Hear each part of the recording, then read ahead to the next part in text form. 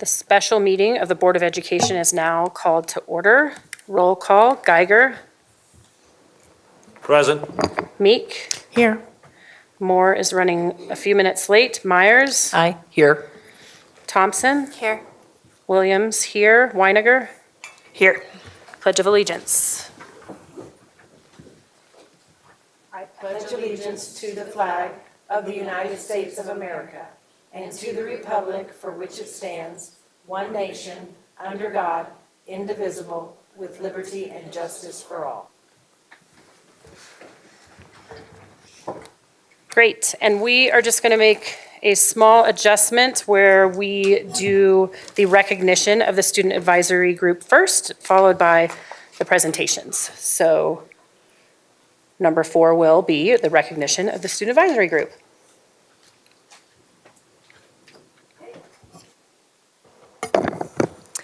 Okay, I'm going to ask our student advisory group liaisons to come on up to do the recognition. So Mr. Derek Cheney and Miss Stephanie O'Neill. And of course, CTO Mark Blair, sorry.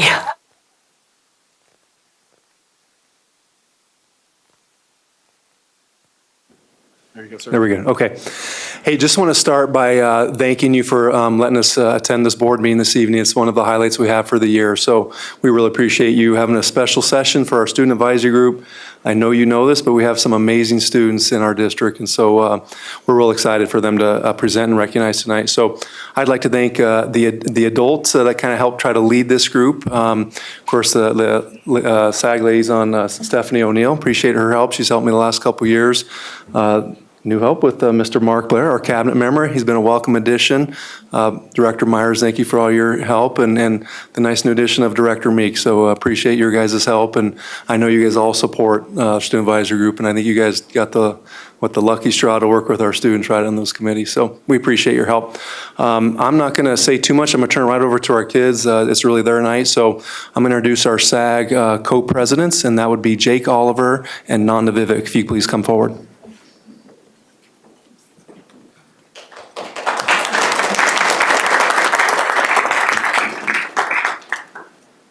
Testing? Okay, it does work. Hello, everybody.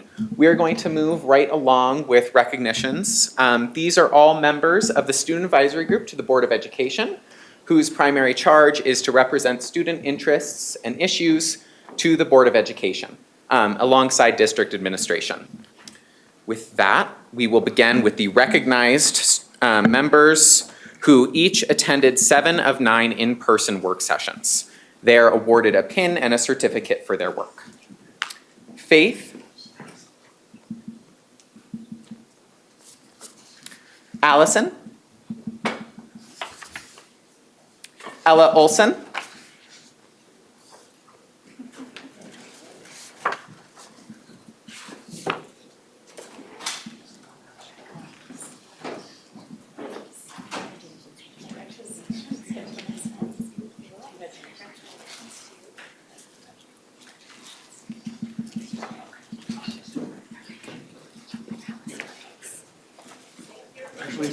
oh yeah, stay up for pictures, please.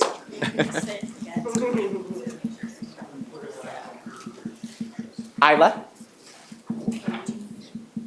Isla Wooten, Mia Carter,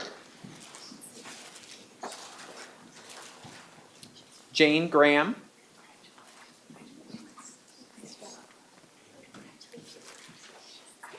Isabella Hike,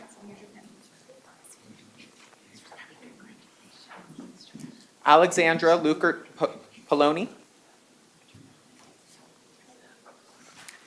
Edward Velisaris. Sorry if I mispronounce your name, by the way. Emily Bauer, Jocelyn Baxter, Chadley Daly, Sage Groves, Maya Babick, Cameron Lovejoy, James Cohen, and Henry Hallman.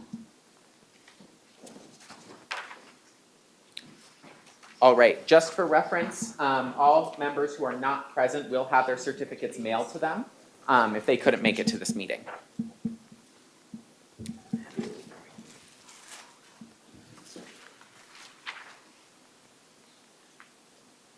Tyler Sperano, Shrita Allah, Riswik Anandaraju, Neil Avalareddy, Evan Buther, Tyler Chu, Pranay Dinesh, Samuel Gissi, Rohan Kotwal, Moksha Sri Nimalapuri, Varun Prasad, and Riley Young.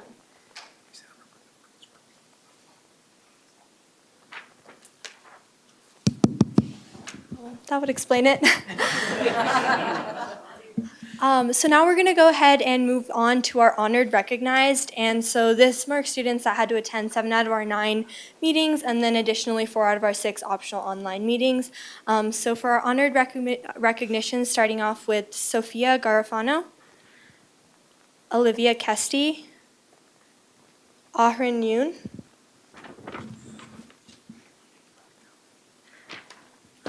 Tori De Francisco, Zachary Lule,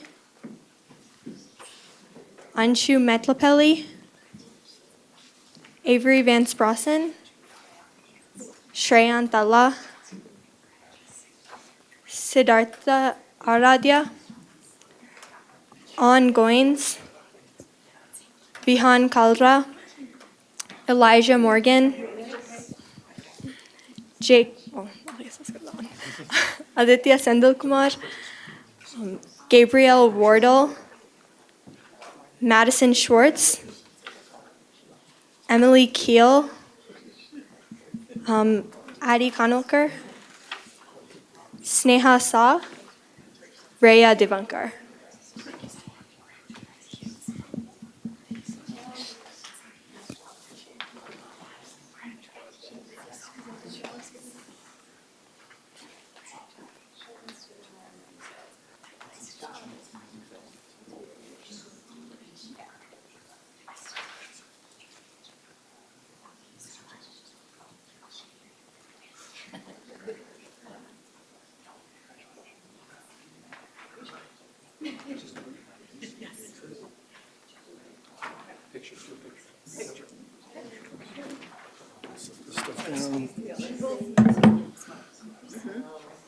All right, we're going to have to make 2 rows. We might have to do 2, yeah. Shorter in the front.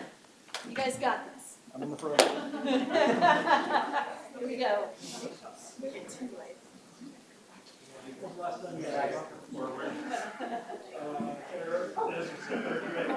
Great. There we go. Good job. I'll scoot down with you. There you go. There you go. That's right.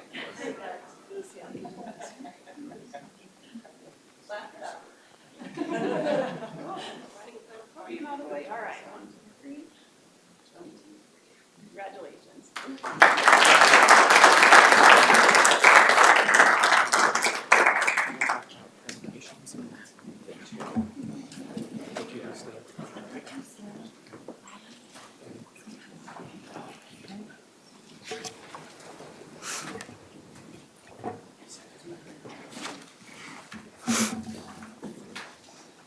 Thank you to all the SAG members. We really appreciate you on behalf of the board. Thank you for volunteering your time to work with us as the Board of Education as an advisory group. So thank you so much. And moving on to number 5. Thank you.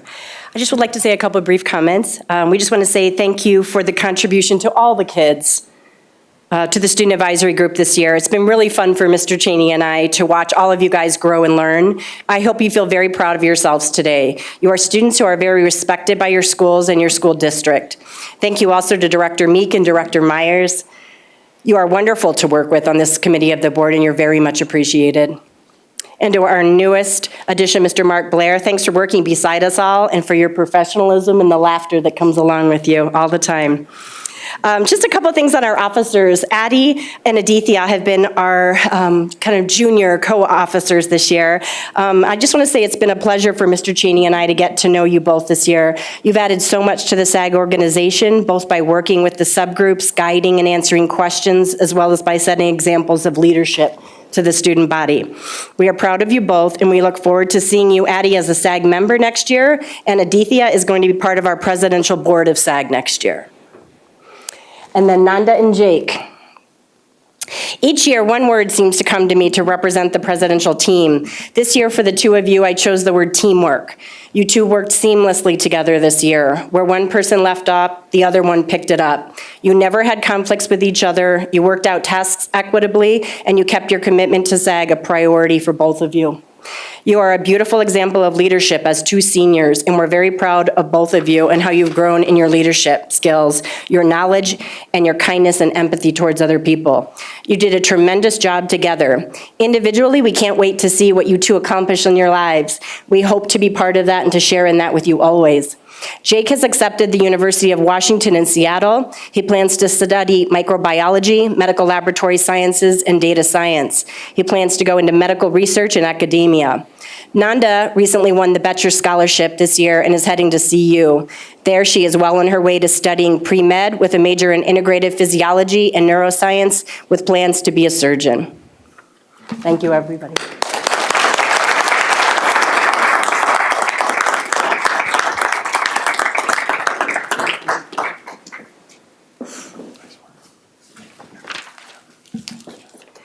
Lastly, I would just like to have our new officers stand up so you can see who they will be for the next school year.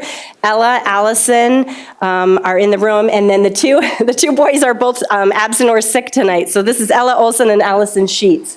Congratulations, girls. We look forward to working with you. Thank you.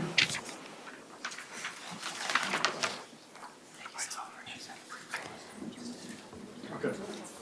Wait, one more picture, okay? Yeah, one more picture. One more picture.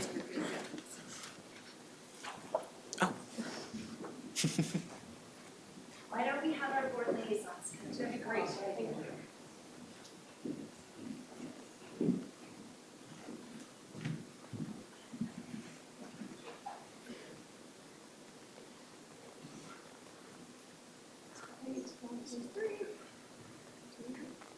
Very much.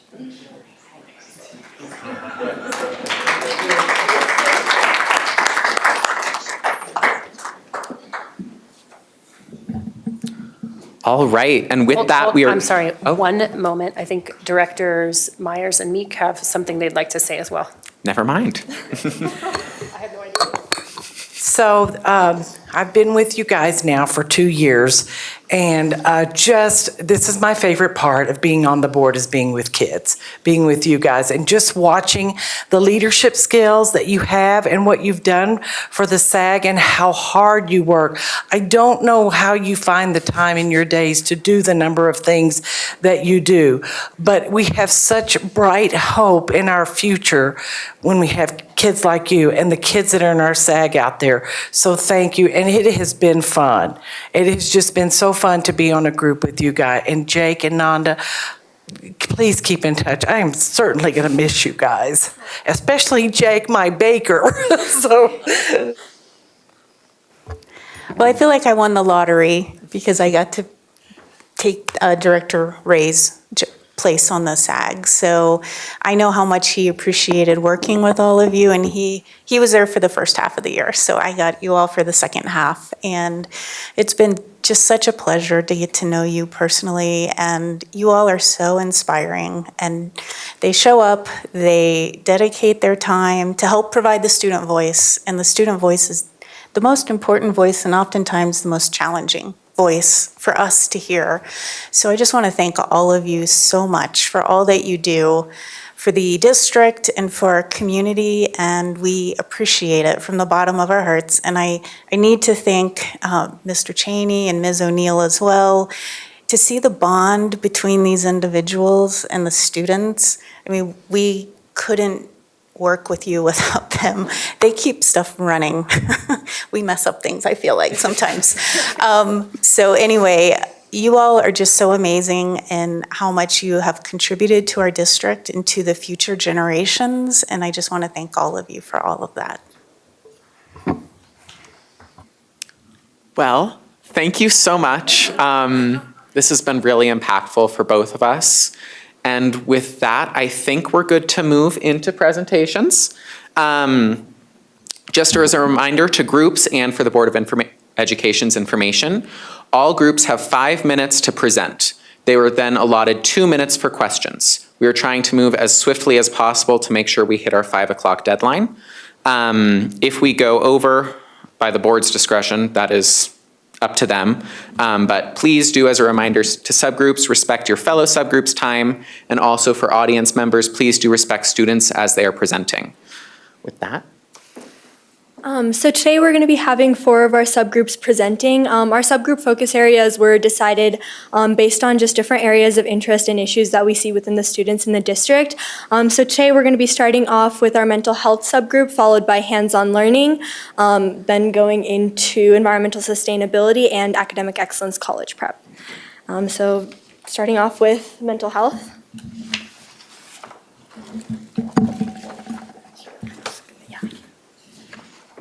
You guys have 3 microphones over here if you need extras.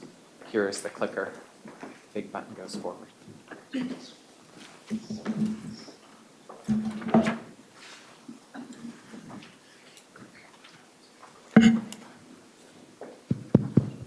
Okay, it works. Okay.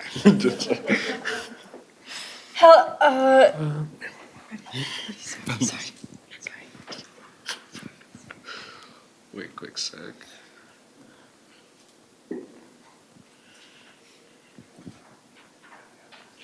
Test. Test. Test.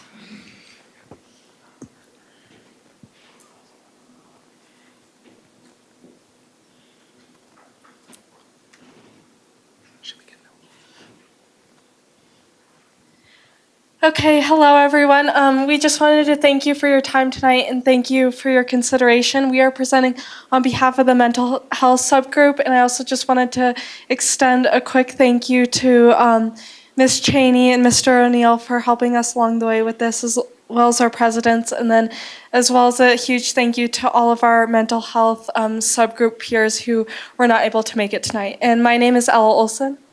My name is Evan Buther. And my name is Elijah Morgan.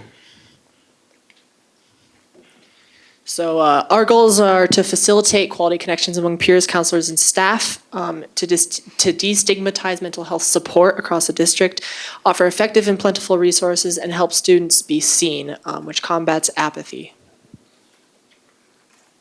As we started our process this year, we decided to create a mission statement on what we wanted to solve, and we decided to create consistent values and connections regarding mental health available to schools throughout the district, creating a policy using the foundation of sources of strength.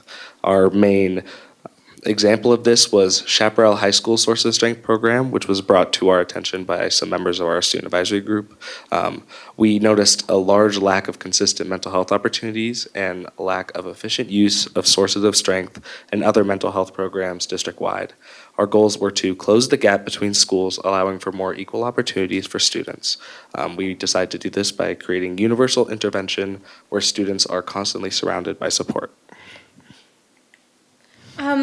Kind of our goal for the implementation of our program is we are trying to advocate for sources of strength in schools using Chaparral High School as a role model. Chaparral High School really has an outstanding sources of strength program with a wide variety of student involvement as well as teacher support. And the goal of this is to kind of have student involvement and leadership within the organization. And so our goal is we would like to campaign for student involvement in mental health support and creating a universal intervention program that students can rely on in times of need.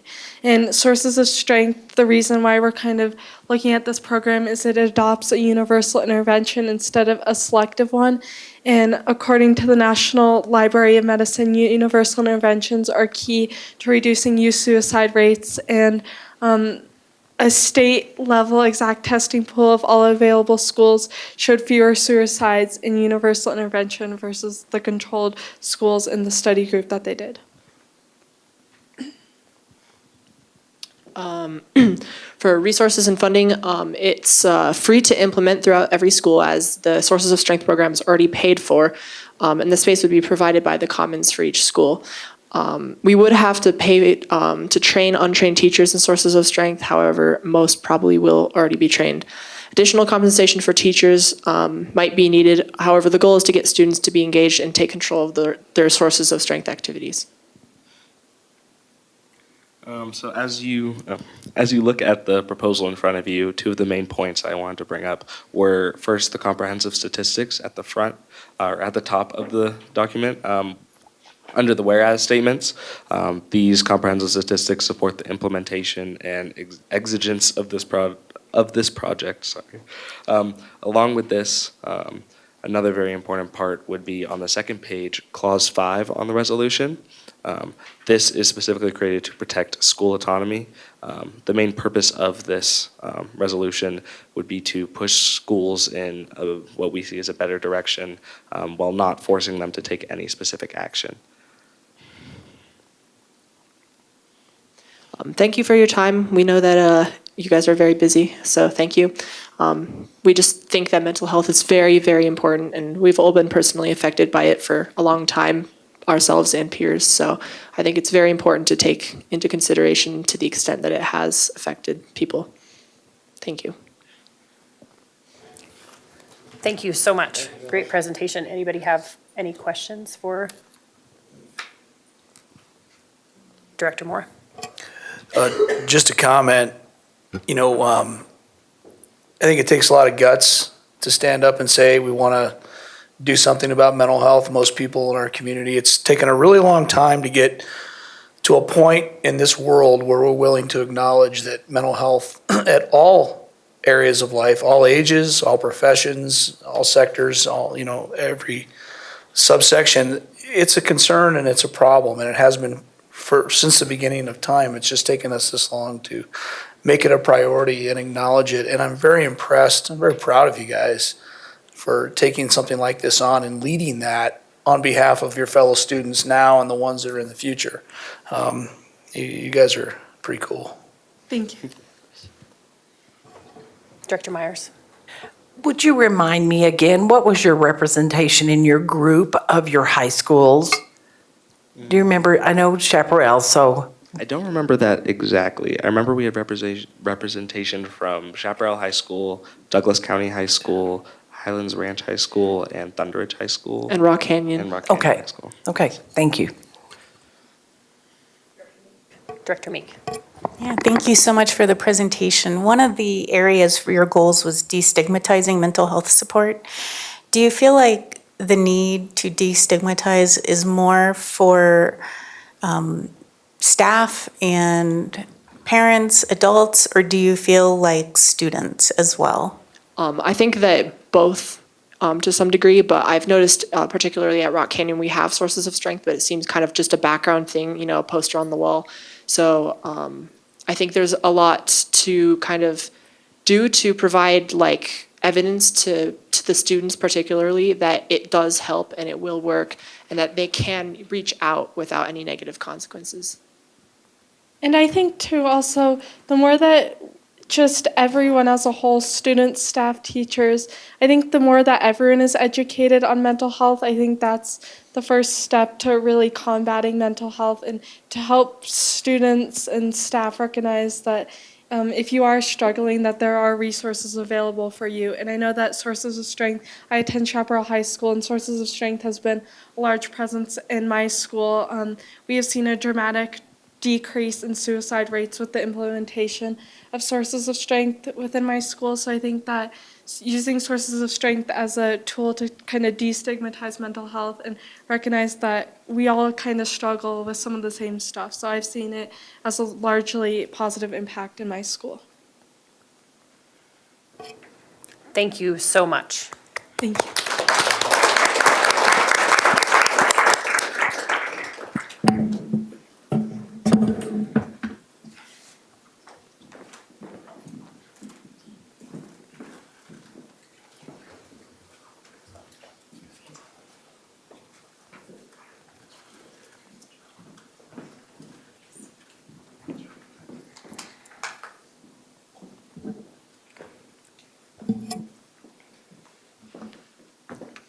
Hi, I'm Bella. I'm Zachary. Today we're here to present hands-on learning. We're one of the two portions of the. Okay, I was like, I don't think it's on. Maybe. Perfect, there you go. Hi, sorry. I'm Bella. I'm Zachary. We're one of the two portions of the academic excellence subgroup, hands-on learning. This has been my baby for the past 3 years, and this is actually the second time we're presenting in front of the Board of Education, and then we presented to Superintendent Kane and her cabinet last year. So we're excited. So today we're here to talk about a CTE internship proposal. So this is going off existing CTE programs that are already in the works at multiple schools and just as a program as a whole.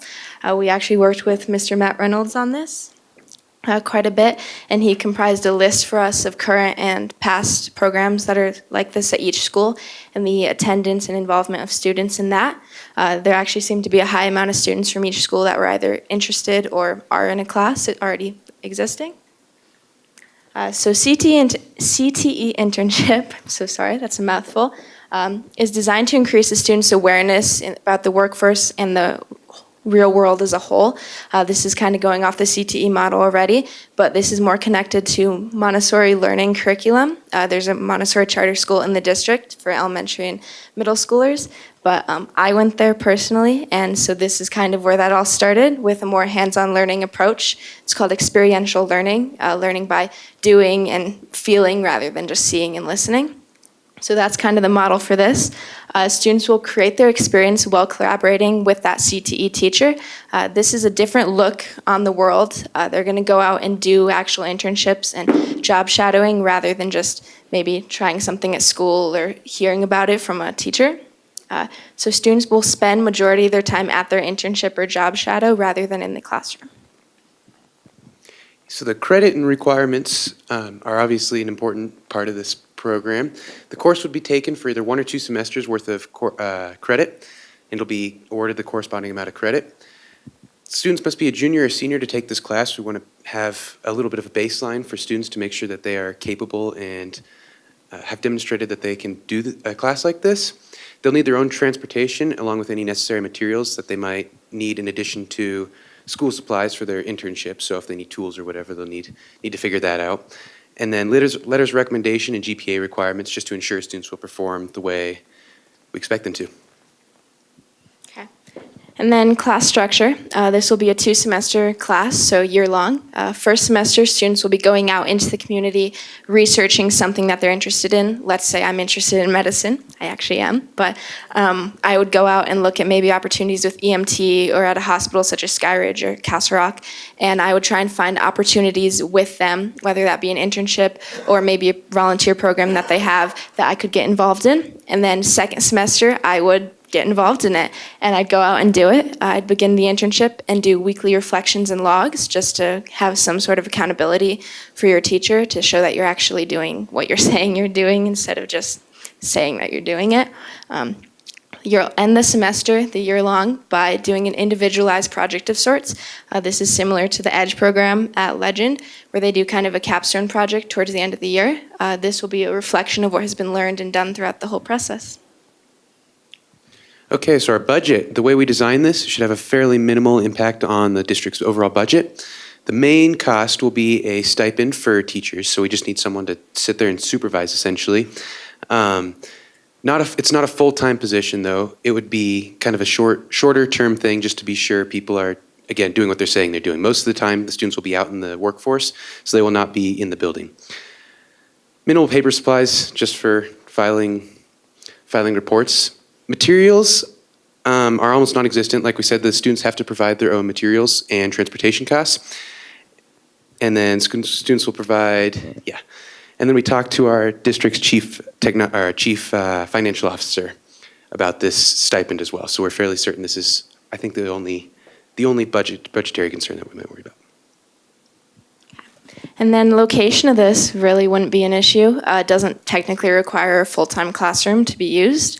And it would honestly depend on the school, say Douglas County versus Mountain Vista, what's available, where students can be for maybe a 20-minute period at a time every couple weeks. Most of it will be done virtually through meetings with the teacher, emails, things like that, just mostly submitting on Canvas.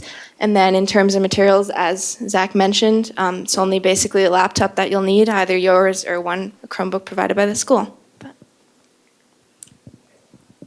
So the policy end, we have a diverse set of educational options are provided which enable students to pursue different post-secondary options independent of the school. So we can allow them to choose whatever they want to do rather than a set path. So in conjunction with the set path the school that provides, will allow them to branch out and get more on-the-job experience before going out for themselves. And then we have two forms just linked here. You guys are probably familiar with these. It's just the assumption of risk form and the transportation form. These are really the two liability forms that would be needed. We did a lot of deep diving into the insurance part of this and the liability that the district would have if a student or multiple students were to be off campus for a whole class period or two, rather than an off hour. And these are pretty much what we came up with, especially with the student driving themselves. That would be the main thing. That's all we have. Thank you guys for your time. Are there any questions? That's really great. Something I would have absolutely done in high school because I was always interested in animals and I would have loved to be in a vet clinic much sooner than I was after high school. So great job. Any questions? Director Geiger.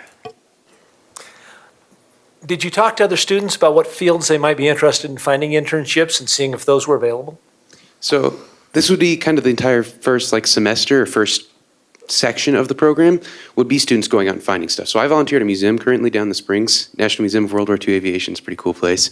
But you could go volunteer at whatever Centennial or a mechanical place if you want to do that. So it'd be up to students to find their own sections, but you get to go out and I guess do what you want. But yes, we have talked to other people about what they would do. Medical stuff seems to be one of the top desires, I guess. And adding on to that, personally, I go to Douglas County High School, and I know there's a big interest for this just in the Castle Rock area to begin with. Castle Rock doesn't really have a ton of stuff to do for students or really anyone looking for something. So personally, I'm involved with the fire department. I'm in the Explorer post for my EMT side of things, and a lot of people don't know about that. I get questions every day, what's that? You do firefighting? So I know a lot of people are interested in medicine, firefighting, aviation too, things that are offered at Legacy, but maybe they don't want to do a full-time class. Director Moore. Two questions. First of all, I assume the plan is for this to be available to all the high schools in the county, correct? That's correct. Awesome. That's what I figured. I just wanted to clarify that. Secondly, are there, is there a group of companies or trades in the area, in the South Metro area or the, reasonable traveling area from our high schools that have already agreed that they would like to have interns?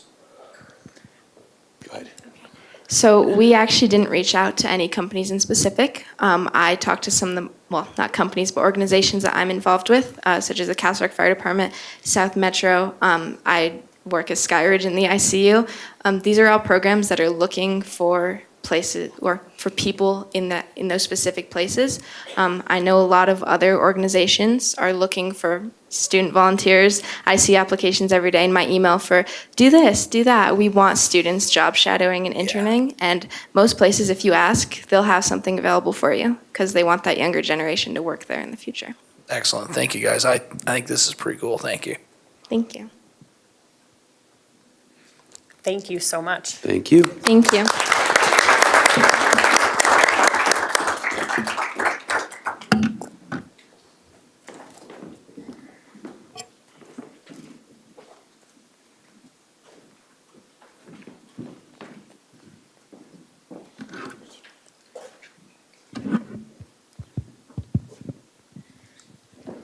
Hi, thank you. Try this one. Both off. All right. So, hi, we'd like to thank you all for your time. My name is Rithwik Anantharaju, I'm Tori DiFrancesco. and we have a couple of goals with environmental sustainability that we'd like the district to focus on. The first of which is recycling and waste management. And the big problem currently with Douglas County is that there isn't enough recycling bins throughout any of our schools. And students don't know how to properly dispose of recycled materials and sometimes end up contaminating recycle bins, which could end up not being recycled at all. So our why is the Douglas County Sustainability Goal is to engage students, teachers, school, and staff throughout our district in sustainability learning initiatives to enhance environmental awareness and improve operation efficiencies. We want to just educate everyone how to properly recycle. I've talked to many friends and family members, and they've often asked, can I recycle this? Is this trash? What's compost? I want to brighten the education on recycling. So currently, we have data for our high schools on different recycling rates, and just looking at it, trash has grown much, much faster than recycling has grown. And we also put in compost just for future goals as well that we could work on in environmental sustainability relating to this topic. And currently, even just looking from 2020 to 2021 versus 22 to 23, trash over doubled in how much we had diversion, but the recycling didn't even go up half. So recently we applied for the FRW grant and we received $50,000 to continue with our recycling project. Through this grant, we have promised to implement recycling bins throughout these schools. Currently, these two are the design that we're looking at. And these are more specific numbers on how much we'd spend at each school to implement recycling based on how much trash they already have and student numbers, et cetera. To add on to what he said, these recycling bins are the best option for us because oftentimes if there's not a trash bin around and just a recycling bin, kids will throw the trash in there, causing the entire bag to not be recyclable. So you want to have the option for all three so the kids will, or anyone around, will put them in the right bin.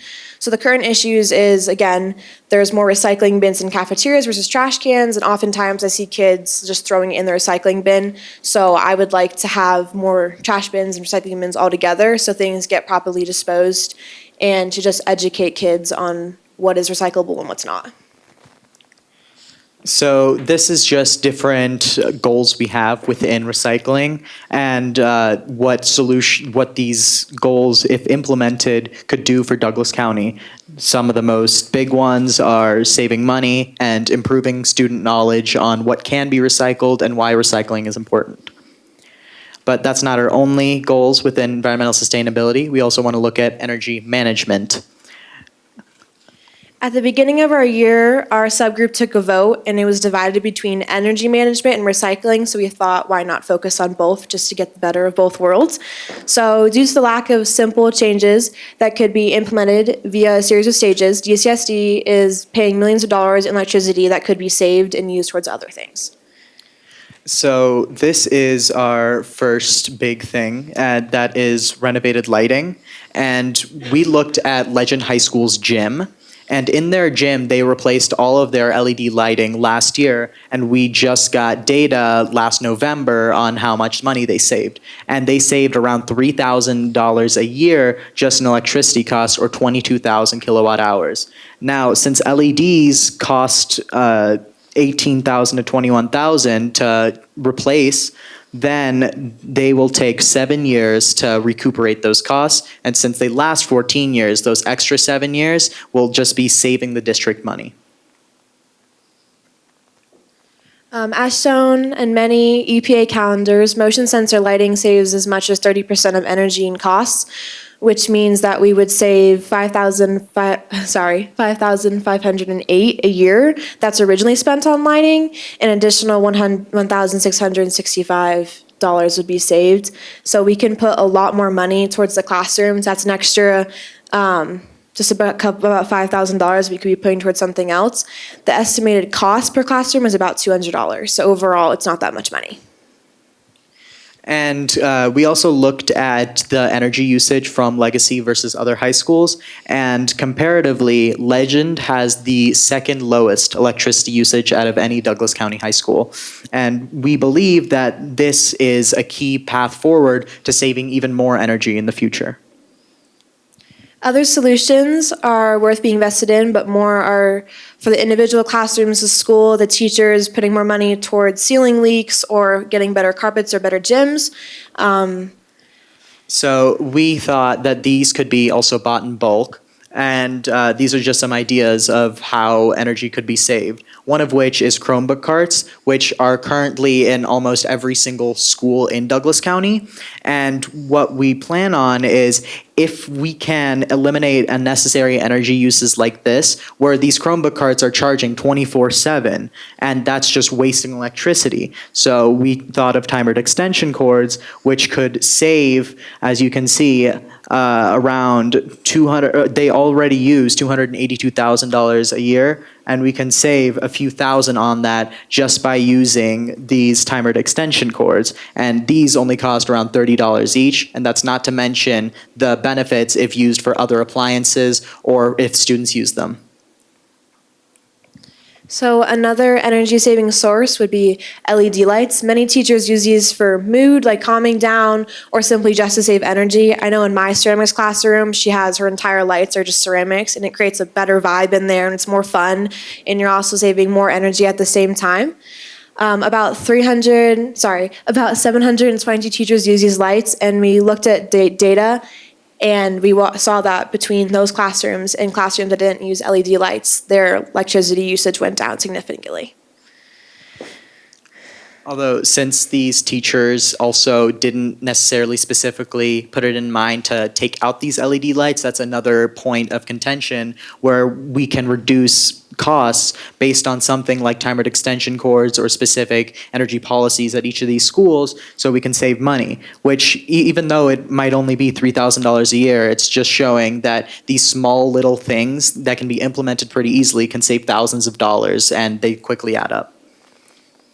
These are some extra resources if you're ever curious about our energy presentation.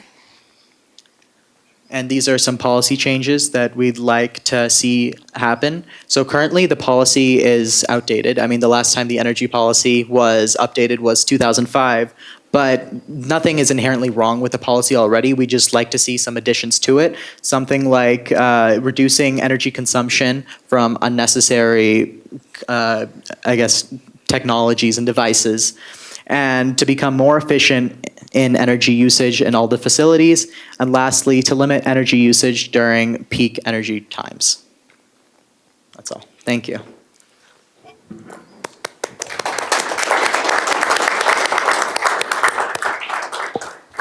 Great job. I just want to draw attention, you were able to get a $50,000 grant, is that correct? That's correct. We got it about a week ago. Very, very impressive. Yeah. Great job. Thank you. Great job. Director Geiger. First of all, you will learn through the rest of your life, if you walk in with 50 grand, people will listen more closely. I noticed that you talked about recycling in high schools. I wonder if you could discuss whether putting that more in elementary and middle schools will build the habit of recycling. We were just looking at a more top-down view, so slow implementation, because currently the only recycling that's being implemented at most schools are student-run. But if we can get more centralization, then we can slowly implement it first at the high schools, then future plans to middle schools and elementary schools. It's just if we can educate those that are easiest to educate, high schoolers, which have the most foundational area, then we can more easily know how to educate students in middle schools and elementary schools. Thank you. Director Moore. That was an excellent response to his question. That was great.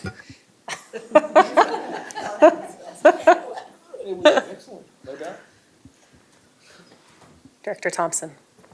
Yeah, do you mind going back to the beginning where you showed the trash can or the recycling bins?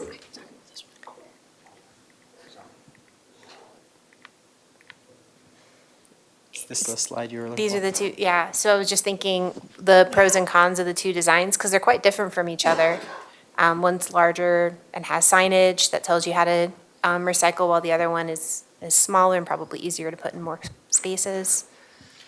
With the 3-compartment one, we just wanted to have the option for compost with also like the little poster so people are more aware of what's recyclable and what's trash just on a daily basis. But for the little one, where we would probably be able to get more and put more throughout the schools, it's just more likely for kids to put recycling and trash or trash and recycling because there's no label to deter the two. Our current goals with this as well is to educate the kids already with like posters being put up next to these recycling bins to, again, aid that issue that people don't know what is recyclable and what is not. So this just, the right one just aids that. But the left one on this image is also bigger, so it allows for more trash and less pressure on our custodial staff. Director Myers. So who manages your grant? Beth Church was the one who was able to help us, and she helped us apply for our grant, so. So they'll work with the district and about getting these things, okay, Yes, good. so we'll send it, we work really closely with Beth Church, and she's been a great help in our group for the past couple months, so we're very grateful for her. Was this a carryover from last year? I don't remember. The energy portion was, but not the recycling. Okay. Great job.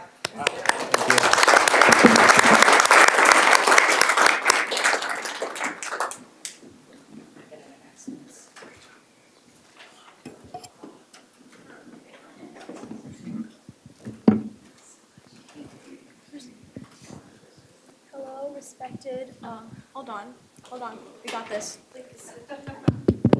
Oh, there you go, okay. Hello, respected board members. We're gonna start our presentation now. Thank you for listening. Yeah, my name's Rhea. My name is Sneha Sa, and we're here from the Academic Excellence College Prep. Oh, there it is. Okay, so our motive is to give students access to a wide variety of options to get involved now, so for like a better future. And they can have like different fields of interest through summer programs, internships, and scholarships. And we also want to enhance students and parents' preparedness for post-high school, like college, military work, and trade. And Yeah, so we don't want to cover just college, but like other pathways kids can explore. Okay, so this is our implementation plan on how we could meet this goal. We first thought of like newsletters. I'm sure schools have newsletters, but maybe like a more district-wide newsletter with like informational meetings or just like information for like signing up for college or military or just what's happening within the school board. I'm pretty sure there's something like that existing, but not all the parents are on it. So I think it's beneficial to have that. And another big thing we were thinking of was to create a resource hub page. This idea was from us, but we also realized another leadership commission from a district or another area in our district is implementing this already, and it seems to be going successful, where they have different categories and opportunities that are both free or that you need to pay money to get your child involved. They can be sports programs, STEM, internships, apprenticeships, explore programs. So this just creates more awareness within like parents and kids, and it just gets them more interested, involved in our community. And we hope that if this was to like happen, it would be updated every month, and students can fill out forms to provide more opportunities they found or they've experienced, and request categories to be added if it's missing. So it's kind of like a student-run webpage from their input for students and parents. So we also want to have one homeroom time for like 5 to 10 minutes just to remind them of the hub. And we want to implement their individual careers so it's more personalized. Oh my God. And then we want to collaborate with existing in-district programs such as YLDC, youth commissions, and nonprofits. Yeah, this is just so that like schools are also involved with making sure kids have something they'd like to do, whether it's over the summer or during school, just to remind them as well. So, Yeah. Okay, so some of the benefits we can probably see once these are implemented is it encourages students to stay engaged and independent, and it keeps parents involved as well. Just stay informed with like the informational meetings outside of just school counselors, because I'm not sure if a lot of parents like visit their school counselors or the kids in general. I haven't visited my school counselor either, so like it's just extra information, and then it helps parents give their child the best outcome for their future after high school by letting them explore before senior year and open to all these new opportunities within our own district, not like out of state or just like internationally. And that also like prepares students for like their post high school stuff, so like they don't back out of things and stuff. Okay. But yeah, why this is important is to decrease dropouts, because you don't want a kid to drop out of college, you know, and to encourage all students to reach their learning potential in any field or interest industry that they want to go into. Yep. And most of our data that we will show up right now is from these two websites. You can check them out if you like. So basically, why do students need this? Well, here's why. 75% reported feeling moderately, slightly, or not at all prepared. And this is like United States only, so. 53% changed their college major at least 2 times. 37% reported not feeling sure they are where they want to be in their chosen education or career pathway. 30% weren't following any career or educational pathways at all. And, oh, did we skip one? Oh, hold up, how do we go back? Okay. Oh, okay. We also had another slide on here, don't know what happened. It was a FSA scholarship report, and this was mainly from our district. We got data that under 40%, or only 40% had applied to that scholarship, when there's a lot more students who could definitely benefit from that. And I believe it's because lack of awareness within parents and kids, or just they don't know how the process goes. My dad had to learn from other webinars outside that could be money or free by chance, Facebook, But I feel like our district should provide these itself for a better future for children and all of that. So, yeah. Expected results were increased students' understanding and preparedness for post-high school pathways, as I explained. Empower students to explore and pursue more of their interests, and to enhance collaborations between teachers, parents, and students, so they can get a little bit more information than what they normally receive, and more community involvement and self-improvement within the students, and these results should happen. Yeah, I feel like a lot of people don't know about SAG either. So like our district offers so many things, and I didn't even know this until like this year, right? So I just think that this resource hub and like schools like reminding students every once in a while would really benefit keeping everyone interested and just motivated overall. Thank you for your time. Yes.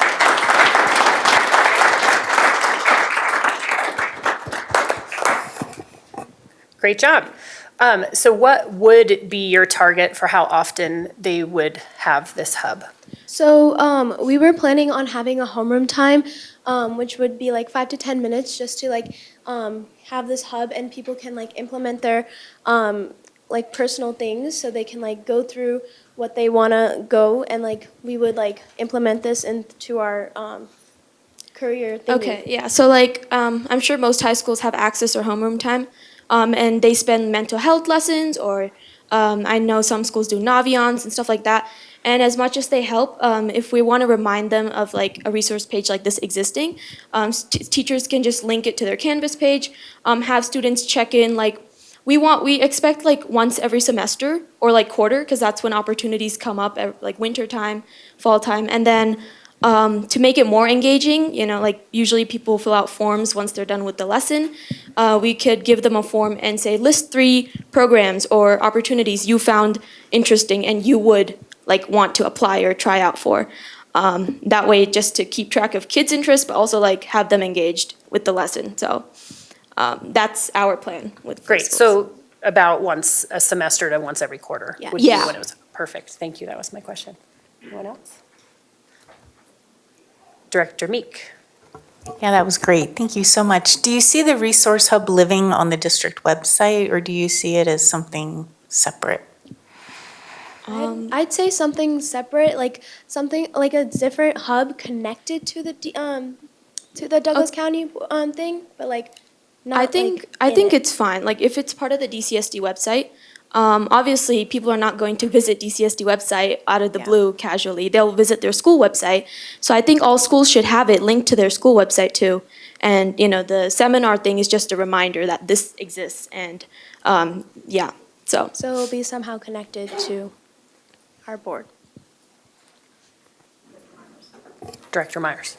Do you feel like that kids do not have a sense of all the availability throughout Douglas County, like the Yes. CTE program and access to this the college, being prepared for college?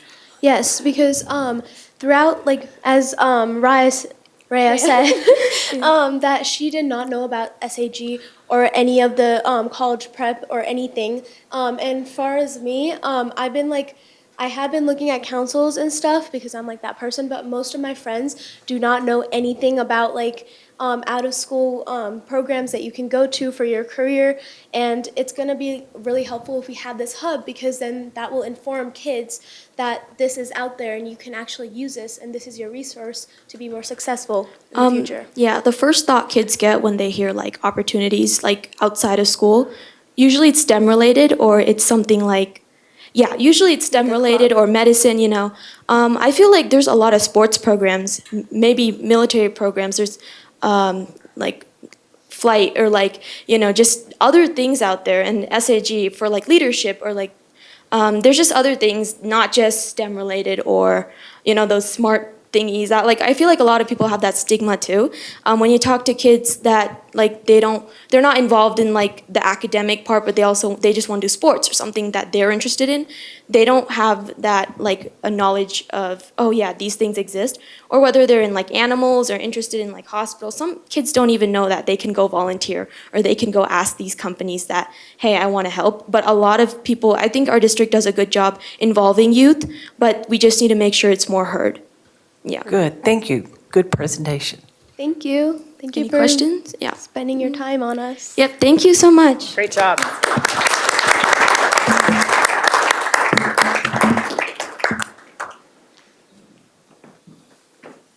Hello.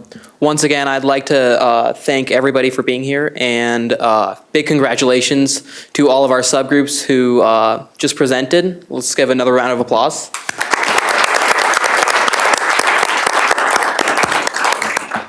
And I just wanted to say, although none of these ideas may be perfect, they are very pressing for our student body, and they've just been what we've been thinking about for the past year now. So I just thank you so much for listening to our ideas. Thank you. Yes. Thank you again, SAG, for coming and sharing your passions with us. It's very inspiring to see what we have to look forward to in our future. Man, we're going to be good. So, thank you so much. All right, moving on to item number 6, adjournment. Do I have a motion? Move to adjourn. Second. Motion by Geiger, second by Myers. Geiger. Aye. Meek. Aye. Moore. Aye. Myers. Aye. Thompson. Aye. Williams, aye. Weiniger. Aye. Great, passes 7-0. We are now adjourned.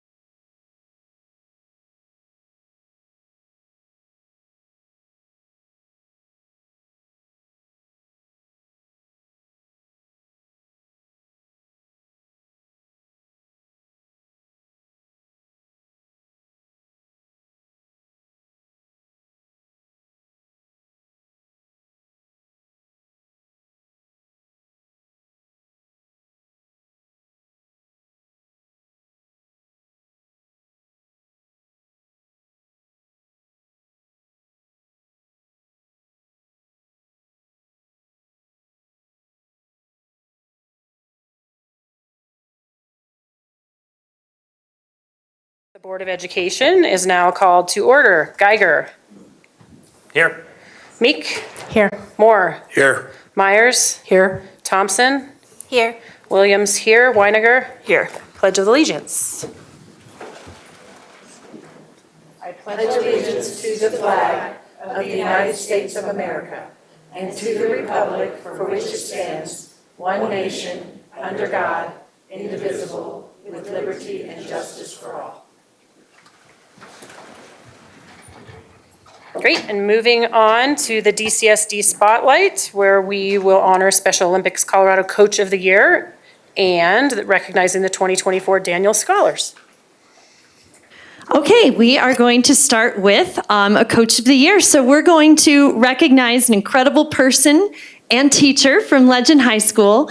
Jeremy Dorr, please join me up front, along with Principal Jason Jacob and Executive Director of Schools, Kristen Drury.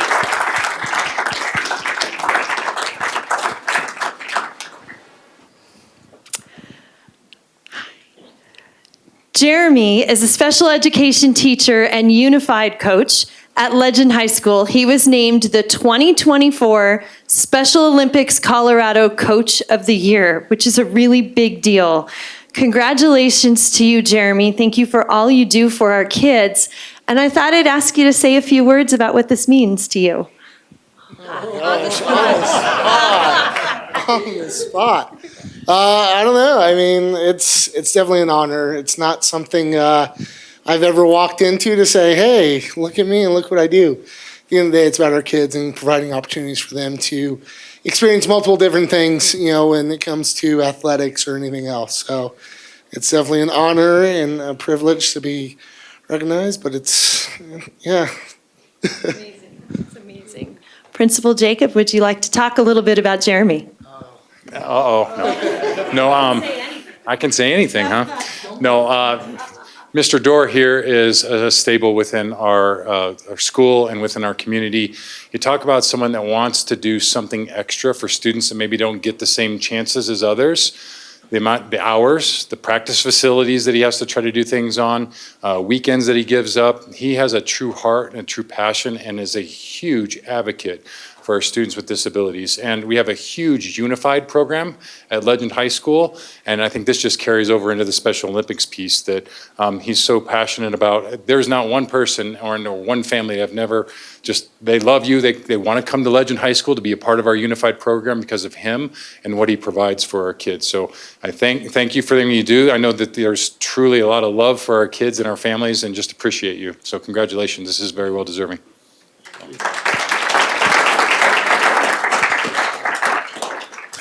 I've had the privilege of working with Jeremy, and to know Jeremy is to love him. He is the most giving, wonderful, kind souls you'll ever meet. There's no one better. Congratulations. We are so proud to have you in Douglas County School District, Jeremy. Thank you again for all you do for our kids. We'll take a picture now. Oh, and we have Director Thompson here to give you your certificate.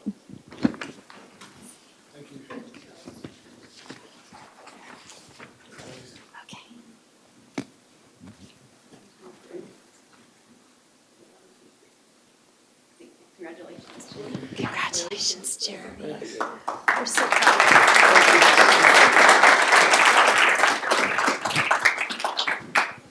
of you. Okay. We also have some incredible staff and students to honor this evening. So let's start with our 2024 Daniels Fund Scholars from DCSD. This is an incredibly prestigious scholarship, and it may be the highest ever number of scholarships awarded to DCSD students in 1 year. The Daniels Scholars get their full cost of college attendance covered at partner schools in Colorado, New Mexico, Utah, and Wyoming, up to $100,000 over 4 years if they choose to attend a school outside of the 4 states. The winning students were selected for their strength of character, leadership potential, commitment to serving their community, and their academic potential, and it is such a huge accomplishment. As you can imagine, these students are also incredibly busy students, and graduation is right around the corner, so not all 6 could be here tonight. But for those who couldn't be here, we will be sure to get their certificates to them. If you are in attendance, will the following students and their school principal or representative join me up front? Yeah, I gotta switch pages.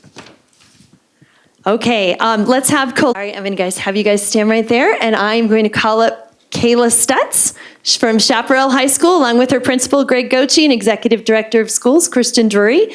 Come on up, Kayla. Congratulations.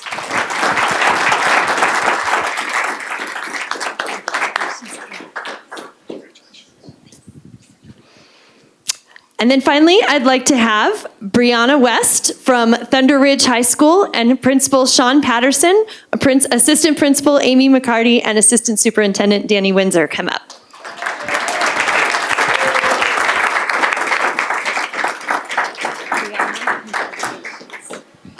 Okay, so I'm going to pass the microphone, and first I'm going to start with our students. So talk to us a little bit about what this scholarship means to you and what your plans for the future are. Well, first of all, I'm very grateful to be here today, so thank you so much for having me. I'm so amazed about the scholarship. It means so much to me. I'm planning to go to DU in the fall. I'm not quite sure what I want to study, but there's a whole world of options out there for me to explore, so I'm excited to do so. Yeah, I'm really honored to be recognized for my hard work in school and love for learning, and I can't wait to pursue my education with this money at NAU and hopefully on the track to becoming a pediatric audiologist. I was basically not expecting to be getting this scholarship, so I am beyond grateful for just every opportunity that I've been given, and also how I will be able to continue this in the future. I'll be going to a private university, so it's very expensive, but it's Drake University in Iowa, and I'll be studying zoo and conservation science. And girls, I know your principals want to brag about you a little bit, so I'm going to give them that opportunity now, starting with Principal Gochi. So thank you for that. Kayla, I had to ask Kayla why we were here today because I missed an email, and so I apologize for my dress, but I knew I couldn't compete. But secondly, the reason why I say that is because she is an amazing human being who deserves to be recognized for so many things. She's a member of our National Honor Society. She's a member of our Tri-M Society. She's a member of our Sources of Strength Leadership. She's a member of, she does the SAG group with the board. She's just does so many amazing things at Chaparral. And I'm so thankful that she's got an opportunity to pursue a degree at DU, and it's going to be amazing. So congratulations to you. Thank you. Get the privilege of talking about this young lady, Colette, right here. She's been a part of our EDGE program. She was our EDGE Student of the Year last year. And, you know, anytime when I talked with her a little bit about going to NAU, you can just see the passion and the love and the care that she has for life and for others. I know that her teachers and her students appreciate that so much about you. And I think the other thing that just really stands out is the willingness to serve. That you want to take care of others, you want to serve others, whether it's your students, whether it's your teachers, and obviously you're wanting to go in the medical field and work with the youth. So I think it's just very fitting of what you're going to do with this money and just what you do for our school. So I just appreciate you and thank you for everything you do for Legend. Thank you. I'm Sean Patterson, the proud principal of Thunder Ridge High School. First of all, I'd like to thank Superintendent Kane and the board members for recognizing our amazing students. This is why we get into this business and education. So thank you for taking the time in your meetings to recognize these amazing scholars. We had Caleb Cease is not here tonight, but we were lucky to have 2 recipients of the Daniels Funds here at Thunder Ridge High School. So super proud of him. He's going to see you. Rennie here. I'm super proud of you. The things that you've done for Thunder Ridge High School, our community, our school, our district, it's why you're up here today. It's not just because of academics, it's because who you are as a person. The traits of the Daniel Scholarship is because of you, all your hard work. We as educators want to have our students have that trusted person in the building who they can come to, have conversations with, and trust. And we have our amazing assistant principal, Amy McCarty, who's guided Brenna along the way in this scholarship, but just at Thunder Ridge High School, why she has been a student here. So I'm very proud of you, but I know Miss McCarty, who's with us tonight, has guided you along the way in this amazing process that all of you students have gone through. It's a long process, and you're well-deserved, but I want her to say a few amazing words about you, because I know she's been along with this journey along with other people in our school, but thank you for all you do for Thunder Ridge High School. It's a great day to be a Grizzly. So I knew Brenna is in my seminar, which is kind of like our homeroom, that I decided to have, even though I'm an administrator, and I knew from freshman year, even though she was on a screen because it was COVID, that she was special. So National Honor Society, French National Honor Society, 4 years as a pom captain. She also does all of our musicals. She's our dance captain. Captain's Council, which is part of our athletic leadership. I know I'm forgetting a lot of stuff. Peer counseling, principals advisory in our school. So she's the most busy, one of the most busy people in our school. But on top of all of that, she is one of the most kind human being I think I've ever met. She's amazing.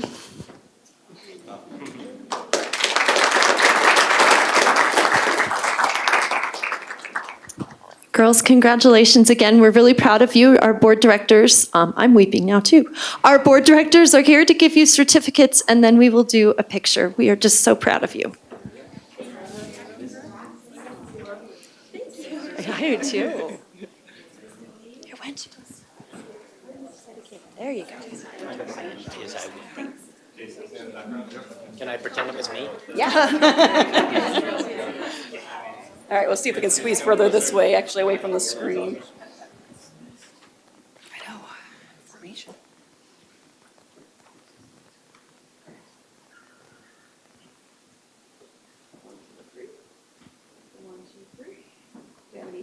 We had more. Parents, whoever, get in there. Congratulations.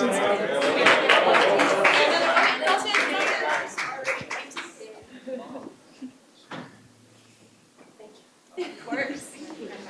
Congratulations again. Congratulations, girls. You guys are amazing. Congratulations.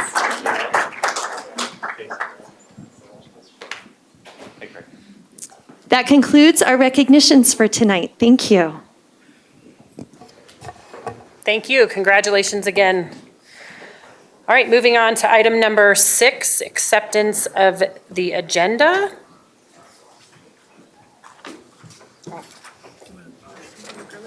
Director Meek.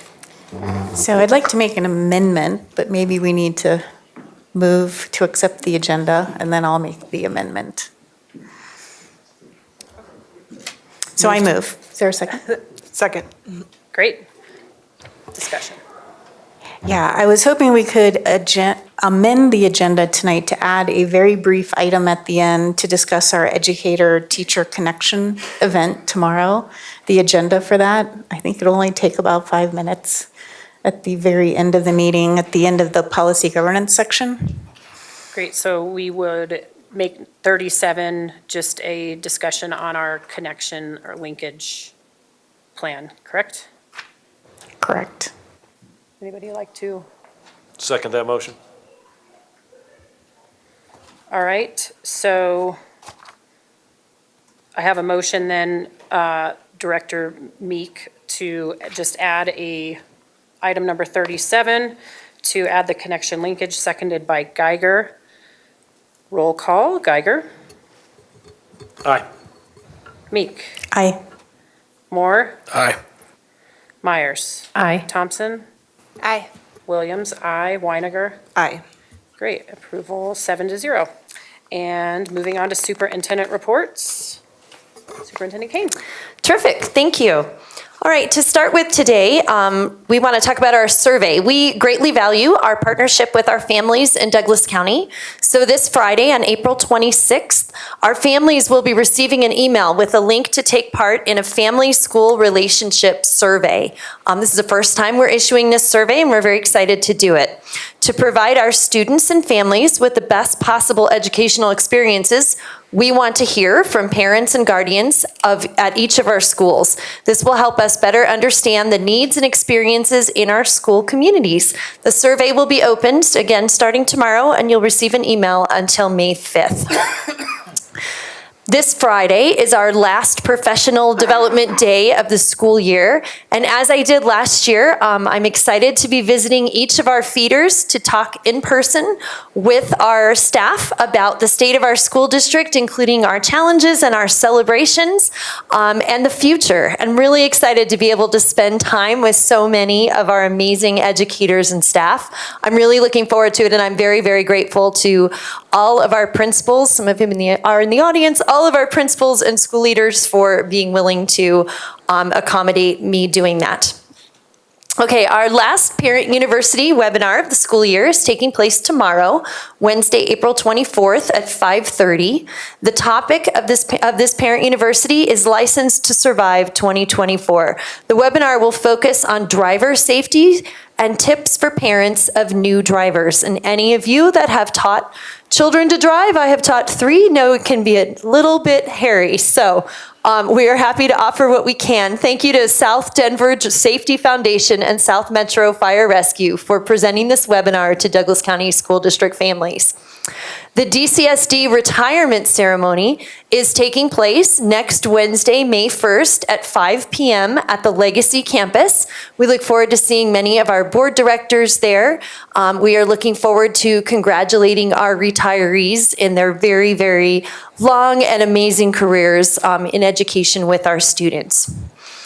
And a reminder that we are hosting a State of DCSD event on Thursday, May 2nd at 6 p.m. at the Legacy campus.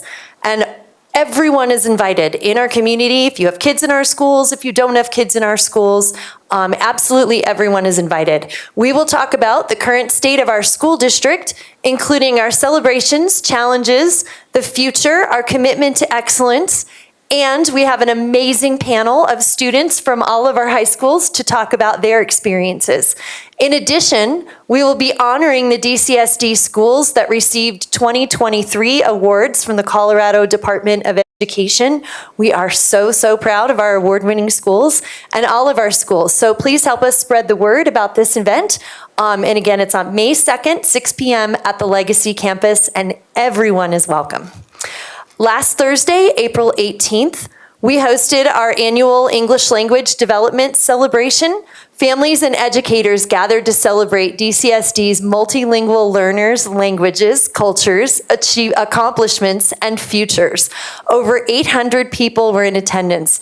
It was a wonderful evening that brought together many families in the Douglas County community, and we are so appreciative to Remy Rummel and her team for putting together an amazing event. This past Saturday, April 20th, artists from all over Douglas County School District, Siri thinks I'm talking to her. Artists from all over Douglas County School District came together at Ponderosa High School to enjoy a day of celebrating the visual arts by showcasing their artistic abilities. And I know some of you were able to go. Thank you for attending. Students worked with art teachers from around the district in workshops, master classes, and presented their work. All artists will receive a formal letter of feedback highlighting their strengths and suggestions on what might help them grow in their artistic abilities. The feedback will also be shared with each student's school's gifted and talented facilitator who will help follow up with their teachers to support our visual arts programming for our students. Speaking of art, the DCSD art exhibit is open at Legacy Campus, and it is amazing. This exhibit is a great opportunity to highlight the incredibly talented young artists in DCSD. The middle and high school exhibition was April 19th until the 24th. Elementary school is April 27th through May 2nd. All are welcome. Please come and see the amazing art that our students have on display. I've been at the Legacy campus, of course. I'm there a couple of days a week, and I've just been blown away by the talent of our DCSD students, and thank you to all of the art teachers that have worked so hard to make that exhibit possible. Today, a day when we're talking about transportation, is actually School Bus Driver Appreciation Day. So I want to give a personal thank you to all of our drivers, and of course, we will be talking about transportation later in this evening. Tomorrow, April 24th, is National Administrative Professionals Day and recognizes the professionals who keep our district and our school offices running smoothly every day. Thank you to all of our administrative support professionals in our district. And as a point of privilege, I want to shout out a special thank you to my administrative assistant, Debbie Quintana, who is absolutely amazing. On April 10th, the State Board of Education approved the addition of the Special Education Generalist, so ages 5 to 21, endorsement to Douglas County School District's Alternative Educator Preparation Program. So this means that we can offer this opportunity and this endorsement to our employees free of charge starting this fall. So it's in addition to the alternative education program that we were able to establish at the beginning of this year. Congratulations to our high school bands and students from DCSD. 7 DCSD students were selected through an audition process to perform in the 2024 Colorado All-State Band. The All-State Band is a 110-piece symphonic band that was created by selecting the top students from over 900 auditions by band students from all over the state. So congratulations again to all of our amazing kids. We did hold our initial State of the District address this week on Monday at the Legacy campus at 7 in the morning. Thank you to all of our board members who attended. It was a great success, and our student panel was especially amazing. So I would like to remind our community again that they can join us for that presentation and the amazing student panel on May 2nd. Two more things. I have an update on the consent agenda for the Board of Education because I forgot to tell you. The Superintendent Monitoring Report, Outstanding Educators and Staff, is missing from this consent agenda. It will be on a May consent agenda. One of the reasons we had pushed it to this consent agenda was to publish some TLCC data on that report, and that data will not be publicly available until May 1st. So that'll be coming up next month. Also, I wanted to give the Board of Education a quick update on House Bill 24-1448. As you all know, we testified at the Capitol on Thursday, and I would like to do a special shout out to Dr. Chris Page, executive from what we consider to be an unsustainable funding source, and invest it into education. However, if it's an unsustainable funding source, that means that eventually our school districts will fall off a fiscal cliff. So that is one of our oppositions to this bill, as you all are aware. And our other opposition is just the distribution of the dollars is not equitable, and it's not equitable for Douglas County schools. We appreciate the support of our board members as well as our staff.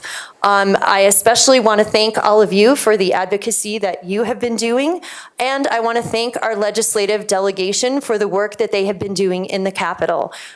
We are watching this bill, and it is being monitored, or it is being amended, and so as we watch the amendments, we're watching to see what that does to our concerns. But I would like to put a special shout out to Representative Eliza Hamrick and Representative Tony Hartsook, both of whom were on the House Education Committee and supported Douglas County schools in their votes. I'd also like to thank the rest of our delegation who have been incredibly supportive of our schools and are working really hard to try to either make this bill something that is more equitable for Douglas County schools, or to have this bill be waylaid until the school finance task force has finished its work. And those are Representatives Brandy Bradley, Bob Marshall, Lisa Frizzell, and our senators Mark Baisley, Jim Smallwood, and Kevin Van Winkle. They have all been incredibly supportive, and we're very grateful. That concludes my updates. Thank you very much. Thank you. Right at 10 minutes, good job. All right, moving on to public comment. Tonight, 3 minutes will be allotted for each speaker. Please remain respectful and address the board rather than the guests or staff in the room. Please also keep comments appropriate for an audience K through 12. And just, I made a small change. We are going to start with remote commenters first and then move to in-person. So starting remote, we will start with Jen Iverson, then Martha Carver, followed by Amy Winju. Jen Iverson, are you there? She is not online. She didn't work She's at state. Oh, okay. Great. All right, so we'll move on to Martha Carver, Amy Winju, and then Holly M. Martha Carver. Hi, I'm Martha Carver, and I am the Douglas County Captain for Grandparents for Kids. I would like to address the issue of girls' sports. In the past year, I've heard of 3 separate incidents in Douglas County schools of students using a bathroom or being on a sports team which did not match their sex. However, it turns out these incidents were not true. Rumors such as these can be hurtful, so facts should be verified before spreading these stories. Yet I have heard of real problems across the nation. Therefore, it would be beneficial for the Douglas County School Board to be proactive and develop a policy securing the safety of girls in sports. Title IX is a federal law which gives girls the right to play on a sex-segregated team that does not include boys. This law has had positive influence on girls' sports. Prior to Title IX, there were few opportunities for girls, minimal scholarships or financial recruitment incentives, and now opportunities abound for girls. Every student should expect a level of safety while in school and when participating in school activities. This law protects girls as there are fundamental physical differences which give an advantage to boys. Boys have bigger muscle mass and strength, larger and stronger bones, a height advantage, increased bone density, and increased cardiovascular capacity. Due to these physical differences, girls are placed at a higher risk for injuries. This unfair advantage deprives girl athletes from achievements such as loss of a spot on a team, participation in higher level competitions, awards, medals, recognition, scholarships, recruitment opportunities, and other benefits of playing on a team. The U.S. Supreme Court in O'Connor versus Board of Education agrees with Title IX and states that without a gender-based classification in competitive contact sports, there would be a substantial risk that boys would dominate the girls' program and deny them an equal opportunity to compete in interscholastic events. Boys already have an opportunity to play on a boys' team, so they would not lose any benefits. I urge Douglas County School District to develop a policy limiting girls' sports to biological girls. Thank you. Thank you, Amy Winju, Holly M., and then Nicole Walker. Amy Winju. She sent an email and withdrew from speaking this evening. Okay. Holly M. She is not online. Nicole Walker. She is online and asking to unmute. Thank you.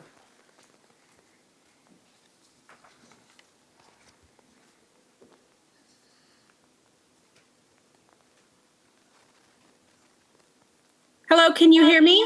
We can, although a little bit echoey. Yes, I heard that. I apologize. Let me fix that. Is that better? Yes. Hi, my name is Nicole Walker. Can everybody hear me? Yes. Okay. Hi, my name is Nicole Walker, and I have 3 beautiful boys in Douglas County School System.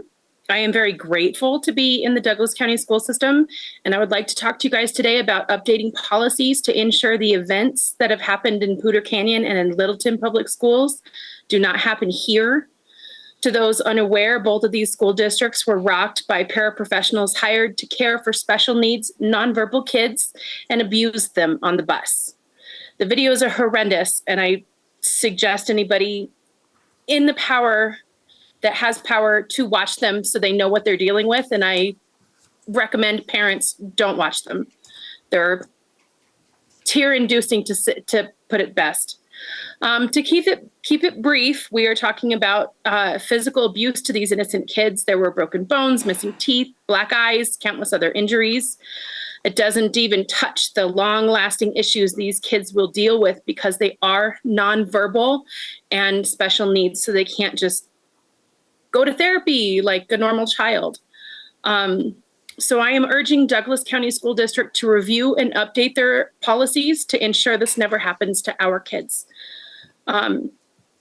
There's 3 specific things that special needs parents have been discussing and wanting implemented in school districts around the country, but specifically in Colorado and specifically with Douglas County Schools, for me anyway. Number 1 would be hiring, excluding those with prior child abuse or neglect charges from being employed at Douglas County School Districts.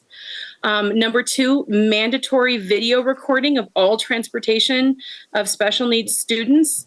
And the most important, number 3, video monitoring or auditing.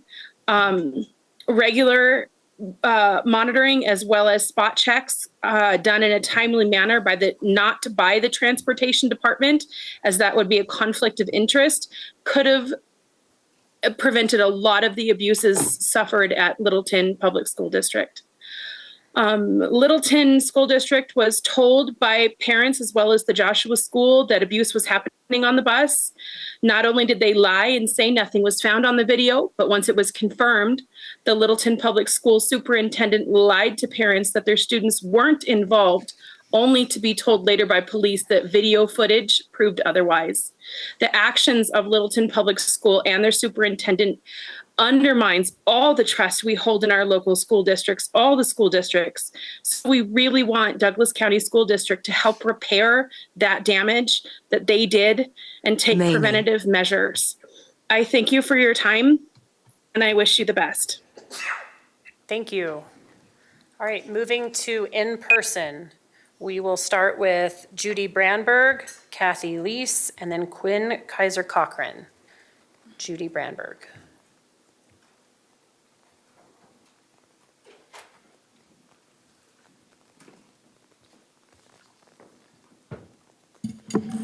I have copies, which I'll give you in just a second. Good evening. My name is Judy Brandberg. My husband and I are the co-founders of the STEM School. In March 2023, I submitted 8 new charter applications to Douglas County, which are currently on appeal before the Colorado Supreme Court.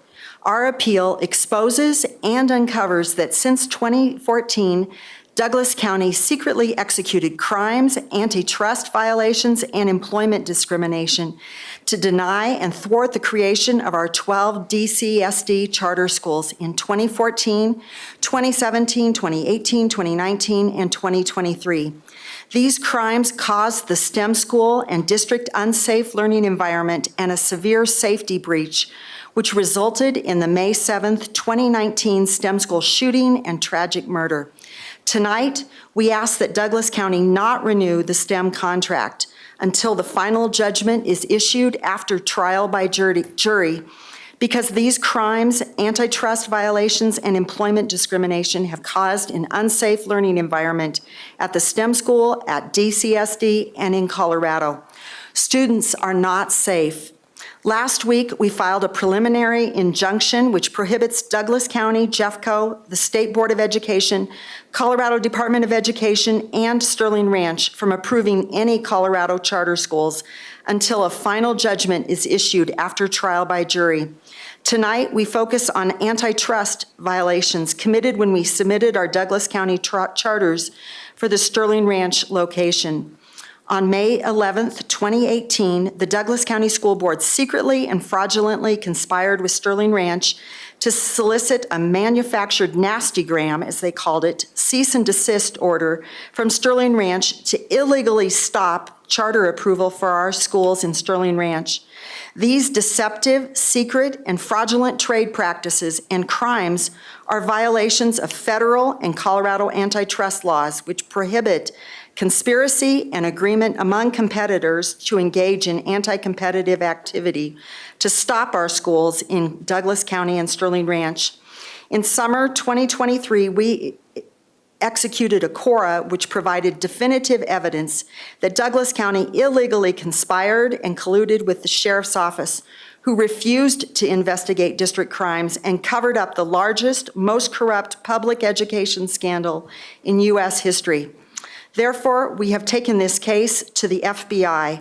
Tonight, we are taking this case directly to the parents, the community, and to the news media. Thank you very 15 much seconds for remaining. your time. Thank you. Kathy Lees, Quinn Kaiser Cochran, and then Carrie Kaiser Cochran. Kathy Lees.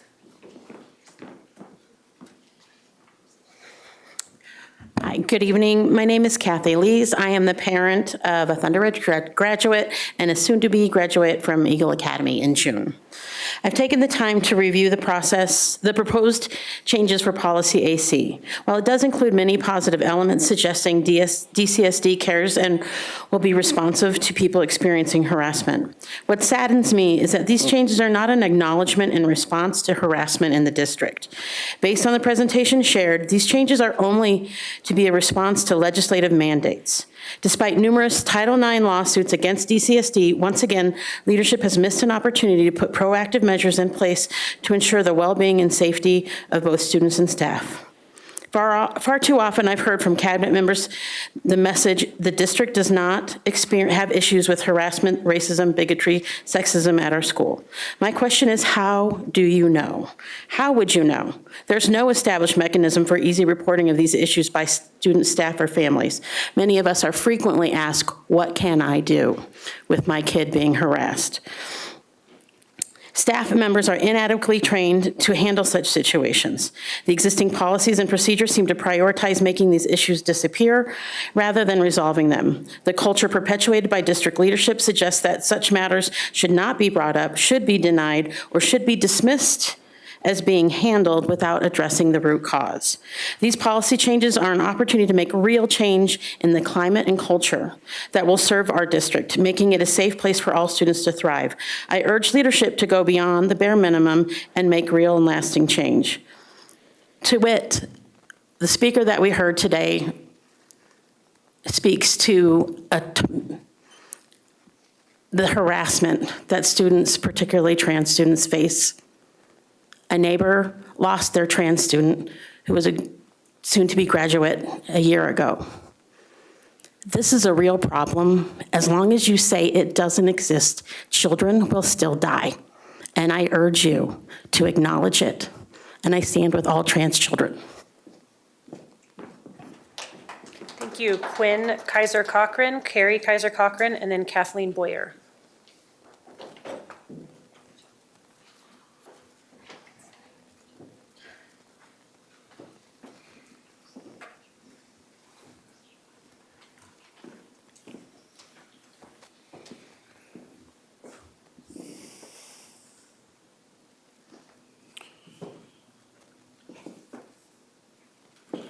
Good evening, members of the board. My name is Quinn Kaiser Cochran. I live in Highlands Ranch.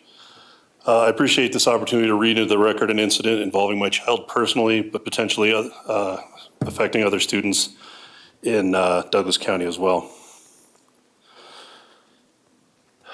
Twice this past month, adults, and I want to make it clear these were adults, posted photos and misinformation about a Douglas County school student, my child, on 2 Facebook groups. I won't address the politics behind either post because frankly it doesn't matter. Anyone, any adult who would lie or post a photo of a child who isn't theirs for any reason whatsoever needs to find the nearest mirror and have a good look at themselves. There are 2 issues here. 1, this is abusive and bullying behavior, evidence of shallow character and a brittle spirit to do this to any child, regardless of your views or the point you think you're making. And 2, both posts were about athletics. The photos were taken during Centennial League varsity sporting events. These individuals saw my child, made unfounded assumptions, and spoke with ignorance and hate. At least one of the folks posting was the parent of another student who, I guess, thought they were protecting their child by slandering mine. Didn't change a score or elevate their kids' achievements. So I guess we just have to chalk this up to poor judgment and bad sportsmanship. On both Facebook groups, someone, administrating members, the creators themselves, don't know, quickly took down these posts, hopefully suggesting that someone had the decency to realize that some lines, mileposts of very basic decency, shouldn't be crossed. Individuals who potentially realize that while our right as Americans to the free expression of opinions is a great and good thing, publicly slandering children and students is unacceptable. Period. Anyone who continues down that road should be ashamed of themselves.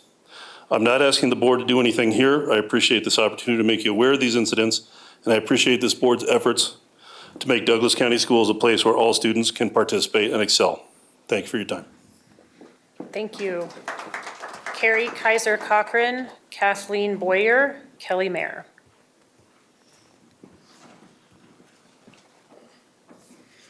Hello, thank you for letting me speak to the board today with this public comment that I hope is also heard throughout our community. My name is Carrie Kaiser Cochran, you just heard from my husband, and I have 2 children. We have 2 children in the Douglas County School District. On April 19th, the U.S. Department of Education finalized a range of critical updates to its regulations interpreting and enforcing Title IX, restoring and reinforcing vital civil right protections for all students to access school spaces and programs free from sex discrimination. These updated protections include prohibiting discrimination against LGBTQI+ students, employees, and others. Secondly, it protects students, employees, and others from retaliation. This regulation reinforces that schools must not intimidate, threaten, coerce, or discriminate against anyone in order to interfere with their Title IX rights, or because they reported sex discrimination, including sexual violence or other forms of sex-based harassment, or participate in or refuse to participate in the school's Title IX process. These regulations also make clear that schools must protect students from peer retaliation by other students. I would ask that this be extended to parents and community members that are also putting our children's lives in danger, quite frankly. A third provision, ensure that schools communicate their non-discrimination policies and procedures. Again, this applies to students, employees, and applicants of their non-discrimination policies. Again, I would ask that this extend to parents and members of the community so that the Title IX protections are clear, especially as it applies to LGBTQ students. As the mother of a non-binary athlete, I know how critical these regulations are for the health and well-being of all student athletes. My child was targeted, not once but twice over the past few weeks, as you heard from my husband, for being a gender non-conforming athlete. What is even more horrific is the libel came from parents of other students who I'm sure would be outraged if the same vile allegations were leveled at their own children. Not only were the allegations hateful, but they were also wholly untrue and false statements based on stereotypes about height and appearance. And they did so in a public venue on social media in a bullying way against, again, a student. My child has had to endure some horrible and nasty comments thrown their way while they are competing in games from opposing students. They are secure enough in themselves to try and block this out as they are competing, but adults contributing to an atmosphere of hatred and harassment is terrifying in that it gives children permission to act in the same heinous way. I do want to take this opportunity to thank the board for the actions that were 15 taken seconds to remaining. take that down. And I also want to applaud Thunder Ridge High School where my student attends because they are always supported there. Principal Patterson is here today and I want him to hear that we are extremely grateful for the support that my child has received at Thunder Ridge and continues to receive as a student. Thank you. Thank you. Kathleen Boyer, Kelly Mayer, and then Tom Monson. Good evening. My name is Kathleen Boyer. I live in Highlands Ranch, and I'm the parent of one current DCSD student and one graduate. I support policy updates that protect trans and non-binary students and staff. Trans and non-binary youth are literally being bullied to death in this country. 2 recent posts in 2 local Facebook groups demonstrate the need for policies that protect our most vulnerable. They demonstrate that adults cannot be trusted to behave in a manner that is protective of all students, particularly those in the LGBTQ community. The post included a photo of a student and speculation, assumptions, and misinformation about that student. They prompted discussions by adults about said student. If you're not part of the solution, you're a part of the problem. Be the solution, save a life, and protect trans kids. Kelly Mayer, Tom Monson, Meg Furlow.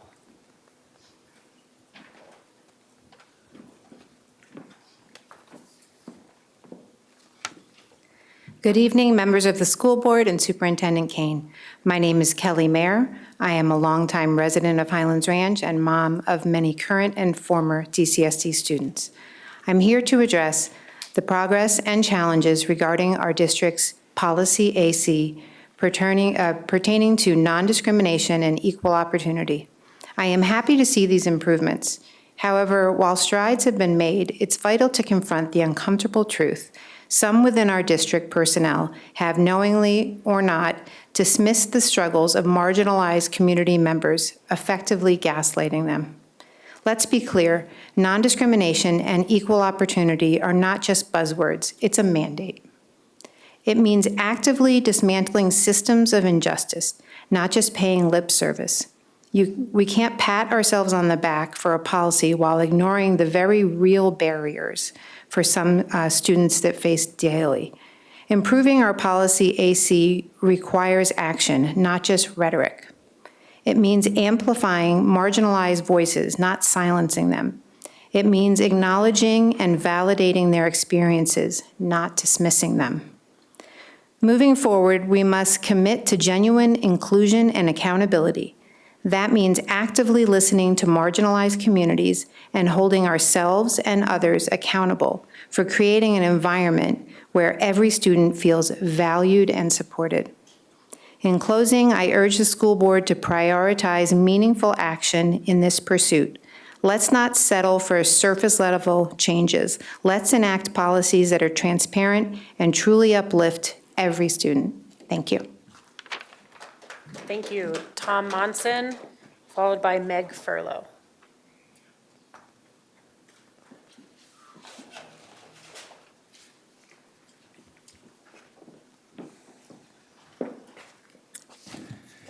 Hi, my name is Tom Munson. I'm a resident of Lone Tree for 38 years, and our children went to Eagle Ridge and Crest Hill and Highlands Ranch High School. My wife and I volunteered in classes, knew the teachers, got to see what was going on in the classroom. We really enjoyed it. It was a great experience. Last month, I came to the board meeting and I was concerned about the property tax increases that had seen on my assessment. And I wanted to speak, but I forgot, I didn't realize you had to sign up a day ahead. Anyway, Director Meek came up to me afterwards and said, maybe I can help. Can we set a meeting? I had a meeting with Director Meek and Jana, and they went over the details of the mill levies and such, and it became real eye-opening, and you can see my research file has increased significantly. And one of the things that I'm concerned about is the school funding. First of all, the funds that go to the Department of Education, I'm concerned about the cost of having those funds there. Those funds that go to the Department of Education that fund 88 or 89 departments within that Department of Education. I think it's foolish expenditures, and I'm concerned that those funds could be used for students, increasing salaries for teachers. So that's one thing that I'm concerned about. I think it takes away the rights of citizens and taxpayers to have an impact on a school board, because you have the CDE funding that comes, and it comes with restrictions, I assume. I haven't done all my research on that, but I'm working on that. So I'm concerned about that. And also, it would also leads to policy changes that are presented at a state level and even the national level that said this is how we want our schools to function in Douglas County. What happens to the taxpayer? We lose control. We live in Douglas County for a reason. The quality of education, quality of infrastructure. It's a beautiful place to live. I don't want my tax dollars going to support administrators who maybe not as valued or valuable as our administrators. So I'm concerned about that. I'm going to do more research on it. I would encourage the board to consider, I realize the legislation goes back to the 15 seconds mid-1990s. remaining. And so I know that's something that'd be hard to change, but I'd encourage the board to start a committee to look at the options of maybe getting out of that type of funding going forward. I had another issue, but next month. Thank you. Meg Furlow.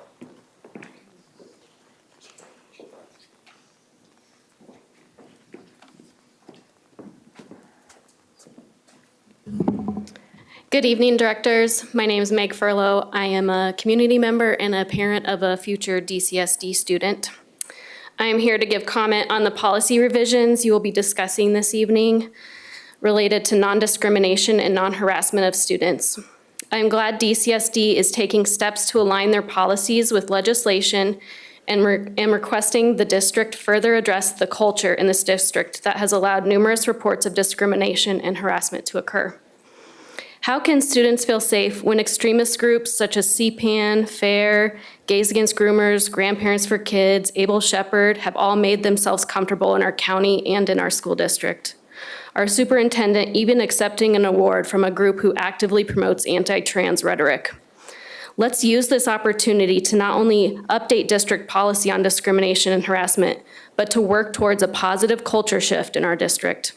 I would like to see the process to handle complaints reviewed so that they are addressed in a timely manner and that they do not invalidate the victim's experience by being told, we don't have racism here, or we have a zero tolerance for bullying, when their lived experience is very different. Moreover, in order to adequately address complaints, the staff need to be equipped with the knowledge and resources to do so.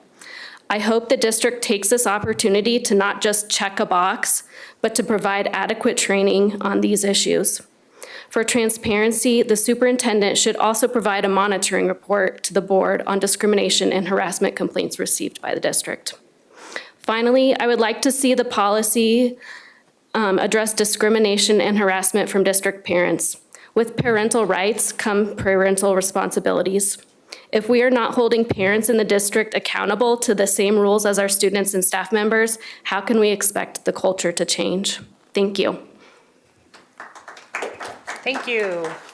That concludes public comment. We are going to move on to a recess. Is everyone okay with 6:15? I know it's 20 minutes, but is everyone okay with that? Yeah. All right, 6:15.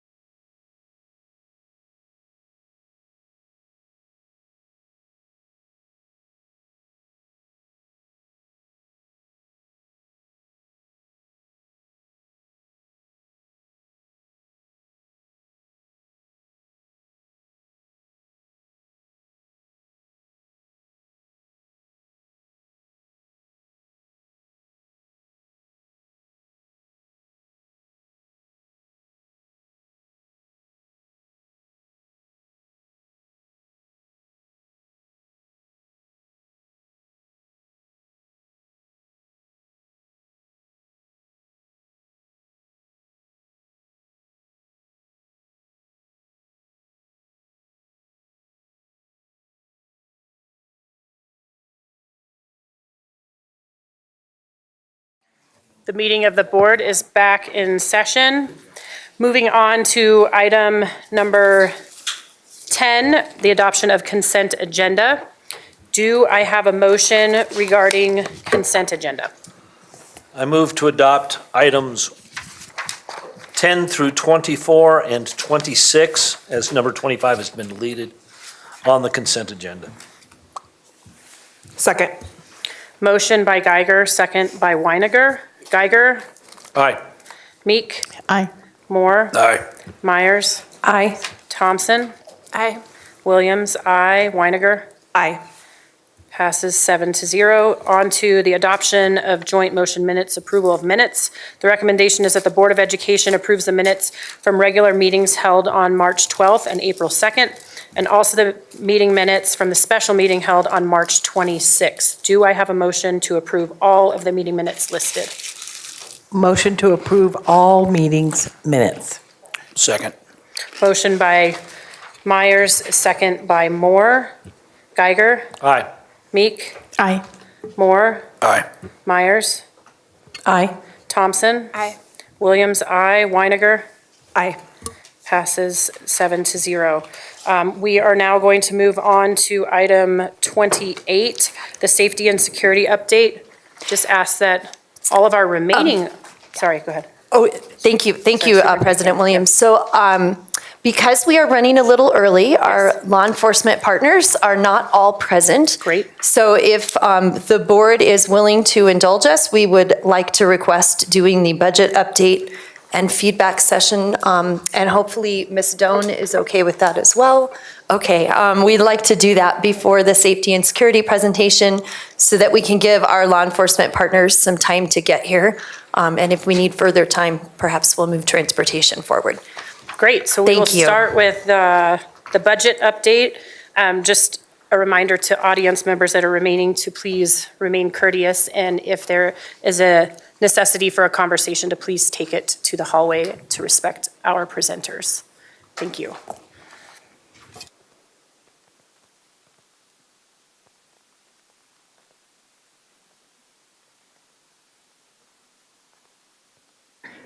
All right, I think that's better. Okay, well, good evening, directors. It's nice to be here tonight to give you a budget update on next year. So I have about 15 minutes for Q&A to give you the highlights of the upcoming school year. And so I want to preface this by saying I'm emphasizing highlights because this is not the proposed budget. We'll be back on May 28th with the full proposed budget for you. This is speaking to the changes, the major changes in our general fund year over year compared to the current school year and what's contributing to those most significant changes. And so here we'll start with the resources, go through some of our planned investments or how we're intending to use those resources, talk about intended use of our fund balance, what are some of those unknowns, and then the next steps between now and May 28th. So to start with enrollment, I always like to start with our enrollment because it is the largest driver that we are somewhat in control of if we think about our revenue drivers. So right here I have for you our enrollment year over year side by side with the current October count compared to the projected enrollment for next year. I break out the different categories of K-12 enrollment first, and then that thick line is intended to say that don't add up the first 4 rows to get to the total. It is a divider, and the funded pupil count is actually what we're funded upon, which is just exclusively based upon K-12 now that we have UPK and preschool is funded separately, but did wanted to show that. So the point to get across here is that we do have a declining enrollment school district, as you all know, with about 948 kids projected year over year decrease in our neighborhood schools. And then our charter schools are continuing to increase, but with the multi-year averaging used for the funded pupil count, we do see 645 kids less that we are projected to be funded upon than in the current year. And these projected numbers are updated to include the charter schools, revised enrollment projections, so this is the latest information. So as we look over time at our enrollment, the graphic on the left shows you as the bars the K-12 enrollment, and the line is the funded pupil count. This is a little different presentation than the way it's been shown in some previous years for those who are familiar with this graphic, because I historically showed pre-K-12 membership, and I've narrowed this down to K-12 just because preschool is now totally out of a separate formula. And so we can see there is that kind of slight decline, and then the funded pupil count being at a greater value than the K-12 enrollment, but that gap is closing as the value of the multi-year averaging was less and less every year with our enrollment trajectory. On the right-hand side, this is taking Hope Online out of the numbers and looking at the split between neighborhood or district-run and charter schools to show that over the course of 6 years, gone from a 78% district-run and 22% charter, again excluding Hope, to projected 75% district-run and 25% charter for this upcoming year. The reason why I share this level of detail is because it's important to consider, as we're talking about anything that's on a per pupil basis for revenue, that all of our per pupil basis is also applicable to our charter schools. So even if we had flat enrollment, if we have a shift in our population between district run and charter, it's important to take that into consideration. All right, we have celebration as we have the last couple of years with the School Finance Act. So this data is as of last week, but as of today, it was referred from appropriations to the full House, unamended, meaning that this data still stands and it is very close to being wrapped up in order to get the governor's signature before the end of the legislative session. So Senate Bill 24-188 is the School Finance Act. It starts with a base per pupil increase of inflation, 5.2%, and then there is no budget stabilization factor, as we've been anticipating all year based upon last spring's School Finance Act. One unique thing this year that hasn't been in previous years is there is now a new factor included within the School Finance Act to provide funding for rural and small schools. This is historically not been funded through the formula. This doesn't affect us directly, but it's important to still talk about because it is an adjustment to the formula, and it is another resource pulling from the state's general fund and the state education fund just for school districts to be aware of, but greatly needed for those rural and small school districts.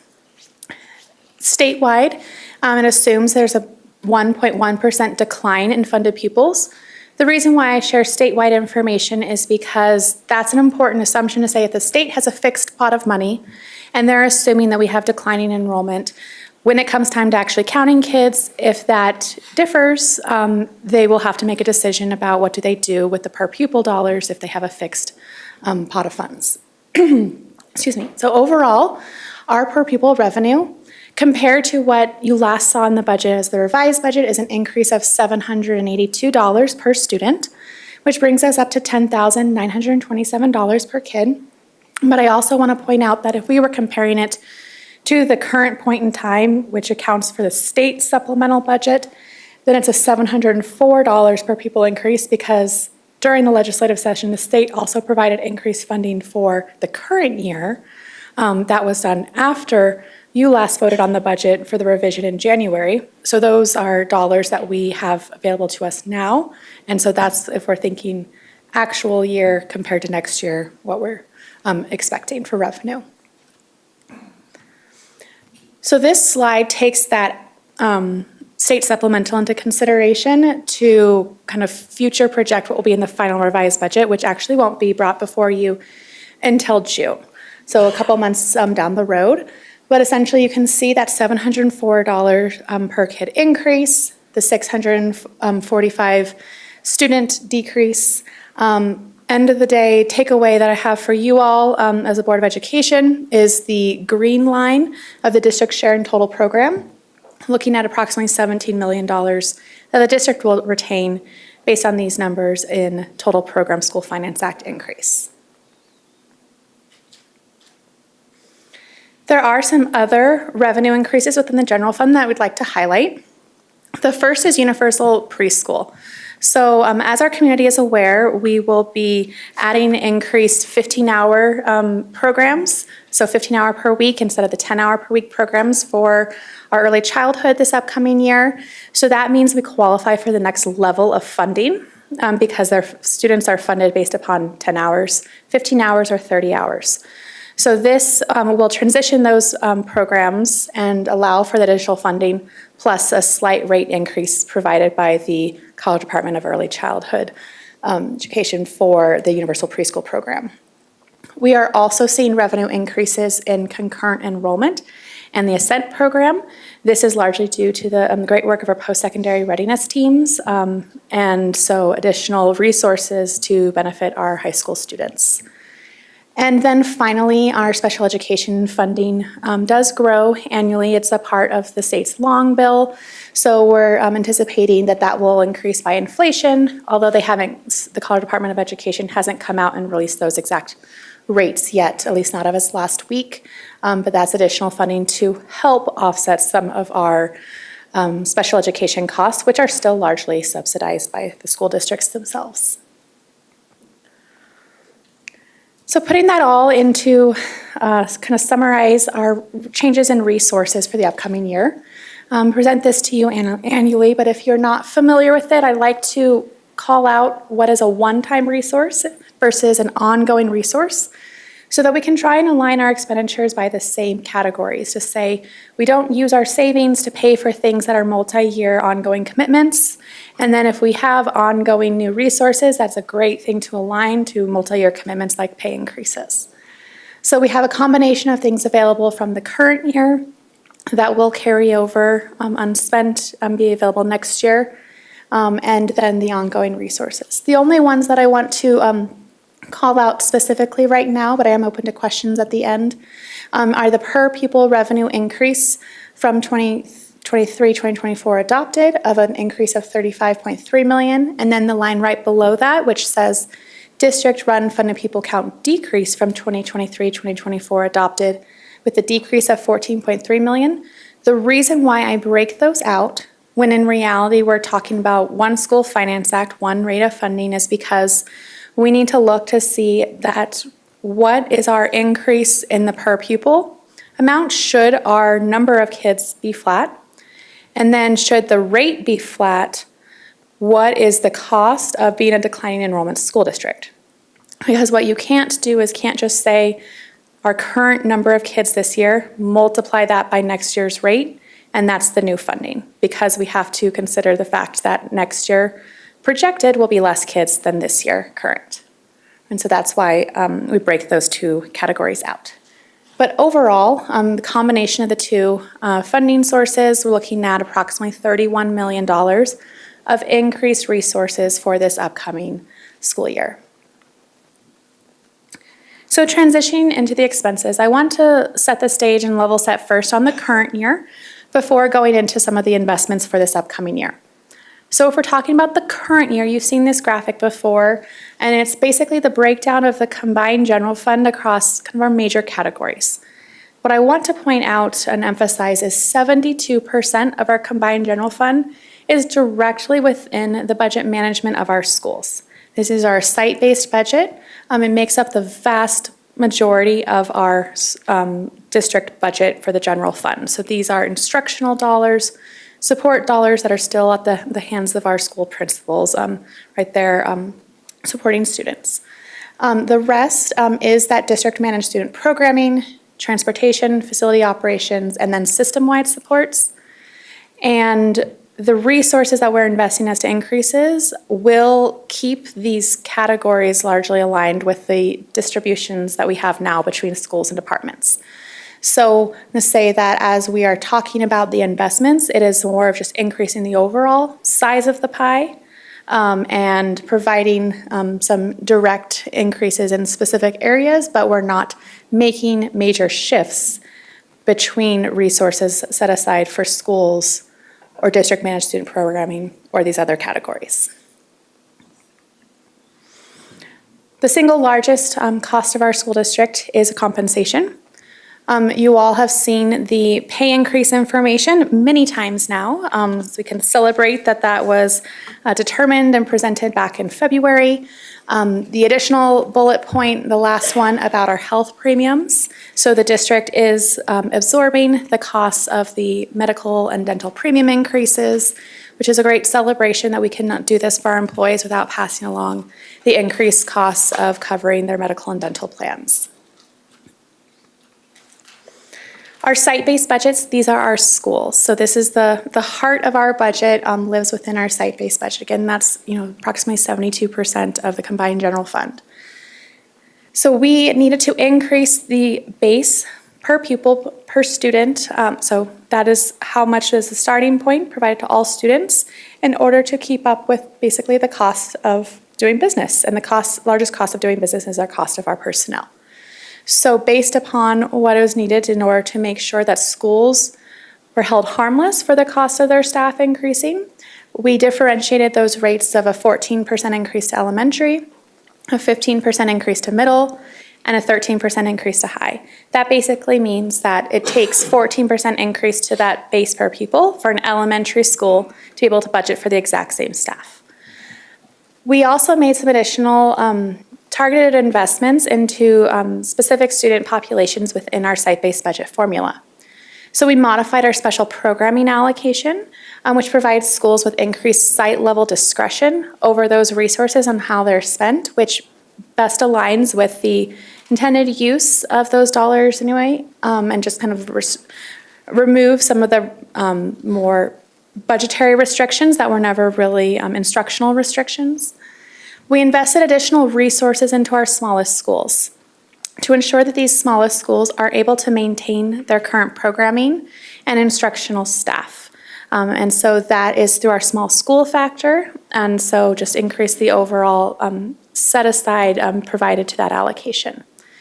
And then finally, any other adjustments in specific staffing for special populations such as special education, English language development, and gifted and talented were purely just based upon changes to the individual student populations and not any formula redesign. So we really just focused on putting more resources into the budget with only a couple of adjustments to the formulas themselves. So the graphic on the left is that exact same pie chart I showed a few slides ago on the current year, but highlighted the portion of it that's related to the 28% that is not directly managed by schools, which is our department budgets. So the graphic on the right is saying out of the entire department managed budgets, so about 28% of the overall, what is that distribution between the various divisions of our school district, the various areas that our cabinet leaders oversee.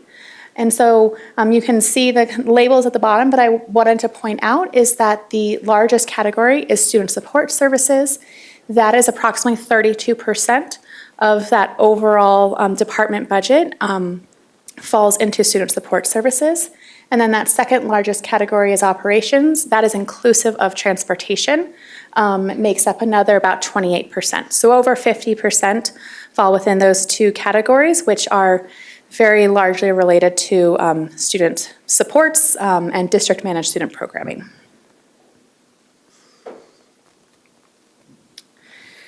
So as we look at a summary of our expenditure increases for the year, again, outline and show it on a one-time versus an ongoing basis. The license increases that have been out there for a couple of months are at the top. Then the benefits that is being presented as one time, because every year we have the opportunity as self-funded insurance plans to reevaluate our plans and determine what is the appropriate funding source with the way that we have designed benefits as a school district. The next two lines, I break out the investments into the site-based budget. These are just the formula increases. These are not, obviously, the costs of just increasing that base, because that would be in the tens of millions of dollars as we talk about the cost of our salaries and pushing those dollars out to schools. And then the final line is our department increases in staffing and operations. It's almost an equal split between what are things that are just in the budget for 24-25 and what are things that are being built into the budget as ongoing items. And most of that is related to student supports and items of an instructional nature.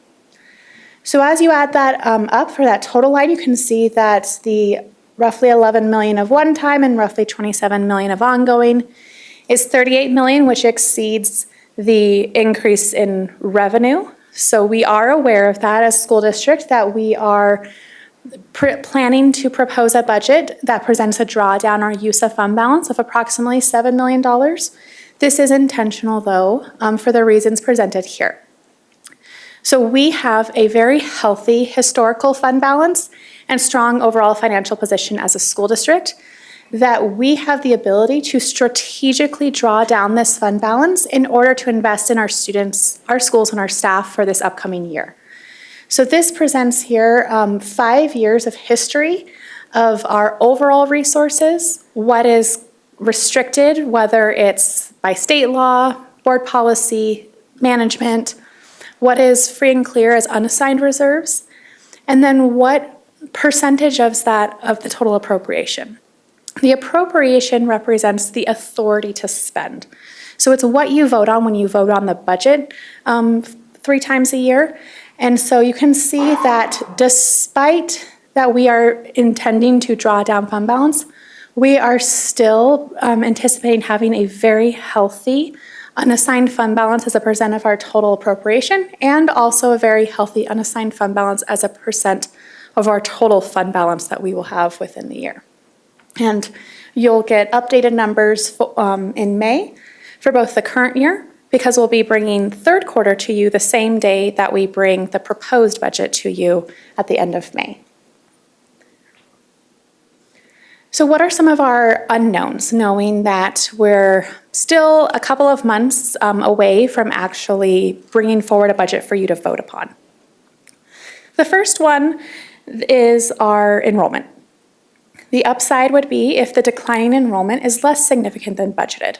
So we gain more students, or we just have less students decline year over year. And then the downside would be that the declining enrollment is more significant than budgeted. So again, we're budgeting about 900 students less in our district-run schools. The other big unknown is when it comes to filling our vacancies. The upside would be that our budgeted positions are filled as currently budgeted, meaning we can fill it with staff instead of having to outsource to more expensive contracted services for things like social workers, psychologists, speech language pathologists, which the hourly rate of a contracted service is much more expensive. And the downside would be the exact reverse situation, meaning that our positions are unable to be filled, and we have to then convert those resources into outsourcing to fill those positions, and just the cost associated with that. Just some highlights on those next steps that I've mentioned a couple times. We'll be back on May 28th with that full proposed budget. It'll include all the funds, more information on summaries of schools and departments. It'll be, in a full executive summary format for you. May 31st is that legal deadline by which we need to present that proposed budget to you and have it available for public viewing. So it will be posted not only through electronic school board, but also on our business services website for anyone in the public to view. June 18th, we'll be back in front of you for request the vote to adopt that budget. So that's where you will vote upon the appropriations and the use of fund balance. And so you have the opportunity between now and June 18th to ask questions and seek feedback on those subjects, because that legal deadline by state law is June 30th in order to start the fiscal year the next day on July 1st.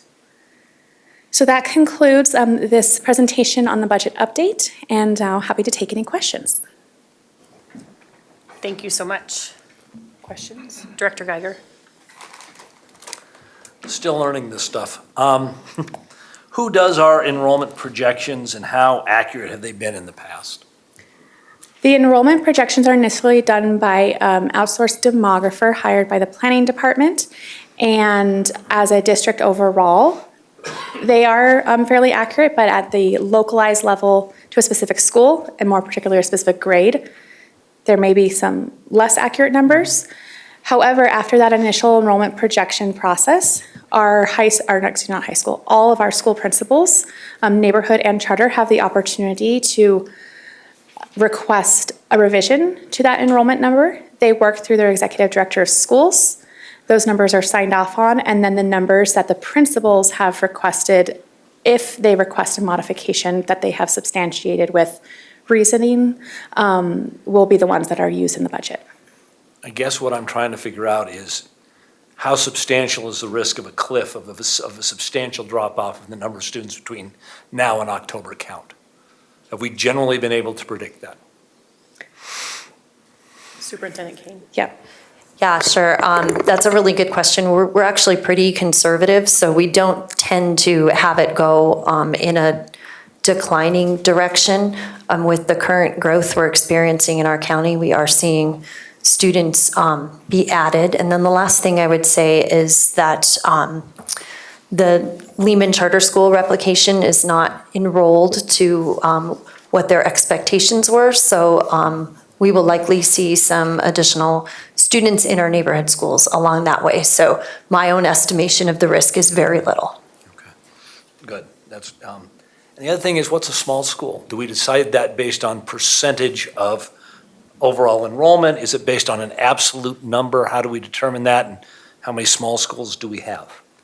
It's a great question. So the small school factor is revised annually based upon what we determine is the number of students needed by level, elementary, middle, or high, to cover the core instructional staffing of that building. So before any of the differentiated additional positions that have additional student weights associated with them to provide support for those. So we look at that every year and determine what those amounts are. I don't have those amounts committed to memory right now, which I should, because it's my office that calculates those amounts. But it is around 400 for an elementary school, around 800 for middle, and around 1,600 for a high school. Danny, do you know those numbers? No, you're right in the range. Okay. But yeah, it's basically saying that if you have less kids than that, so let's just say you're an elementary school of 250 kids, for every student by which you're under that threshold, you receive additional per pupil dollars through our site-based budgeting formula. So there's a graduated scale to say our smaller schools will have the most per pupil to assist them with that economies of scale. And then the schools that are really close to that still gain some benefit of being under what is considered the minimum amount needed for the formula to cover your core instructional costs. So, because all of this always ties all back together. So our lower enrollment schools that we're looking at in Highlands Ranch, some of those are going to be small schools, and some of them are getting some level of, I hate the word subsidy, that's a poor way to put it. They're getting additional funds because of the small school status. That is correct. And so that might change if we combine schools. That is correct. Thank you. Superintendent Kane. Yeah, if I may, I'd just like to add a comment for our general public who's listening. I know you all know this, but even though our district has slight declining enrollment overall, because we have an 850 square mile district, which is 2/3 the size of Rhode Island. I know you guys are sick of me saying that, but it's a very, very large district. We have areas in our district that are declining where we are using funding to keep our small schools operating. And we have areas in our district that are experiencing tremendous growth and do not have access to a neighborhood school and are flooding the edges of other communities because we don't have a neighborhood school. So we have a very complicated district just for the sake of our public. Thank you. Director Meek. Thanks so much for the presentation. On slide number 4, where we're looking at the enrollment over time, Ms. Stone, I think I heard you say this does now not include, it doesn't include universal pre-K numbers. Did I hear you say that? Correct. So those numbers would be in addition to what's presented on the screen for the 2023 and 2024 columns because, well, really, For universal preschool, yes, but in all years, I've excluded the students in preschool, just from this slide. Okay, so like in 2019, 2020, you excluded it in those years as well? Correct. Okay. It'd be really helpful to see those numbers too. I think it's a little confusing when they're just different from what we've seen in the past. And I'm just kind of curious what that looks like. Sure. But I just wanted to make sure I understood that correctly. And do you know off the top of your head what the percentage of PPR from the state versus local is looking forward to next year? I have not done that calculation yet for next year. Superintendent Kane does. Well, I'm not going to be anywhere near as exact as Ms. Doan would be, but I believe that the local share is 49%-ish and the state share is 51%-ish.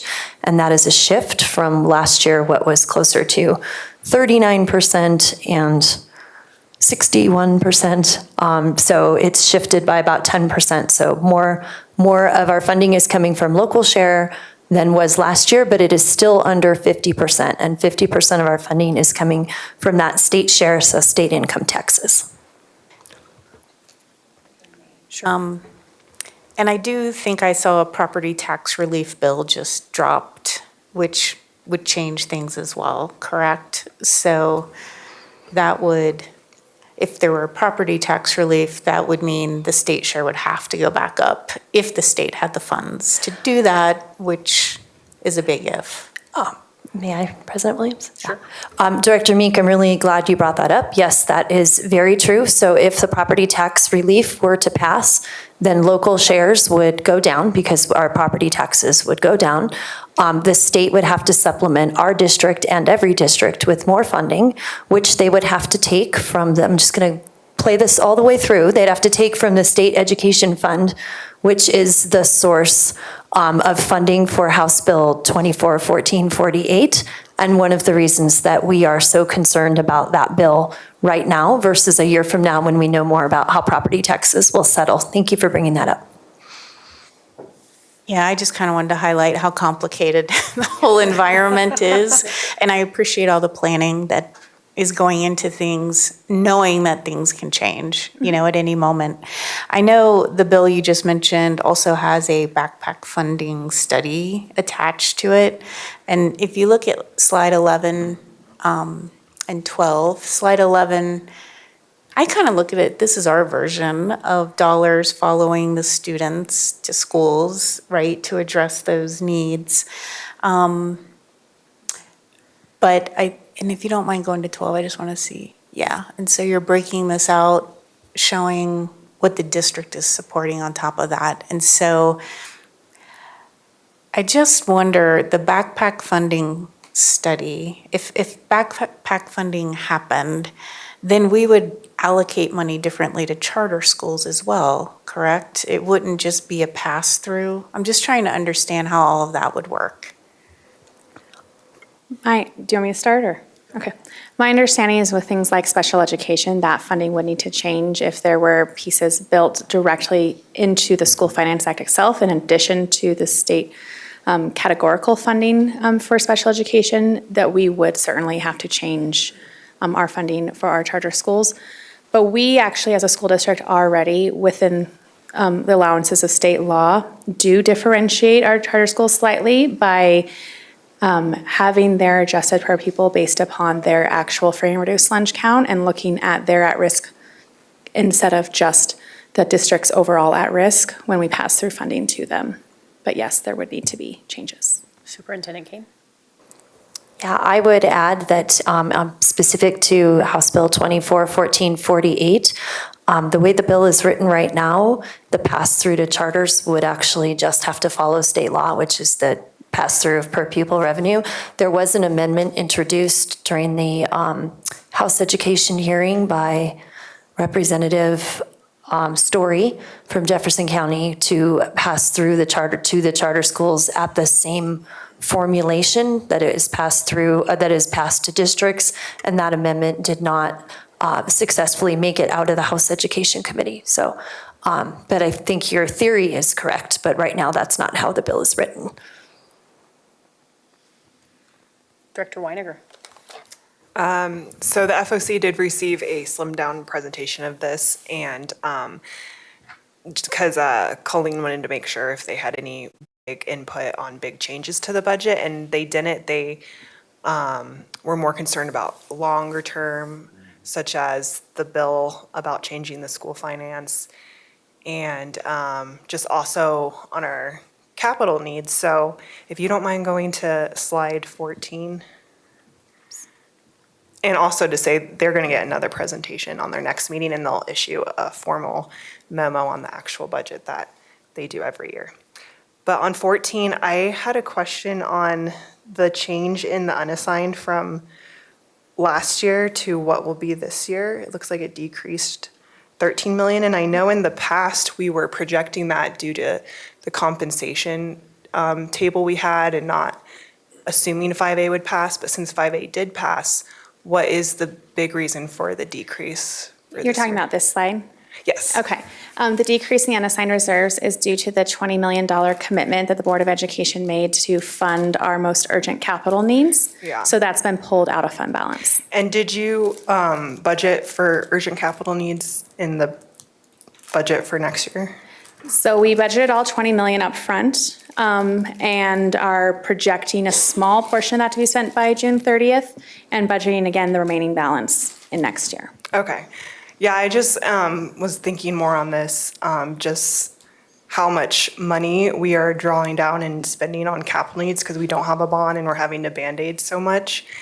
And I know as a board, we met with MBAC and got survey results, but I have been curious if we maybe aren't asking enough on a potential bond. So I don't know if it's possible, Superintendent Kane, to maybe do additional survey, or if there's plans to do additional survey on more of a bond. I just want to get more ideas on how the community feels on what a right amount of a bond would be. Just your thoughts on that. Yeah, thank you for that question, Director Weininger. So we did the survey in March, and we have plans to do a survey right before you all consider whether you want to put the bond, a potential bond on the ballot or not.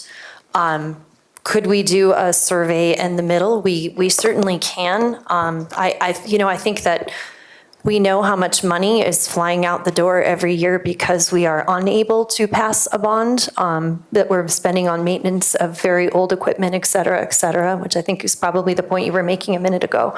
And so to me, it's worth it to make sure we have plenty of research when looking at what our public would like us to do. And so I think that's a very interesting question. The idea of potentially doing another survey and potentially asking if our public would tolerate even more. One of the challenges that we have that you all already know is because of escalating costs.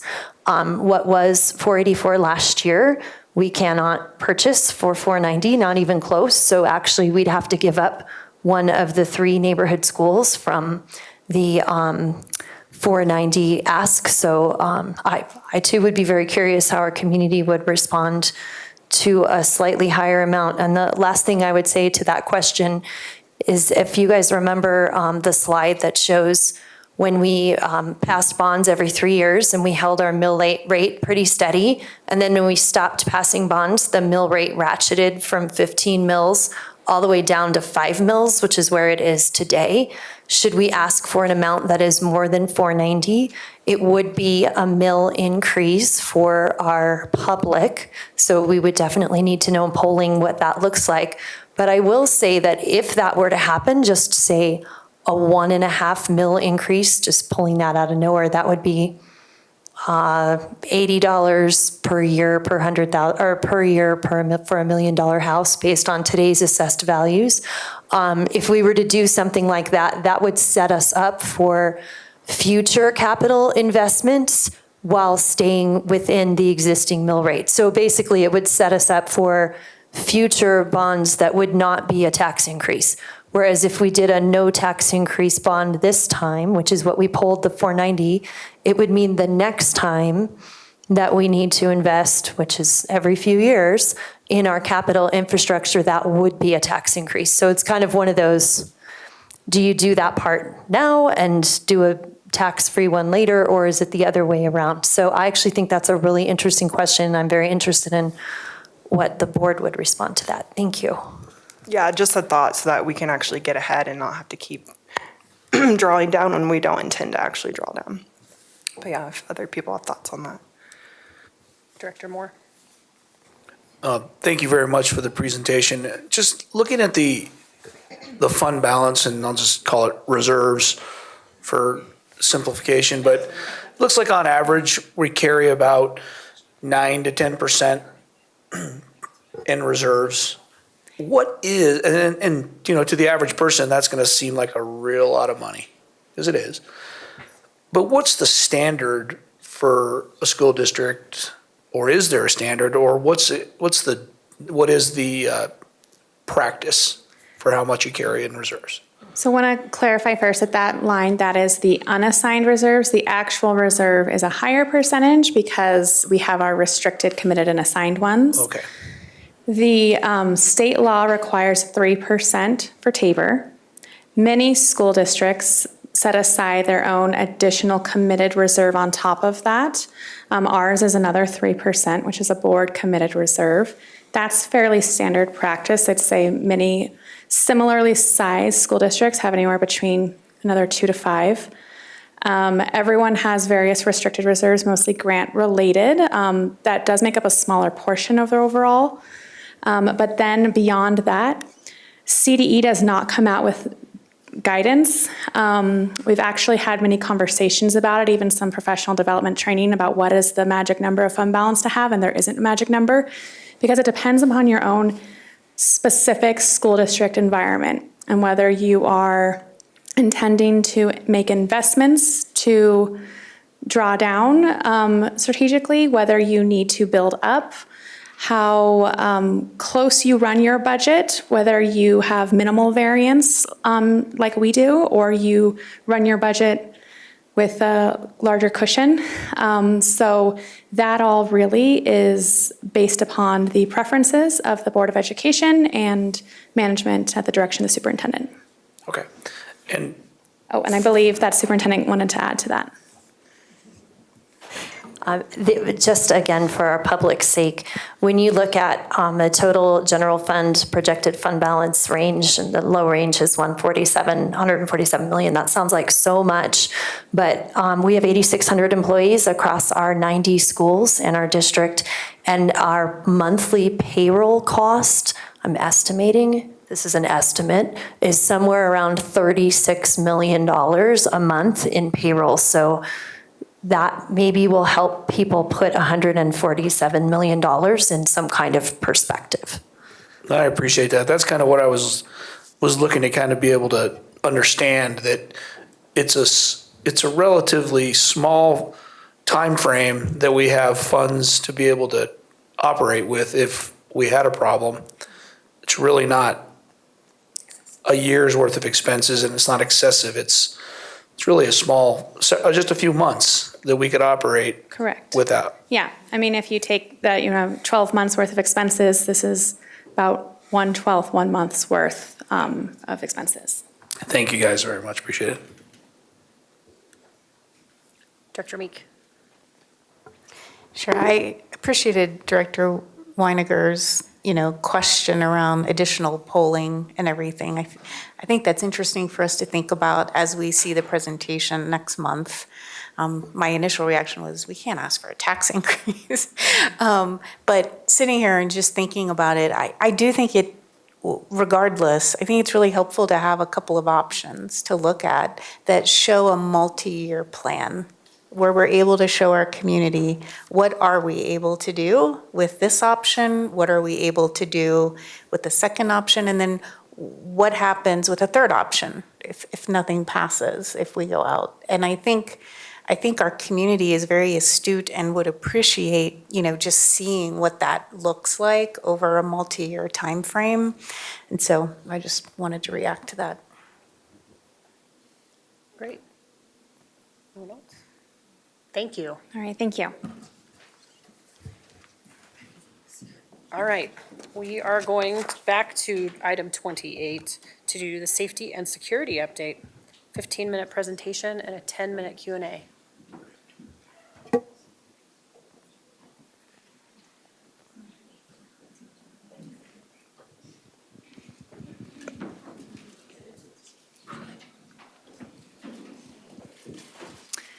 Okay, thank you for that introduction. I'm just going to kick us off here, and then I will turn it over to Mr. Grusing, as well as over to Deputy Superintendent Hyatt and our fantastic guests that are here with us.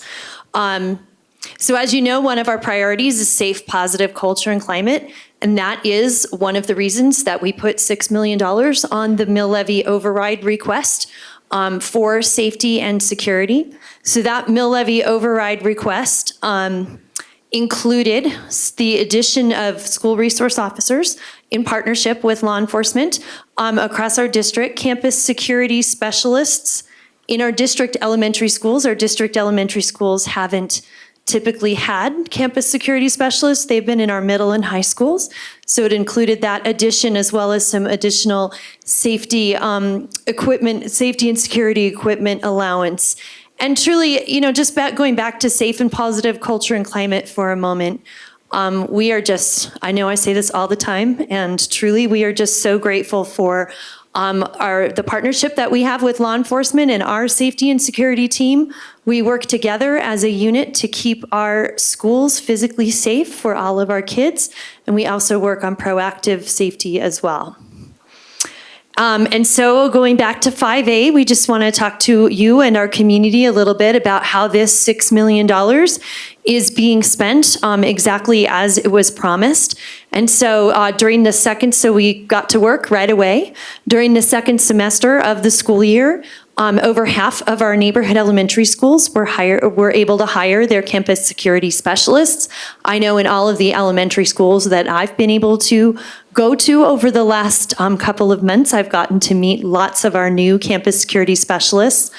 Our law enforcement partners have already added 7 additional SROs, and there are more in the hiring process.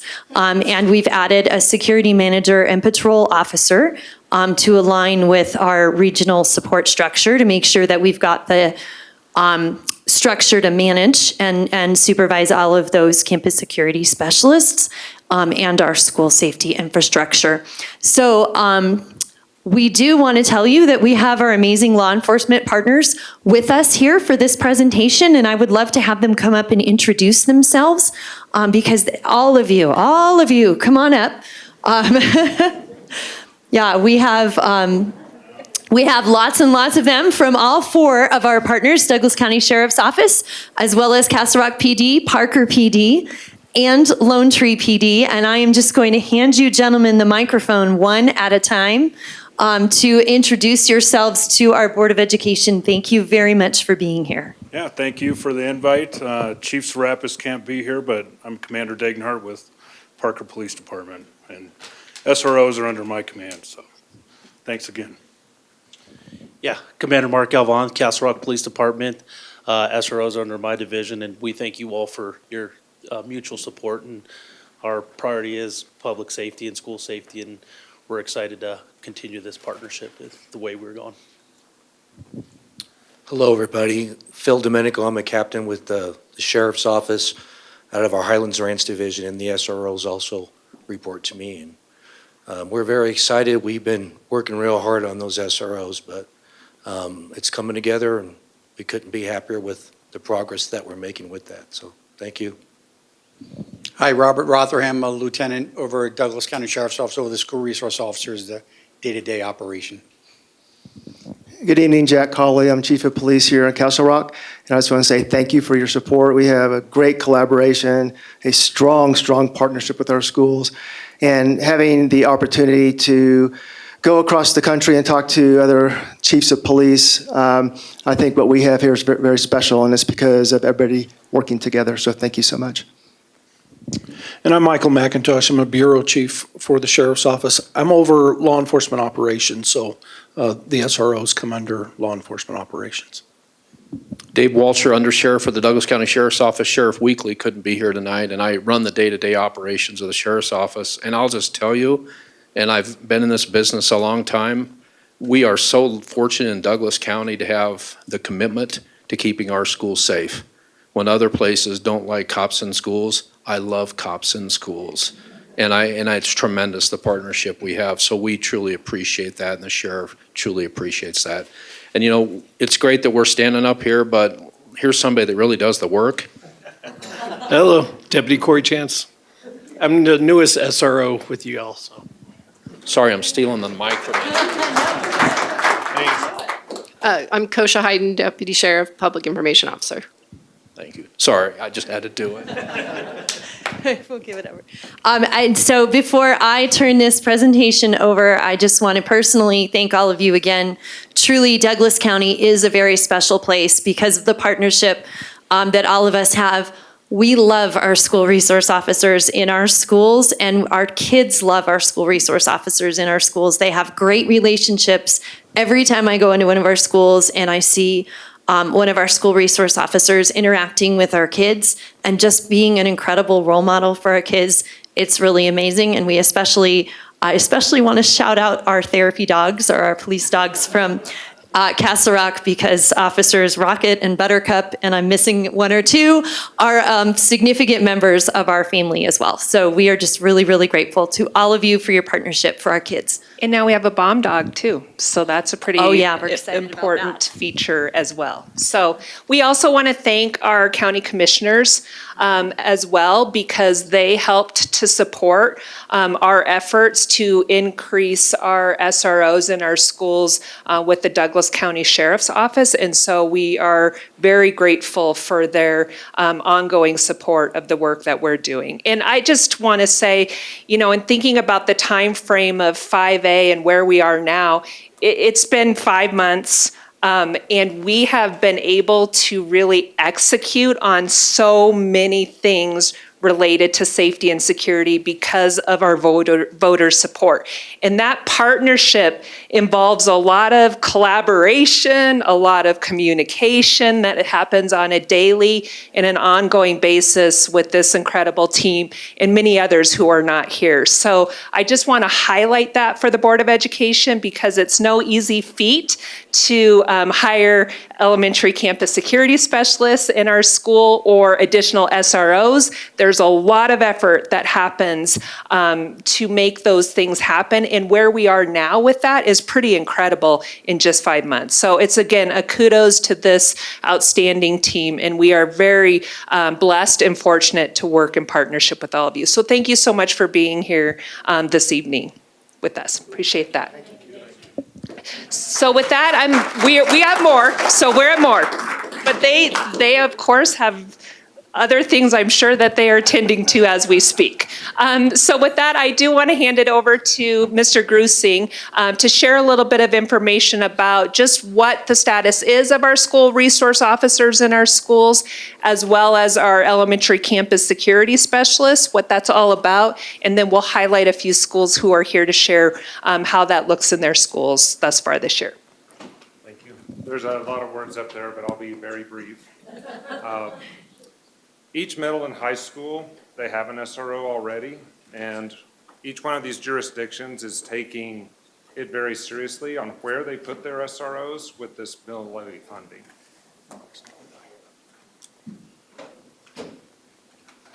Thank you, Mark. There you go. So for some of the high schools and middles, they're even looking at calls for service. They're looking at populations, those sorts of things, to see if we're going to backfill, maybe have 2 per high school. Others are shortening the elementary distance to make sure we get more coverage on the elementary. So it's a very scientific process they're going through to make sure they're maximizing each one of these. So far, I've got to sit in on the interview boards for both Douglas County Sheriff, and I just sat on it today for Castle Rock. That's one reason I'm dressed up today. But when we came to question 4, it was a practical scenario that I could never have answered. So it's very competitive, and it's good to see in all these departments. It's not something where they're just selecting certain officers that don't want to do patrol. They're selecting the best who really want to be there. So we are getting fantastic officers in our schools. The other thing I'm doing now is I'm going around polling the principals on how we can be more effective as security and safety And then how are we doing with our SROs? And I haven't had one principal yet, I've probably hit like 40 or 50 that says we wish we had a different SRO. So they love having these people in their buildings, and they are fantastic. The bottom talks about their training. All the month of July is basically them training, both through NASRO. They train themselves, but they also train us. And DCSO especially, they train us for free. And I know other school districts, they have to pay to get trained, and it's a full week's worth of training for us as well. For our new campus security specialists, that's Ben up there. I think you're going to meet him in a few minutes. But it was kind of a pilot program almost with Superintendent Kane, my boss Danelle, Superintendent Hyatt, and me to see. We didn't know how this would work out. The quality of people we're getting is phenomenal. We're getting a lot of former law enforcement. We're getting granddads who were either in the military, own their own business. They've watched their kids go to school here, and they're already invested. We're getting former EAs, educational assistants, who have dealt with kids that are struggling in the school already, and they want to take on a different role as security. And we even have a defense attorney. So I'm happy, you know. But no, the quality of people that we're hiring, and then the other thing I'm seeing, even different than our middle and high schools, is that these elementary school kids are just so happy to have these people in their building because they're putting on uniforms, they have their radios, they're already trained in mental health, CPI, what is a special ed as far as the rooms, how you're going to act with special ed children, that sort of thing. So we don't just stick them in there. I think this was Danelle's idea, that we have a little mini academy. So we put them through that, and then they know what to do when they step in. But it's really fun to walk in the schools and watch these kids just run up and hug these, the campus security specialists. And a story about one of them, the principal told me that he's already arriving before anybody else gets to school. He's checking all the doors. He's telling the principal and teachers what they need to watch, this door wasn't locking or this door you need to be careful of. He's there for pickup, there for drop off. So they're very visible, and I think our parents are really appreciating it at that level. With that, I think, Danelle, you have principals here.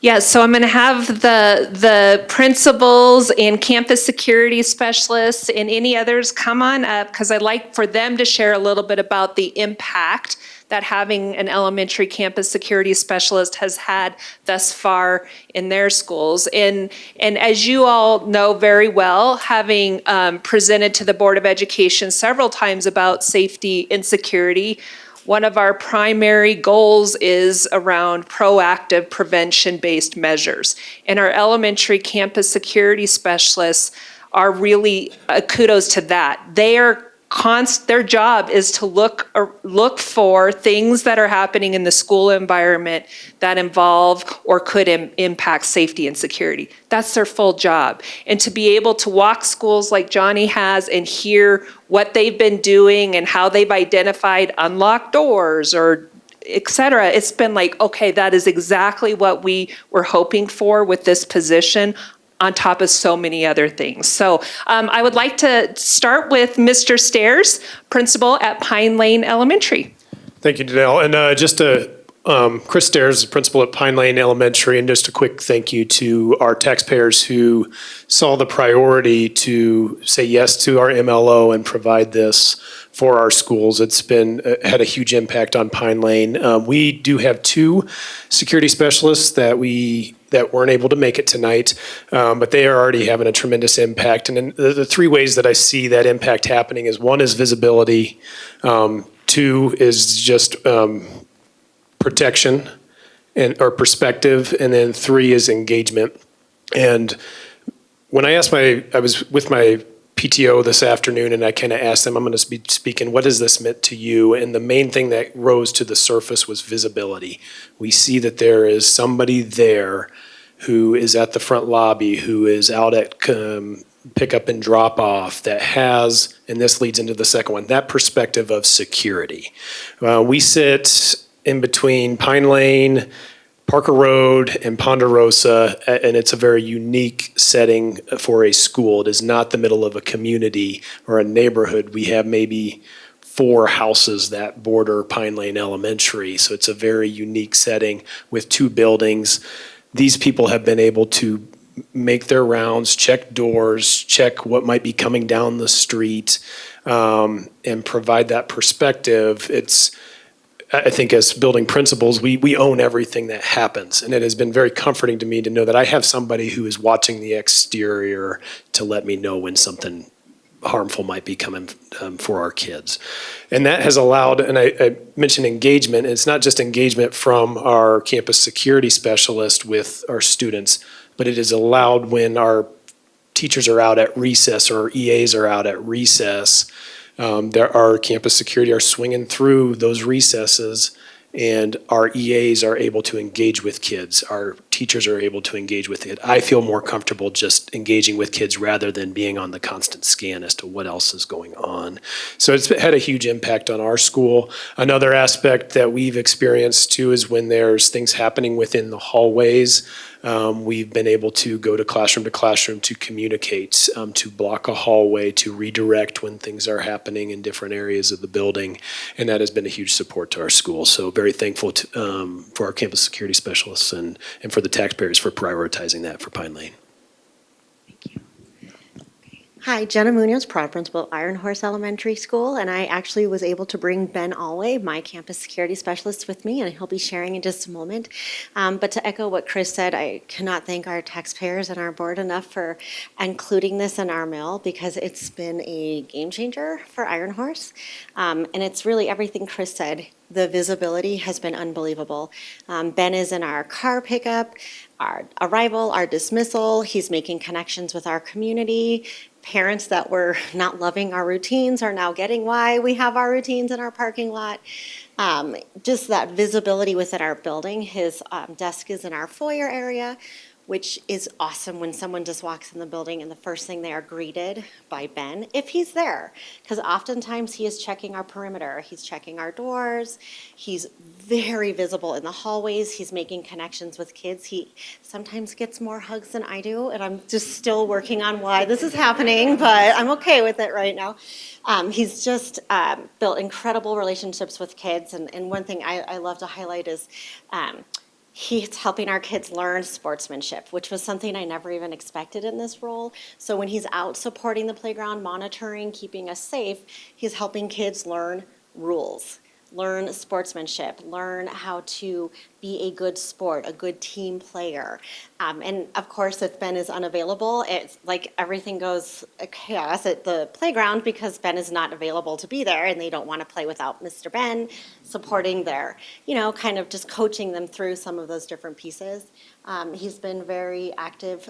Like Chris said, if we have something maybe in a classroom or a student that's a little bit escalated, Ben does carry a walkie and hears when there's maybe a call that just says, hey, can I have a little extra support? Ben tends to be the first one that's kind of down there just saying, hey, what can I do to help? And sometimes just his presence is enough to help a student just regulate or take that deep breath that they need to take. So it's just been an unbelievable impact in our building, and I truly can't imagine my school ever again without Mr. Ben. So I will let him speak just a little bit about his experience. Thank you all for this wonderful opportunity for me to come out and speak. And just being in this particular position, I was high school security at one point. But with this, I definitely feel like I'm making way more of an impact. And with the wonderful faculty that I have at Iron Horse supporting me, guiding me, kind of coaching me through it, because there is a learning curve when it comes to kids who are definitely a little bit younger than I'm used to. So that definitely helps, as well as Douglas County Security. Johnny, thank you so much for all the support and everything, especially the supervisors. They always check in. The SROs who always stop by, can't get enough help from them, so big help. And the kids are great.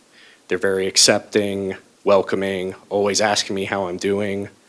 Can't get enough of it. So thank you so much for everything that the board does, taxpayers.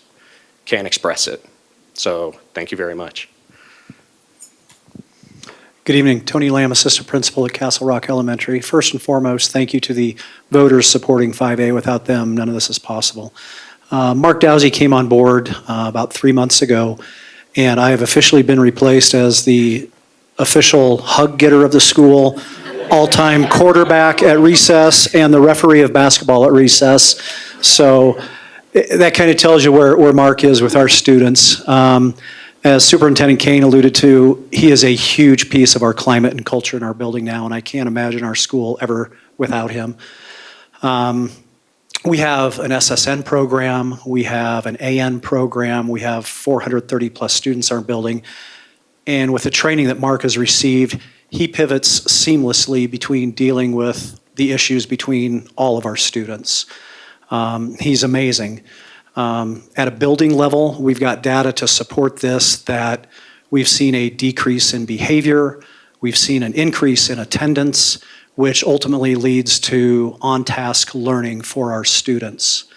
And there's a lot of things that go into that, but this security specialist position is a big piece of that with Mark and the relationships that he's formed with our students. A teacher sent me an email saying that we feel far more secure at school with Mr. Mark here. We have an exterior classroom door where other classes do not. He checks it like clockwork, but also after 3 years, the store is getting fixed by the district so that it always shuts securely, thanks to Mark. He is friendly, calm, and helpful to students, teachers, and parents alike. He's a valuable addition to our school. So again, without this initiative in 5A and the voters' support and the school district support, we can't thank you all enough. Thank you for that, and I'll turn it over to Mr. Mark. Again, my name is Mark, last name Dowsey. To piggyback off what Mr. Lamb said, this experience has been nothing short of amazing. I love it. It's very satisfying work. Just working with the kids, every single day to see the impact you make day to day with these kids, it's great. I love it. Thanks to Johnny as well and Mr. Greg. I'm not sure if he's here, but just the training they provided for us, I loved it. It was amazing. Everything is good. I love the school. CRE is great. And then Mr. Lamb and Dr. Ward has been very grateful opening to me as far as welcoming me into the school, blessing me with, opportunities to do things, including me at lunch, recess activities, and just different things around the school to make me feel more welcome. So I do appreciate that. Thank you guys as well.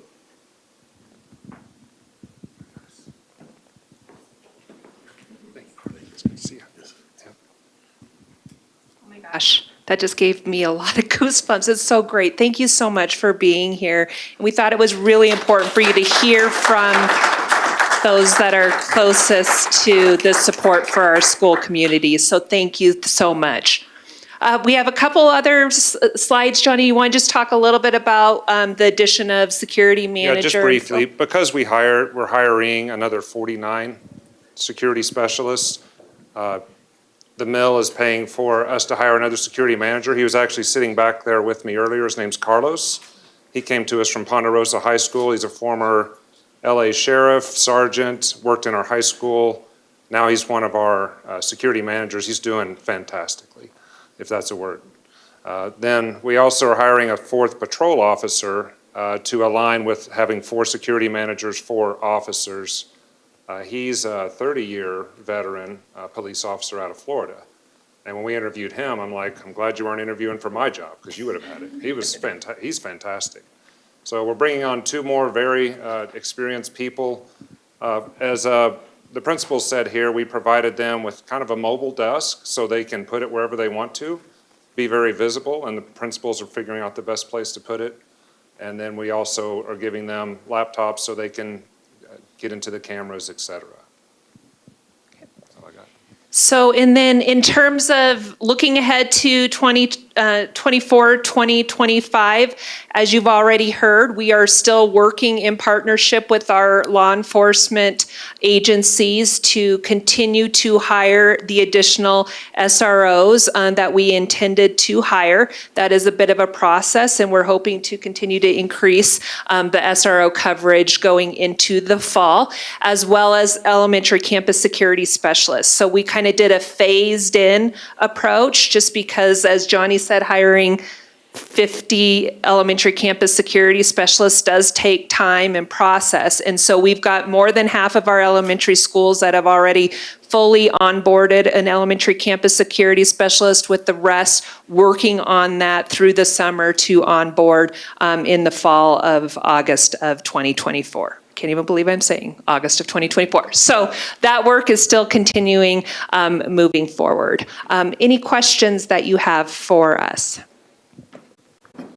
Just actually a couple comments. One, how grateful I am for the SROs. Just as a mom, when I drop my kids off at school, it just gives me so much relief. But also, and more importantly, for my kids, I mean, they keep track of Officer Reimer all day long. So very thankful that we have them, and also the addition of campus security and what that's going to do for our kids. I know I was out touring a school earlier, well, last week I should say, and the principal was talking about how excited she was for the new campus security specialist. So thank you so much. Thanks for all you do, and thank you for making these additions. Director Myers. Well, I don't think we can thank you enough for what you do for our schools and your presence everywhere. And it just goes to show the culture that we have here in Douglas County of caring and love, and your presence is everywhere. I mean, even at ELD, how many did we have there at ELD? Now, I know you're married to a principal, but you know, it was just great to have the presence there and to go to the schools, and the kids, they just talk about you guys all the time. And I love this campus security specialist. What a neat idea. I guess I need to come visit the campus security specialist now, but thank you. And thank you to Douglas County that we can have this here, and that we have such a good community that cares about our officers and our SRO officers. And we live in a great community. Director Geiger. We kind of knew when we passed the $6 million that we were forcing the hand of some other taxpayers to match the SROs, and the fact that the Board of County Commissioners at the other local governments just said, yeah, speaks to, one, how big a concern this is, and two, how much the people here care. One of the officers mentioned that there are other places where SROs are not treated with respect. To me, one of the reasons that we do so well here is that our training is so good, and we don't have mission creep. Our SROs enforce the law. They keep our kids safe. Discipline, other issues are handled through a different process. Sounds like our campus security officers are directly and appropriately focused on keeping the security of the building while maintaining a great relationship with our kids. I think as long as we maintain that viewpoint, and I know we will, because I trust our administration, who don't take enough credit for how good they've done on this, so thank you both for everything you've done. I think we will maintain that relationship because we're not an occupying force. Our officers are a contributing force. And as long as we keep that separation, this is what teachers and experts do, and this is the vital job that SROs and security officers do. I think Douglas County is going to have, I think we're teaching some people how to do this right. Director Moore. You know, I want to just echo the appreciations of the other directors and the comments they said. Everything is 100% accurate. And, you know, to tail on the comments of the undersheriff about how lucky we are to have such a collaborative effort between our law enforcement agencies in Douglas County, which is a big county. You've mentioned it, 1/3 the side of Rhode Island. 2/3. 2/3, I'm sorry. See, I already failed math. I already failed Superintendent Keene's math class in the same day.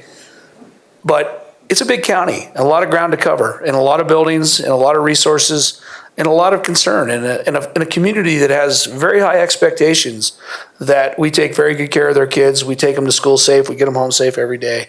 And the collaborative effort is why that happens. And, you know, Director Geiger mentioned it, the officers and the security specialists, they're not just police officers or deputy sheriffs or former police officers.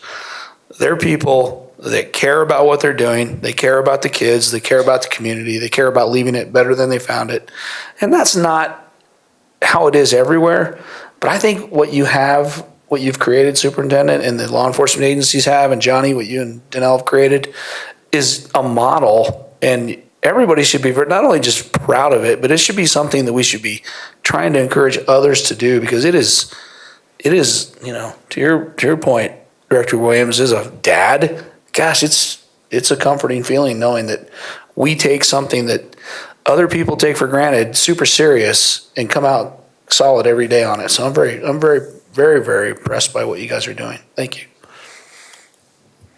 Director Thompson. Thank you for the presentation. I also appreciate everybody coming in, being able to put faces to the people that are doing the work and providing the service to our school district is really helpful and meaningful. I will remember you all now. I'll be concise. I really like this vision of building community and marrying prevention and response. It's so important, and we know that's what's effective. And so it's really nice to see that, especially with our elementary safety security specialist. I'm very excited for it to happen at our school. I got to hear our principal talk about the position and how excited she was about it. And it was, again, hearing tonight, I was like, yes, I can't wait for this for us as well. So thank you. Great, thank you so much.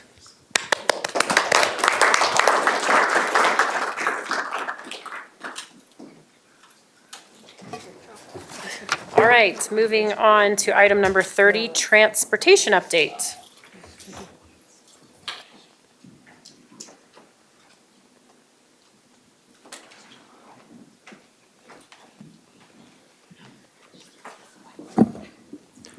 Good evening, directors.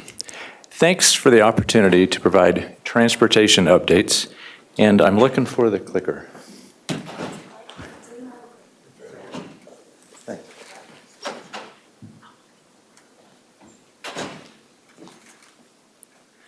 With me tonight, we have Director of Transportation Donna Cretino and Liza Meyer, our Executive Director of Special Education, to help answer any questions you may have. I'd like to start by focusing on these Board of Education end statements. Academic excellence. The mission of the Transportation Department is directly related to providing all students equitable access to our schools.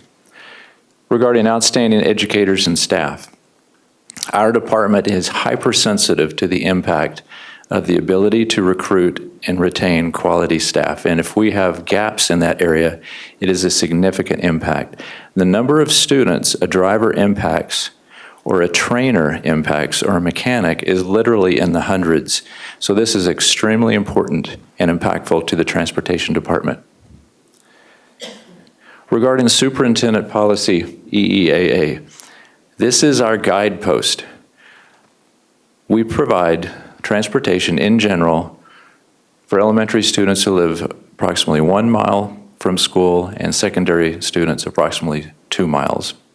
There are some extenuating circumstances that we have continued to overcome over the years with new developments and with staffing shortages. Tonight I'll cover these topics. First, regarding across the nation, what the shortage of drivers has had across the country. We are not unique. The impact to the district. Also, I'll highlight the response and significant successes we've had in this district. We've made some great achievements this year to fend off the continued staffing shortages. However, we do have challenges, and I'll close with the next steps. Even before the pandemic, since the Great Recession, across the country, CDL, commercial driver's license drivers for public schools, declined by almost 22% by 2019. After that, the pandemic hit, and we faced another 15% decline.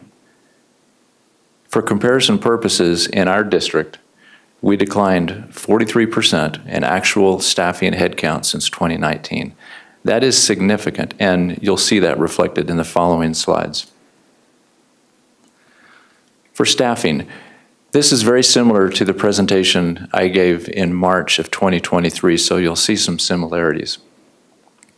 We are currently 61% staffed. That's slightly better than last year, but you'll see that we use both CDL drivers and non-CDL drivers for smaller buses. We try to focus on smaller routes and special education routes for non-CDL drivers.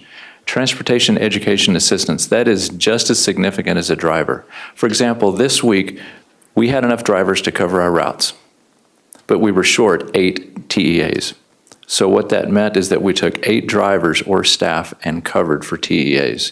So it impacts a route. So we have to backfill with a staff member who has a CDL license, and that happens almost every day. That correlates directly to the number of routes that we can provide. What's significant here is you'll see special education routes are almost as high in numbers as our general education routes. This is not including third-party transportation carriers, which are on the next slide. Since 21 to 23, we solved the problem by consolidating routes. However, what happened at the start of last school year, we needed to regroup. Basically, at the start of 2022-23, we had 157 drivers. At the end of that school year, we were down to 126, so we knew that we had to do something. And what we did with the leadership of Superintendent Kane, we had a survey. And we surveyed the community 3 options. One was to permanently cancel some routes. Second was to have sporadic, no-notice, last-minute cancellations, which we were the year prior, 3 to 5 routes a day at 5:30 in the morning. Parents would get a smart tag notification saying, we can't cover your route. And option 3 was to have a rolling blackout. You would have 4 weeks of transportation, then a 5th week of cancellation. 4 weeks on, 1 week off. And 80% of the parents surveyed chose that option overwhelmingly. It's not ideal, but at least they could plan in advance. We do also have 5 routes that we have never canceled, general education routes, because they're highly impactful to student learning.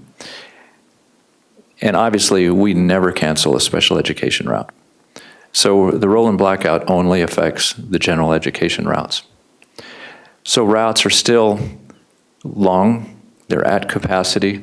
Students have to walk quite a distance to bus stops. And this is not unusual to what other districts have done. Jeffco last year just canceled 19 routes permanently. And they established regional stops and said, parents, if you want transportation, you have to get your child to that stop. There's districts that do shuttle runs. They pick up some of the kids and say, we'll come back and get the rest after we drop off that first run to school. And that's a significant impact to those students that don't get on the bus on the first try. As a result of the driver shortage and increased students with special needs on an IEP that require transportation, we rely on third-party vendors. And you can see over the years the increase. So it's twofold. Not only do we have more needs, but we have a driver shortage, so we have to contract it out. We have had success this year. We've hired a 5th third-party vendor. And third-party vendors meet all training requirements per CDE and CDOT. They are inspected quarterly. They're audited annually by us and Colorado Department of Education. However, we know that we prefer to transport our students in-house. And there are certain students that cannot and should not be transported by third party, and we transport those in-house. We transport over 1,100 students with special needs every year. And so it gets very expensive, and you can see the dollar amount. We budget $7.8 million in the transportation budget for third-party transportation, and that's not including the special carriers we have for career and technical education at Legacy, for example. Some of our successes. Thank goodness, and you'll see this on the next 2 slides, 5A. That was significant, and it really, really helped transportation. And we're not just talking drivers, but we're talking trainers, mechanics, dispatchers, schedulers, supervisors. managers covering pre-trip inspections and check rides and things like that. We hired a consultant, and the consultant worked with us for 6 months to review our routing, our TransFinder, our software, how that integrates with Infinite Campus. We're the only district on the Front Range here that has Smart Tag, and we can actually pivot, and we don't schedule routes for eligible riders. We schedule them for actual riders, and we flex those, and we're the only district to be able to do that. So we're very advanced in that respect. We use Let's Talk, which is very unique, and Let's Talk is a communication method that logs any calls, any emails, or it can go straight to Let's Talk, and we assign those questions to various terminals and departments within those terminals. We track who responds and how long it takes to track, and we have a record of that dialogue. And so we worked with a consultant on those to validate our processes, but also to help us with customer service and community relations and internal and external team building. It was a significant achievement. We converted a vacant driver position to a recruiting specialist and parent liaison. And we were very fortunate to get an employee who is a current driver who had 2 recruiting agencies before he joined the district. And it's been a blessing. We've had almost 300 applicants this school year. 179 applicants were actually interviewed. 53 started training, and that is after a 3 to 4 week process that it takes to start training. Your MVRs, your DOTs, your physicals, your federal registry and background check. And in the meantime, we created a position during that 3 to 4 week process to offer them, if they choose, a driver trainee position to be a district employee and get paid before they start training. And then once they start training, it's a 6 to 8 week process, and we had 30 graduates, which is almost twice as much as we had last year. And we have drivers and TAs in the queue waiting to get trained. We hired a bus behavioral specialist to help us interface with students, parents, school leadership for behavioral issues, for referrals and suspensions on buses. That's been a significant help to help us manage the behavior of all students and to make sure it aligns with expectations in school. And I mentioned earlier that we hired a third-party carrier. This is a big achievement because there's only so many of these contractors in the Front Range, and every school district uses them. So it was a big accomplishment. And we continue to focus on climate and culture. And these are very real and impactful initiatives. They may be small, but you go in their break rooms and they have many amenities. They have food, they have recognitions, pins, jackets, Veterans Day appreciation. I mean, it is nonstop. And it's, Director Myers was with me visiting the terminals. It's a family. And so we've made continued progress in that area. This is just a snapshot of how the pay has increased. It's almost $5 an hour for non-CDL, and it's over $5 an hour for CDL. And that really makes a difference to be able to have people interested and apply. And once they apply in LinkedIn, our recruiter goes to them, contacts them, and says, here's how you can apply in Workday to this district, and manages that to get them in our system. But it's that pay that starts the discussion. And you can see how we currently compare to other districts. Now, we know every district always looks at raising salaries, but right now we are competitive on the Front Range. Do we still have a problem nationally? Yes. 75% of the bus drivers in the country are over age 50. And a lot of them left during the pandemic. I'm a baby boomer myself, and a lot of baby boomers left the market. And in the country, we're still trying to backfill those employees groups. For challenges, we had 26 staff leave this year. Well, we hired 30, but we had 26 leave. We have 10 that have given notice that they're going to be retiring or resigning before this next school year. It's not atypical, but it's impactful when you have a smaller pool of drivers. If half of the drivers graduate that are in the queue, we'll be up one from where we were at the start of this year. So we have not declined. That is significant in this market. For CDL trainers, we have 4 of 11 that are vacant. We are to the point now, if we lose any more trainers, we will actually, for the first time, have to limit our training cohorts moving through. A trainer can drive 3 applicants, trainees, at any given time, so that's 15.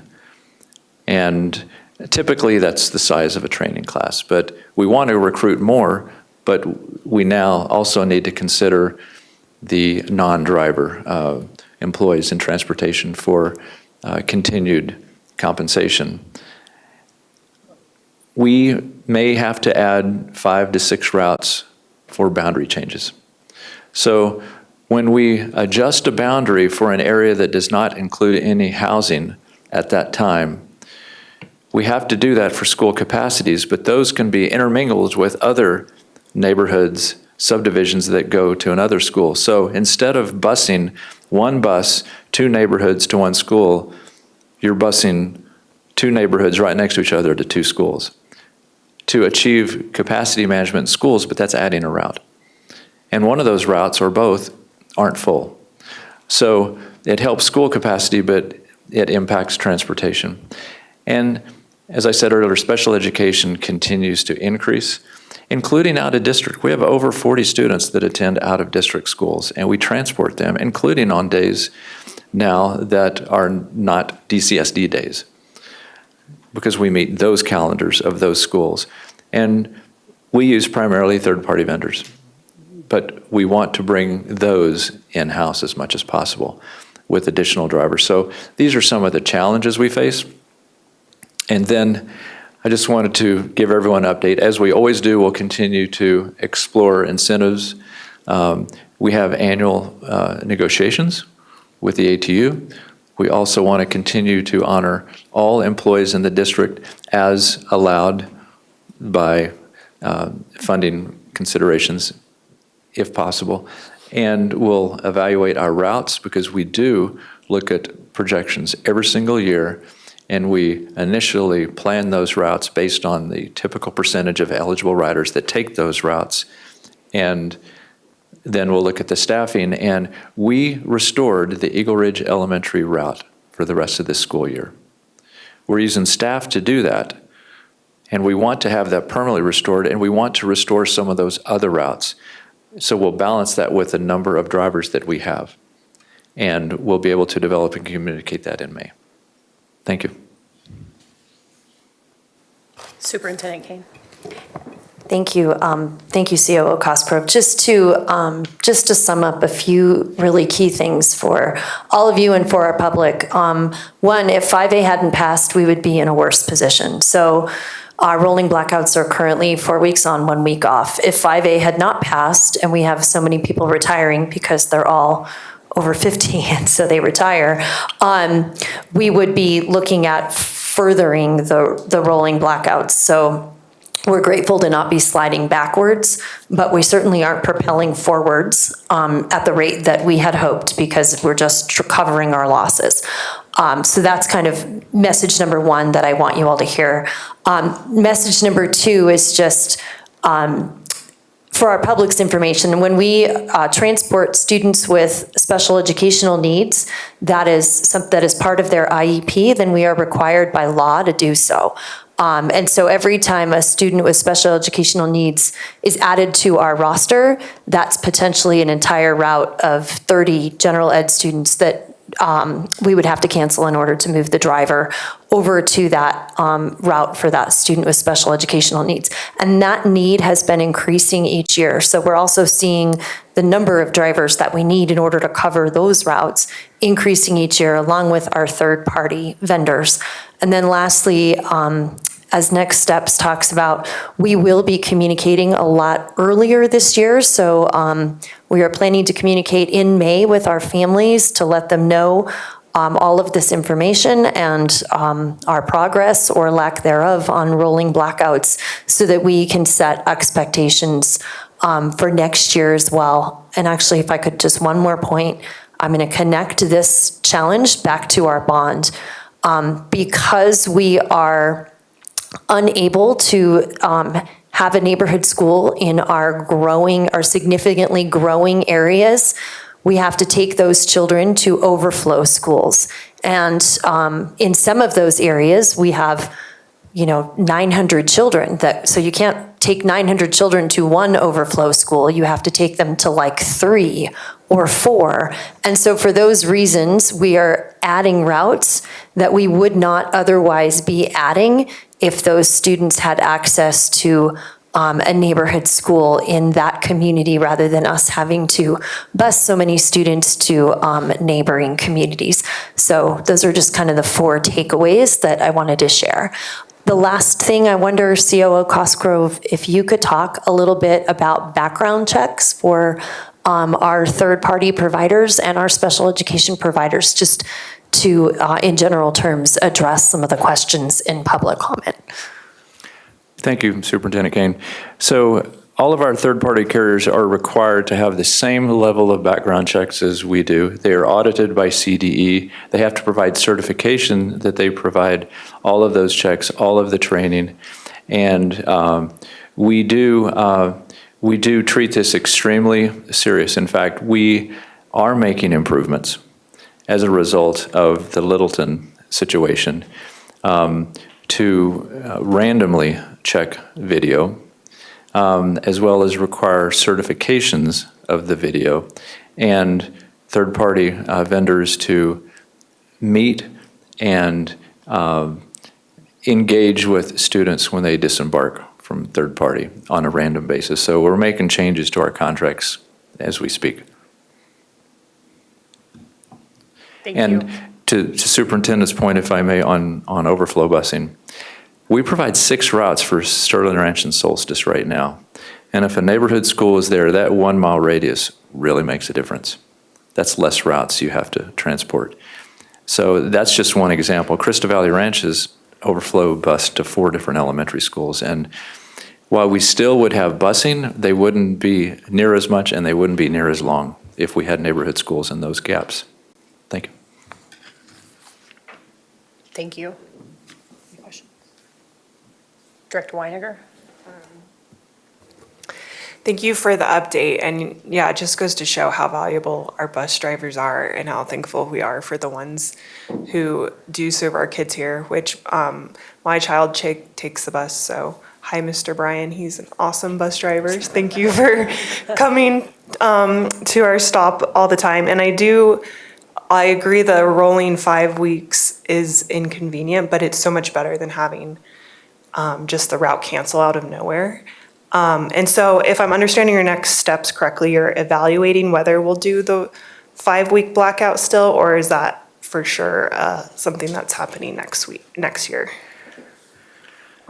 We will check enrollment projections and the change in growth of those neighborhoods, and we'll coordinate with Superintendent Kane on our abilities for next school year. And just to set realistic expectations, there will be rolling blackouts next year. It just isn't physically possible for there to not be. So the question will be, can we restore some of the ones that are heavily impacted, like we restored Eagle Ridge, which I'm so grateful to our transportation department for doing that, because that route serves a subsidized housing community that we need to make sure the kids get to school. And but there will be rolling blackouts. It's just going to be a question of what that's going to look like, in particular in the severity of it, because we are desperately short drivers and we're lucky we haven't slid back tremendously. Director Moore. I know that in last year's bond, it was a part of that was to replace aging buses. And I know that that's still a very important priority. I guess the question I'm building up to here, I'll just kind of cut to it, is is there more availability for non-CDL drivers if we had I know it may take more drivers, but if we had non-CDL requiring buses so that they were smaller, even though you maybe had to take 2 buses for 1 route to the same school, would we have more success hiring non-CDL drivers in that scenario, or does the math just not make sense? We've had some success. It's taken a while. In fact, we improved over the March 23 presentation in the number of non-CDL drivers. Our sweet spot so far in the failed 23 bond, and we're confirming needs for the potential 24 bond, is a 33-pack bus that can go gen ed or sped. And you can take out seats on half or the whole bus. It's wheelchair accessible on the side. And that supports many of our routes, because all of our routes don't need a 77-pack bus, but a 33-pack bus, sometimes called a 32-pack, depending on where if you count the driver's seat and stuff, that can be very flexible. And that's where a target is in addition to our 77-pack buses. But the market's probably not much different from non-CDL to CDL, to answer your question. Thank you. Director Meek. Yeah, thank you for the update. This is such an important topic that I know a lot of our community members have questions about. I appreciate you answering as well about, how we ensure the safety of our special needs students. I'm glad we brought that up to speak to that. I also appreciated hearing about the context of what other districts are doing. Are there other districts that are doing rolling blackouts that you're aware of? Not on the Front Range. We're fortunate in, Donna Gortino, our Director of Transportation, is the president of the Colorado Association of Public School Transporters of all the 179 school districts. So we partner every month with all the districts, as well as Ms. Miller at CDE. And so to our knowledge, not on the Front Range. That's correct. No. Correct. But our geography is extremely different school by school district. So what works in one doesn't for the other. Sorry. Just a quick anecdote. I was at the National Superintendent's Conference back in January and was talking to a number of superintendents from other parts of the country that are all having this issue. And I was talking about our rolling blackout schedule that our creative operations folks came up with, and they were all like, no way, I'm going back, I'm doing rolling blackouts, that's the solution. So it really was a very creative solution on the part of transportation and COO Cosgrove. If I could continue. Yeah, I do have concerns about rolling blackouts as not being equitable.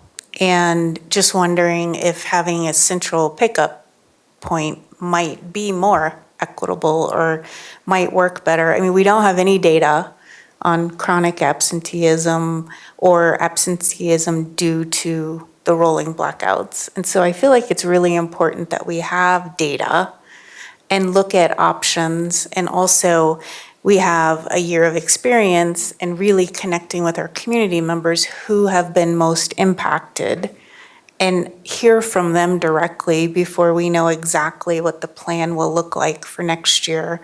I get that 80%, but the 20% might be the students that just can't get to school. And so I think having data around this is really important to us as we make decisions for next year. Superintendent Kane. Yes, thank you for those questions. We completely agree. We have implemented the strategy to collect the data, but it's taken our schools a little bit and our parents to get them trained on how to track that it's a transportation-related absence versus an absence for another reason. But we do, we're very close with our schools, and we talk to each and every one of our schools, and we know from our schools who is struggling with chronic absenteeism, and we have tracked that in our own way based on the discussion in each of our schools, and we've prioritized which of the rolling blackout routes to restore based on those impacts. The other thing I just want to make sure our community knows that we do is we provide hop, skip, drive for our students that really have no other way to get to school on those rolling blackout weeks. And so that's something that is managed through our student support services, and they do a really great job of that. So we are in constant communication with our schools about children who are impacted by transportation absences. And the only other thing I would say on the equitability, we do absolutely look at what communities are able to get their kids to and from school and what aren't.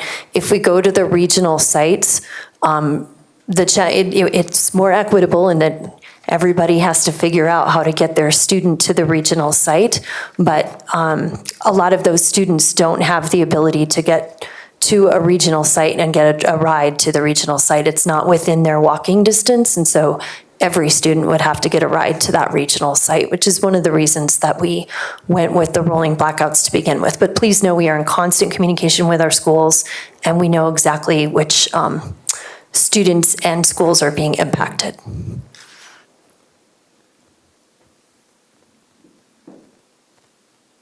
Director Thompson. Yeah, I just wanted to say thank you for the presentation. Thank you for the constant work, the chasing this moving target. And then additionally, I appreciated the mention of public comment and how proactive everyone's being learning from another neighboring community. So thank you. Great, thank you so much for the presentation.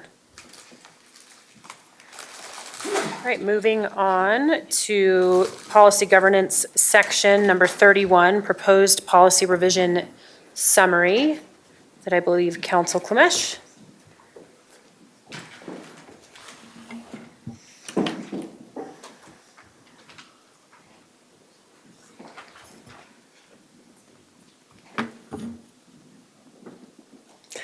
Good evening, members of the board. I'd first like to thank the collaboration of a number of our administrative leadership team in working through a review of some statutory frameworks as well as policies to try to figure out a means to revise our policies to address some statutory requirements that came into play and will be required by July 1 of 2024. So sitting behind me now are some of those key participants in that process. Danelle Hyatt, our Deputy Superintendent, Danny Windsor, Erin Henderson is our Compliance Officer, and we have a new participant in our EEO office, Madison Ellis. She's our new investigator analyst. So thank her so much for coming this evening. And we appreciate John Gutierrez is here as well. He's an EDOS. So all of these participants were necessary as we reviewed these policies in putting together what we hope will be a continuation of a workable system for reviewing complaints and allegations of harassment and discrimination, as well as implementing a grievance procedure that works to address the concerns that are brought to our attention. So with that, I'll do a brief overview of the policies we're looking at and why we're making these revisions at this time. The purpose of the policy revisions really are reflective of the fact that we had last year 2 statutory changes which have tweaked not necessarily changed what we do or what our policies are doing, but 23-296 in fact requires certain language be included in our policies and procedures. So that is a reason for the revision of the policy at this time. We were really quite hopeful that by this juncture, so that we could bring to you by July 1st of 2024, a fully revised policy AC, which also included revisions that are going to be required as a result of changes to the federal regulations for Title IX. Unfortunately, the Title IX regs almost came to us in time. They came this past Friday. Didn't have sufficient time to get the requisite changes into and revisions into our policies. So those will be coming to you shortly, and we'll be describing those to you generally as we talk about these policy revisions. So let's talk about the statutory changes in Colorado. And I want you to keep in mind that our present policy AC GBAA and JBC, both of which, GBAA and JBC, address sexual harassment under Title IX. Policy AC is our general non-harassment policy, and connected to Policy AC is a general grievance procedure, ACR-1, and then our procedure for complaints alleging allegations of violations of Title IX, ACR-2. And so those policies and procedures have consistently been implemented, even though the statutory language isn't specific to what is presently included in SB 23296 and SB 23172. So at this juncture, we are revising our policies to include that language, but prior to this time, we've been in practice implementing generally the requirements under federal and state law, because as I've shared with you in the past, our policies do require that we comply with the requirements of existing federal and state law. So moving on to 23296, that's the Colorado law which had revised the requirements for addressing discrimination or harassment that is directed at students in our schools. 23172 also is a new Colorado statute which revised the definition and standards for harassment directed at employees.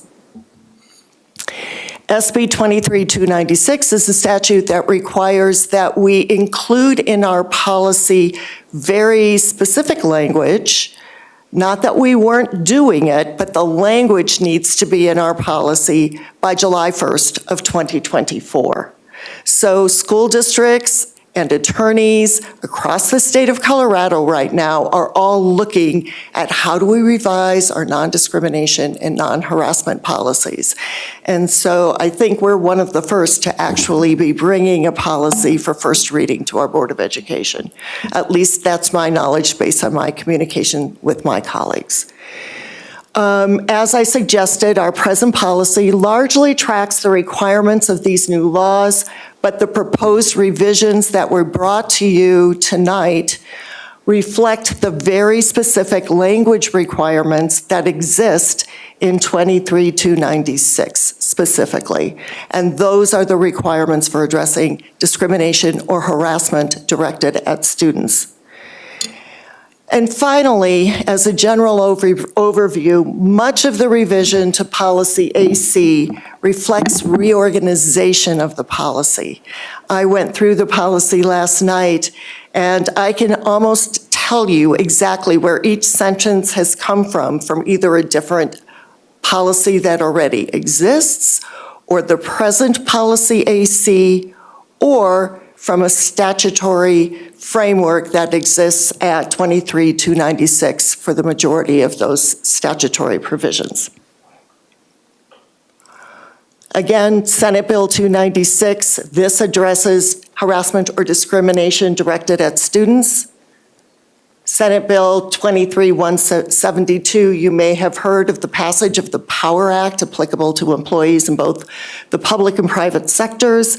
That defined the meaning of discriminatory or unfair employment practices and harassment, which interferes with with work performance. So when we organized and looked at our policies, we needed to figure out how are we going to combine the requirements, which are a little bit different for addressing discrimination and harassment directed at students as a result of the new state law, as compared to addressing harassment and discrimination directed at employees or that are impacting employees in the workplace, or how do we deal with prohibited discrimination and harassment that of the public based on the educational services we provide.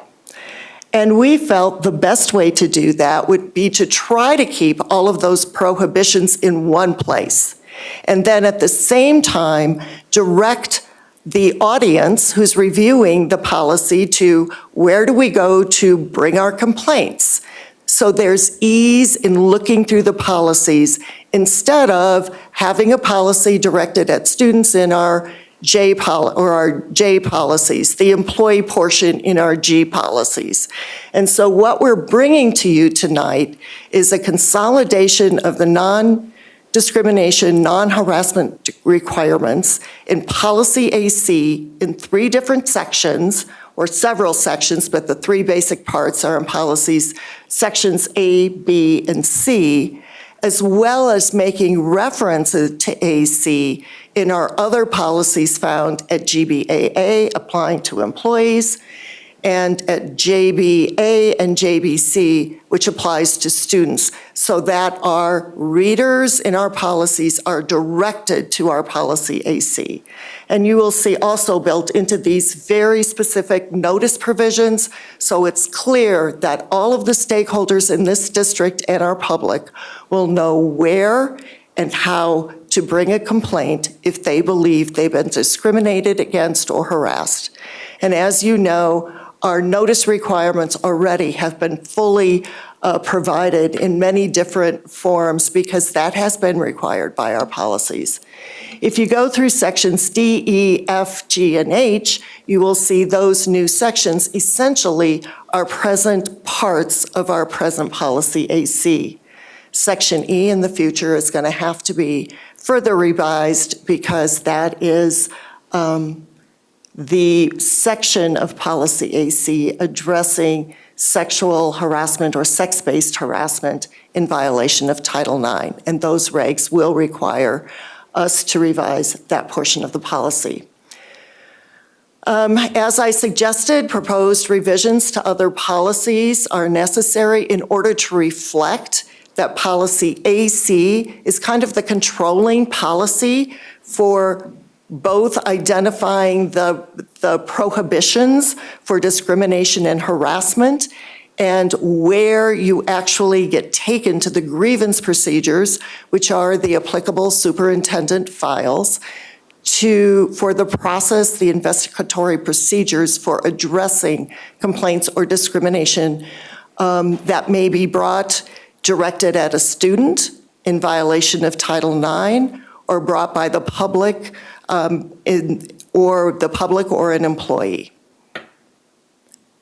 Proposed revisions to policy JBA, again, it includes the statutory definition that is required under the new 23-296 because JBA addresses discrimination or harassment directed against students. And then policy JBC, that's the Title IX policy with respect to students and discrimination or Title IX violations directed at students. So that policy also needs to reflect, because 23-296 also prohibits discrimination on the basis of sex or sex-based discrimination. And certain forms of discrimination under 23-296, discrimination or harassment, may not specifically fit into Title IX violations of discrimination or harassment as defined under federal law. So it's gotten a little bit complicated, but we believe that this vehicle, by pulling everything into AC, separated by who the complainants may be or who the discrimination or harassment is directed against, will assist our stakeholders in identifying how to bring their complaints forward, and hopefully it will assist our EEO compliance officer and our investigator in identifying a system for implementing fair and efficient and appropriate procedures for the grievance process. What are the next steps? Well, one of the next steps is to, after this, and I didn't include this here because I didn't revise yesterday, but clearly a big next step is to be looking at our Title IX regs, which our team has already begun to do. Some of you or all of you may have been reading a bit about the new Title IX regs, but there will be revisions required as a result of those new regulations. But in addition to those, we'll need to be looking at and aligning our procedural requirements contained at Superintendent Files ACR 1, ACR 2, and ACR 3.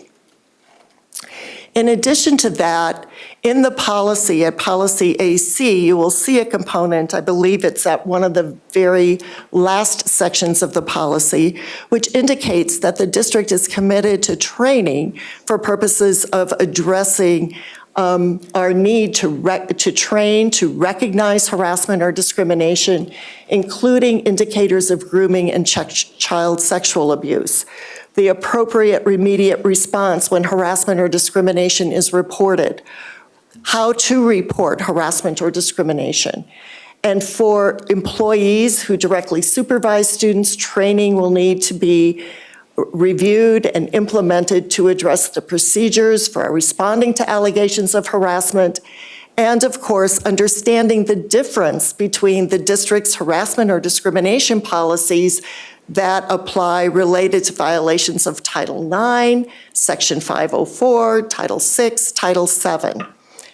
Additionally, training needs to be provided as a result of 23-296 on strategies as to how to avoid victim blaming, the effect of trauma on victims of harassment or discrimination, communicating with victims sensitively, compassionately, and in a gender-inclusive and culturally responsive manner, and the impact of harassment or discrimination on students with disabilities.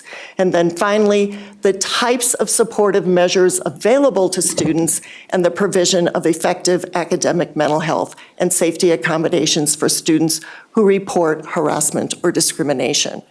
So all of those training requirements or bullets, I shouldn't say requirements, but bullets identifying training is specified in the statute in 23-296 and needs to begin by July 1st of 2024. We have already begun training. In fact, I believe it was last August when Danny and our administrators already began working with our team and doing training on the definition of harassment and discrimination under 23-296 and 23-172 to assure that we had our staff and our administrators understood the scope of harassment and discrimination, and we typically do yearly trainings with respect for all of our employees with respect to understanding obligations to respond to allegations of discrimination and harassment that they become aware of. Okay, my clicker's not working. I'm not pointing in the right direction. There we go. Any questions generally before we go into the specific policies?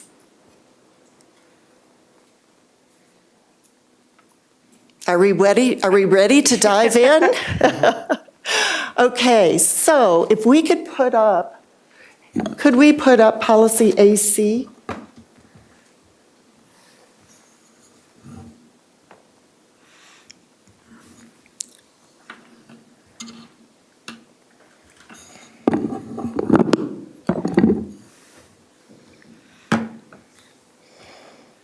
Okay, so if you look at this very first page of policy AC, and we did not redline or provide a redline revision because it would be even more confusing than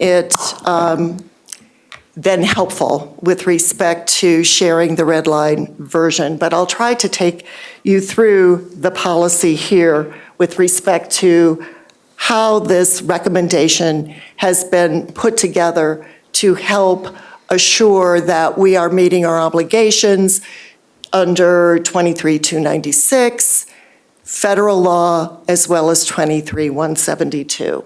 So the first paragraph here is essentially language that has come from our existing policies.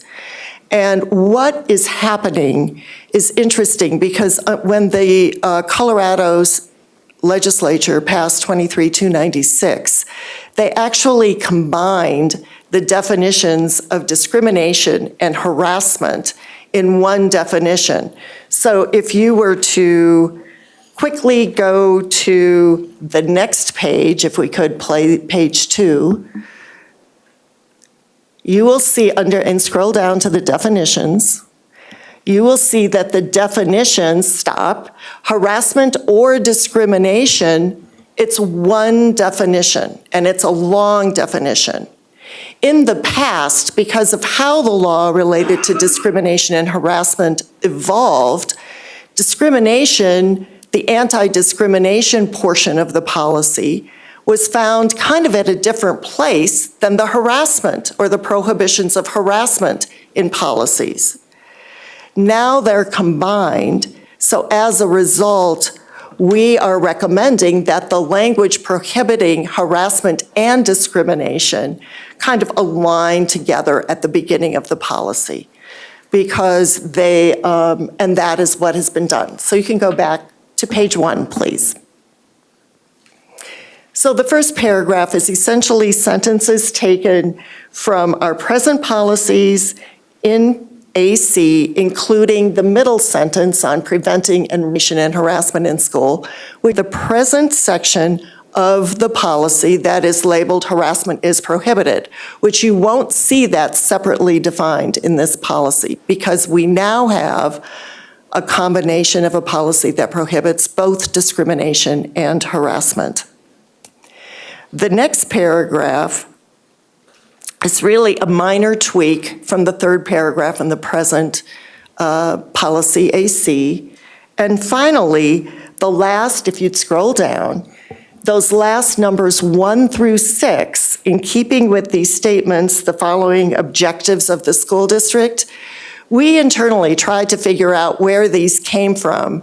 And it's my belief that they were CASB recommended language from the CASB policy. So I started looking at the policies of other school districts across Colorado, and it seems to me that this language appeared in other districts who subscribe to CASB's policies. So it's my assumption that numbers 1 through 6 are contained in our policy in the past and are there because they were recommended as part of CASB's model policies. Now, I can tell you that language is not specific to any specific statutory or regulatory requirement that I'm aware of. So that was language that we have had in our policy, and it includes, going on to the next page, number 7 as well. Okay, now we're getting into, and if you scroll down to Section A, including all of the definitions through page 5 of 12, I think 5, 11, 12, it goes all the way through page 7. That Section A applies and includes all of the statutory provisions under 23-296 that apply to a public school district's the statutory guidelines for addressing discrimination or harassment in our schools at the K-12 level. So those provisions are all in here. Many of those provisions are required to be included in the district's policies, including a provision which identifies the name and address of our compliance officers. So you will see Erin Henderson's name and contact information in there. When you move to page, towards the end at page 9, page 7 of 12, you'll see the definition, you'll see the end of that policy where we're actually identifying, beginning on page 6, resources for victims of violence. That is required to be included in the policy under 23-296, along with a commitment to training, along with a section on records retention with respect to complaints of harassment or discrimination, etc. So all of Section A really stems from the requirements under 23-296. If we move now to Section B on page 7, those requirements and the definition of harass or harassment, as well as the non-discrimination mandate, and Brian Condon and I worked on this together to assure that we're getting all of our employment obligations in there with respect to the prohibitions of discrimination and harassment in the workplace, but that is the new definition, or I shouldn't say new, but the tweaked definition of harassment under 23-172, which is now the Power Act. And then we move to, which also has and takes into consideration totality of the circumstances when you look at determining whether or not harassment is occurring in the workplace. And then when you get to subsection C, Colorado law doesn't have like the very specific definitions with respect to discrimination or harassment when it comes to discrimination or harassment of the public generally. But we know that as a school district, we provide services to the public, or we open our doors to the public, and we also know that we cannot, under state and federal law, discriminate or harass members of the public who avail themselves of the services and programs that we provide as an educational entity. So finally, on page 8, we identify section C as prohibited discrimination and harassment. Now, as you look through these, you can see that each one of these sections will refer to a specific grievance procedure that will be found in the superintendent files. And for harassment or discrimination directed at a student, which is not a Title IX allegation or a violation or alleged to be a Title IX violation, that will get addressed under ACR-3. And all of the requirements in 23-296 will be included in Superintendent File AC-R3. Now, 23-296 requires that your policy addressing discrimination for students must be separate from your Title IX grievance procedures, which is why ACR2 is the grievance procedure that will be applicable to just allegations of Title IX violations. And then ACR1 will be the procedures which will be applicable for addressing grievance procedures for our public as well as our employees. And that grievance procedure will be amended appropriately to address the requirements contained in 23-172. So this policy AC not only identifies and outlines, as a policy should, the prohibitions for discrimination and harassment, but it also helps to direct our stakeholders and guide our stakeholders in understanding the applicable procedures which will apply if they bring a complaint of harassment or discrimination, depending on whether they are an employee, whether they are a student, or whether they are a member of the public. If you move on to page 10, you will see that this policy addresses sexual harassment in violation of Title IX. As I said earlier, that section is going to need to have some revisions with respect to sexual harassment in violation of Title IX, because my review of those new regs does identify some revision to the definition of sex-based harassment in violation of Title IX under the new federal regs. Subsection F, the obligations to report, district action, and notice to training, those are things that already have been in our policy and are consistent with what the district has done in the past and is doing with respect to responding to allegations of discrimination and harassment. So that's essentially the explanation of how we've put together policy AC. And at this juncture, I think our team would be happy to answer any questions anyone may have with respect to the first reading of policy AC and how it's been organized and has incorporated statutory framework from 2 new Colorado statutes. Thank you. I do also have a couple of comments with respect to not only our rationale for reorganizing policy AC, but also to answer some questions about what is this policy addressing, and answer some questions that have come up to our attention as a team as we've looked at this. And some of those policies relate to, do we need to be, or some of those questions relate to, do we need to be more specific in identifying, even more specifically than we are in these policies, types of conduct prohibited as discrimination or harassment?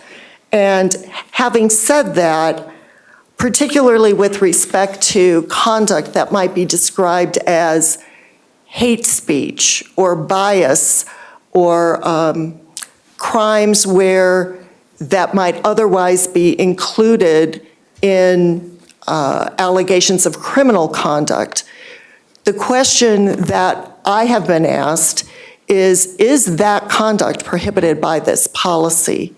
And has it been prohibited by our policy?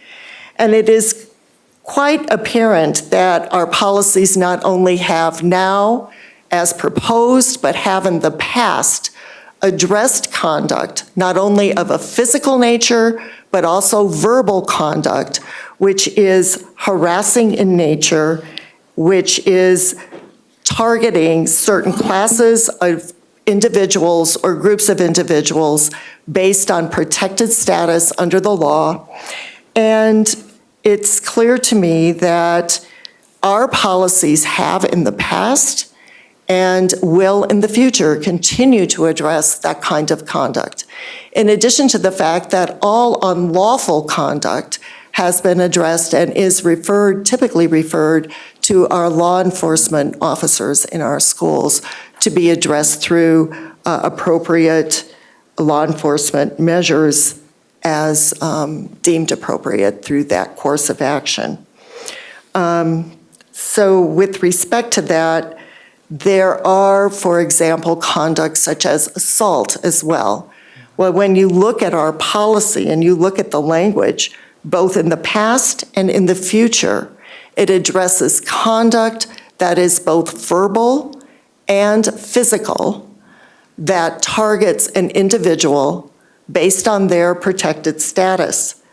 Additionally, we have several descriptions of the types of conduct in the past, in our past policies, which is prohibited, and they're found in various places in our policies, including policy JBA, JBC, policies, our anti-bullying policy. So there are a variety of places where we have, as a district, addressed policies that prohibit conduct or verbal conduct directed and targeted at students or at other employees, so that they're prohibited and appropriate measures can be taken in response to that.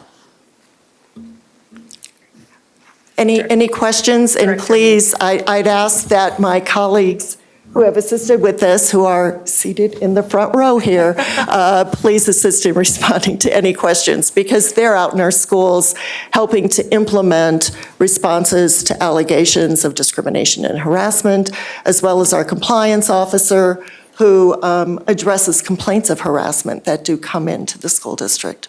Thank you. Director Meek. Well, thank you. It's obvious a lot of work has gone into this at this point in time.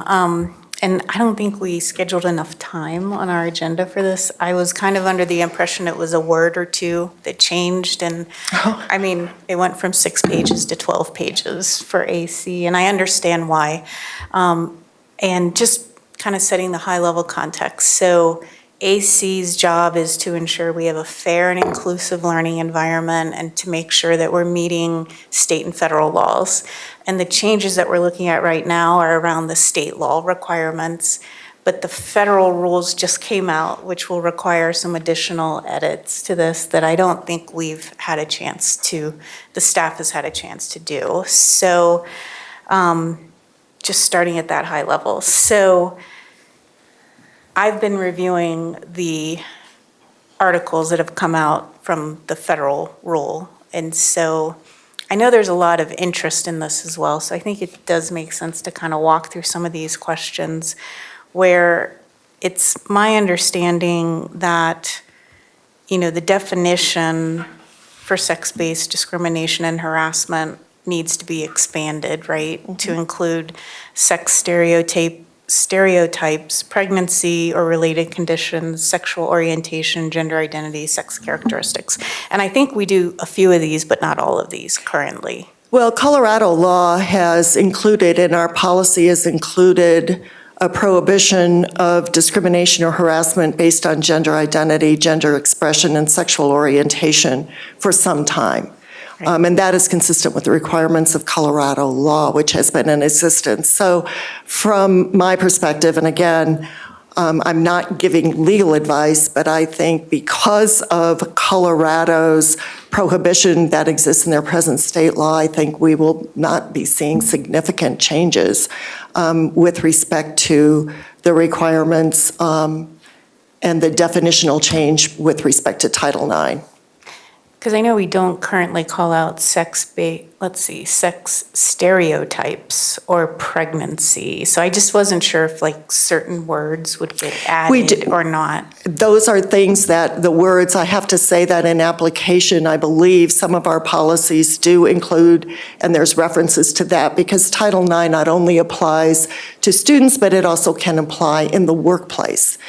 Because we have many employees, of course, in educational work settings in Title IX, as well as the public who may come in. So in any event, I think that we will take a careful look at Title IX and take a look at those requirements, but I think we're prepared to do that, and we will do that in a manner that will allow us to be ready by August when the federal government expects us to be ready. Yeah, so that deadline's August 1st, I believe, right? That's correct. And then the other deadline is July 1st? Is it July 1st is the requirement with respect to the state compliance with 23-296. But since we're not going to have board meetings necessarily and opportunities for the community to weigh in before the August 1, is it our goal to try to get the policy where it needs to be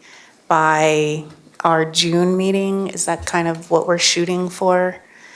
So the federal changes would also be incorporated when we are doing the final reading on this? Yeah, that's our goal, and we think that can very readily happen so that the board has an opportunity to look at it and we can have additional comment as appropriate. And I'm just asking these because I think our community has a lot of, we heard a lot of public comment, and so helping everyone understand what that looks like. I notice in here it talks about petty slights, minor annoyances, lack of good manners do not constitute harassment. Is all of that language from the bill? Almost verbatim. Okay, okay. Just wanted to make sure that was the case. And then tracking on page 6, where there's a requirement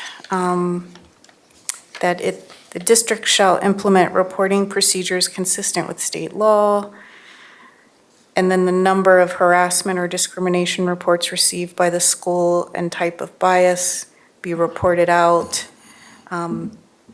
I think that process starts July 1, the way I read this. It is my understanding that there isn't a specific, it needs to be implemented, I believe, by 2025, July 1st of 2025. Okay. And that provision, again, tracks language from the statute, 23-296, which is now codified for those of you who might be looking in your school codes or your book of school rules at 22-1143. CRS 22-1-143. And then when you get to the district action, section G on page 10, where it says all district employees who witness discrimination or harassment in violation of this policy shall take prompt and effective action to stop it.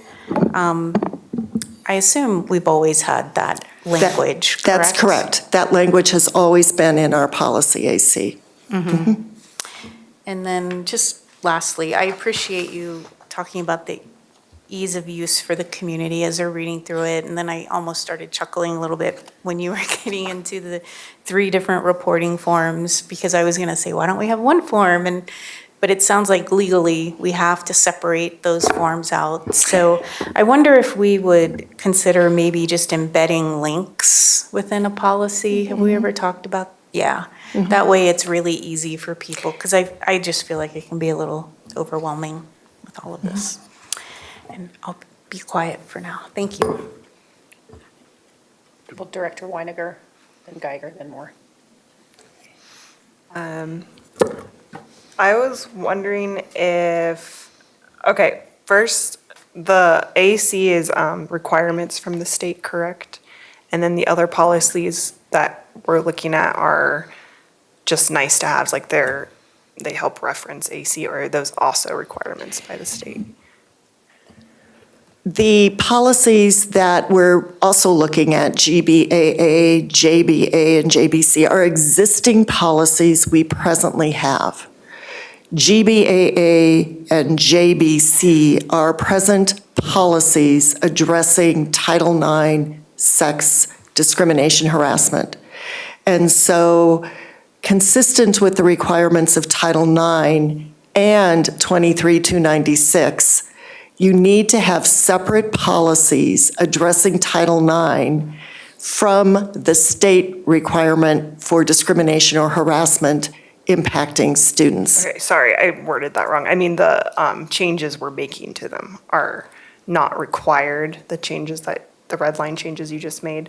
They're more of just to help align better with the changes In GBAA and, yes, they're to kind of refer, because we want to make sure that when somebody goes to GBAA, which is our Title IX policy, or to JBC, that they know, because those policies presently prohibit not only conduct that violates Title IX, it also prohibits other harassment of a sexual nature.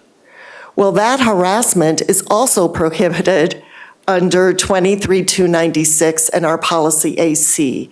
So we want to make sure that individuals who review those policies understand that you're protected, or if you're looking at it, did I violate this policy? There could be a violation not only of GBAA, but also of AC. And these are the procedural components for investigating or addressing those allegations of discrimination or harassment. I think it would be nice to have it footnoted on why this addition was added maybe, or like all the additions you added in AC related to this new statute. Just because for me, I can't tell what part is like, this is statute, we have to have this in here, or this is our school district that is having our own variation on it. And then I just have one more quick question, if that's okay.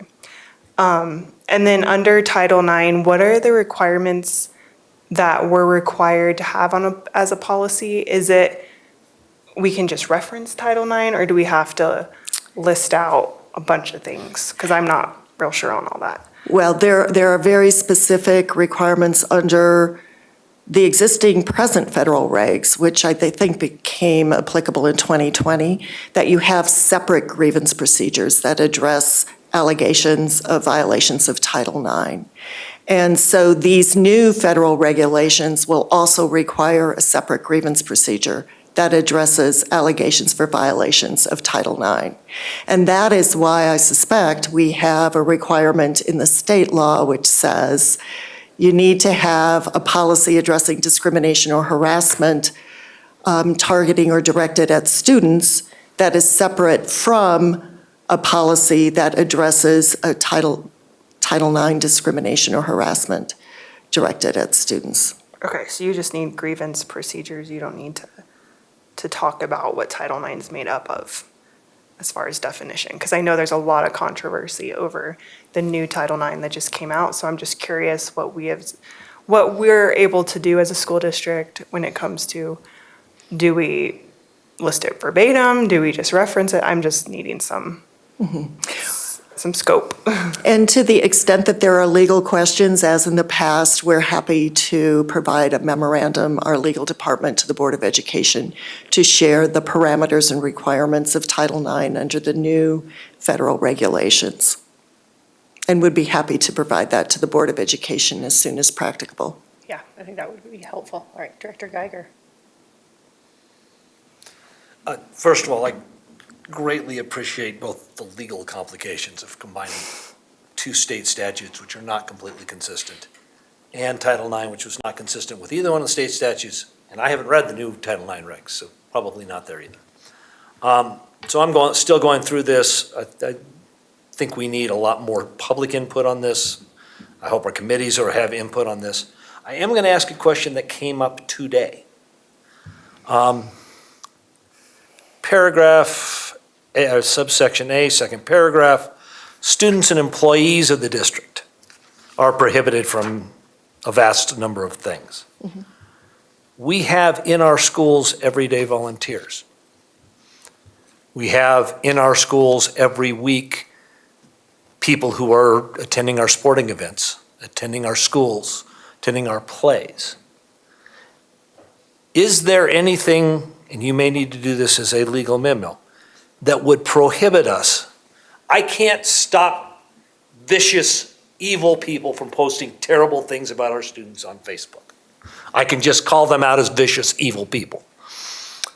I am pretty sure that I can add in here that if you're volunteering at our school, these rules apply to you. Mm-hmm. That if you're attending our sporting events, these rules apply to you. That if you're refereeing a basketball game, that these rules apply to you. I don't perceive, and again, my area of the law is not your area of the law, but I would ask you to look into whether there would be any prohibition or reason that we could not expand just that section. Students and employees of the district, volunteers, or those attending our schools. If they walk in our schools, the rules should apply. Under employees of the district, technically our SROs aren't employees of the district, although they are contracted employees of the district. I don't think our SROs are in there doing discriminatory and harassment stuff. I want to make that clear. But I think anybody that walks in our building should have this apply, so that if you're running the book sale or you're volunteering in there, that there's no reason that this can't apply there. And I would ask you to look at that and let us know if you think there would be any problem with that. Again, I can't take care of social media, but I can take care of my schools. I want to say, first of all, I've gone back and forth on this, but I think I agree with your final decision to make AC kind of the general policy. I think that's a good thing. It's a lot for a layperson to get through. It's a lot for a 35-year lawyer to get through. But I think that's the best way to handle it. I appreciate that. I do want to make it clear that I think this needs to go to our DAC. I think it probably needs to be referred to our EAC to some extent. There are people out there in the district, parents in the district, students in the district, who do not believe our reporting policy works. I'm not commenting whether or not they're right. I'm just telling you, I get those responses. And so this is our chance to build increased confidence that our policy is right and that our procedures will follow this policy. So I'm hoping everybody involved, and I think that's how getting DAC involved, getting EAC involved. I appreciate very much that we've got some really brilliant educators. I've known some of these people for 15 years now. Are involved in as well. So I feel like we're getting good feedback out of our schools, but I think more impact from our parent community is going to be an important portion of this. And our parents, our community, don't all agree on this. We heard that tonight. But if we get more feedback, even if we reject some of it, I think that brings more trust in the process. Director Moore. My question now has been covered. Director Thompson. All right. Thank you, Brad. You kind of touched a little bit on a point that I wanted to get to. So combining it all into this one policy, it does make it hard to read. And our policy should be something that the individuals that attend our schools and their parents should be able to read and understand. And so I do go back to wondering if we do need a few explicit examples, mainly to compensate for the readability of the document being difficult. And also, I mean, I know that it's what's in the House bill, but the new definition is a bit confusing. I mean, when we're thinking about, let's see here, we said, I know I pulled it out so I wouldn't have a hard time finding it. Here it is.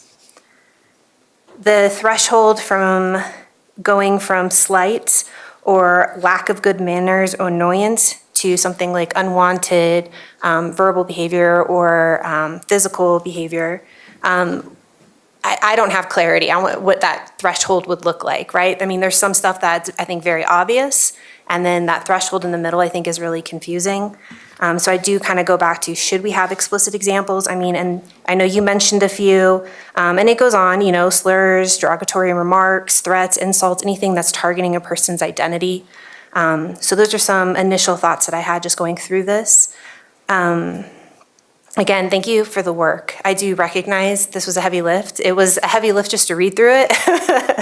The other question that I had, and I didn't think I saw it. Actually, let me back up while I'm still on this first policy. So for AC, I think it's 1 or A7, accommodation and supportive measures. And I know that this was language that was required, again, the section.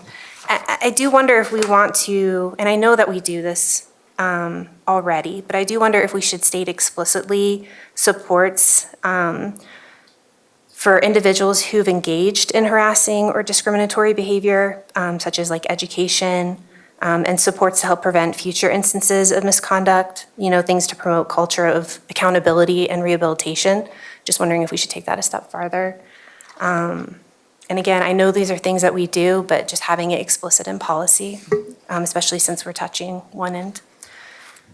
And the last question I had was just reporting. I didn't catch it, so it might be there and I just didn't see it. Is there a timeline for reporting for victims? So if you've experienced harassment, do we have a reporting requirement, like timeline requirement? And I'll open up any responses to the rest of your questions as well to members of our team sitting here. But with respect to a timeline requirement, there is not in policy a specific timeline requirement that would say you need to bring your allegation of discrimination or harassment within 30 days or 60 days. That does not exist in our policy, and I don't know with a level of certainty whether or not some of our procedures address a generalized timeline requirement. And maybe Mr. Henderson could answer that question. I was talking to Danny.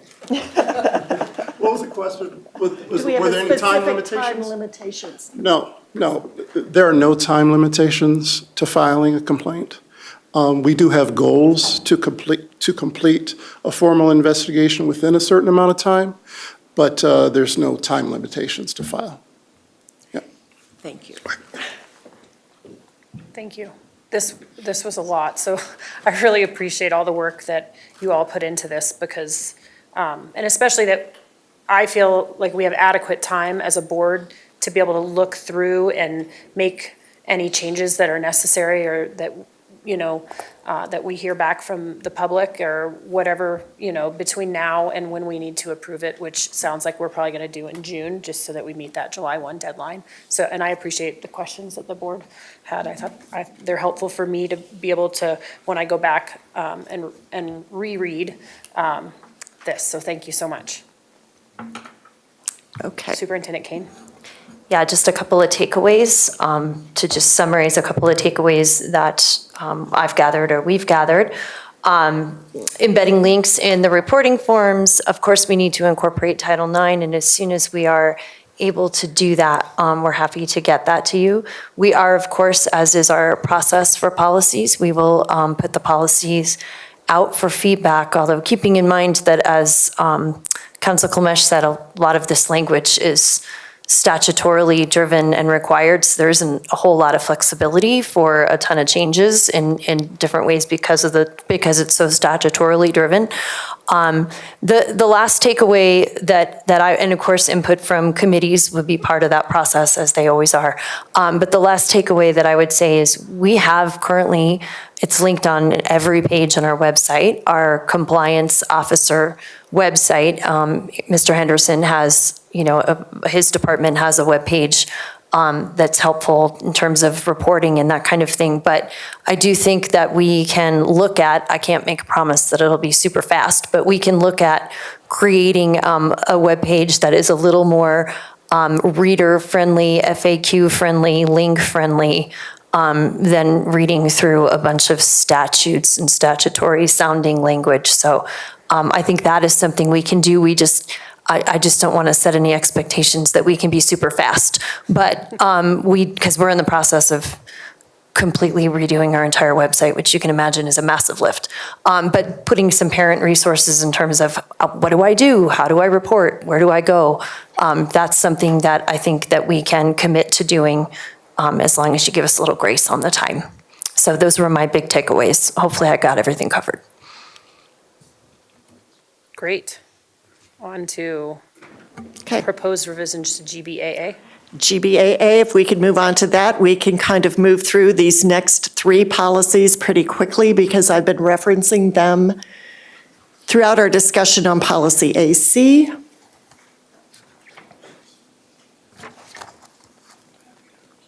Okay, so policy GBAA, as I described earlier, is our policy that specifically addresses for employees the prohibited sexual harassment under Title IX.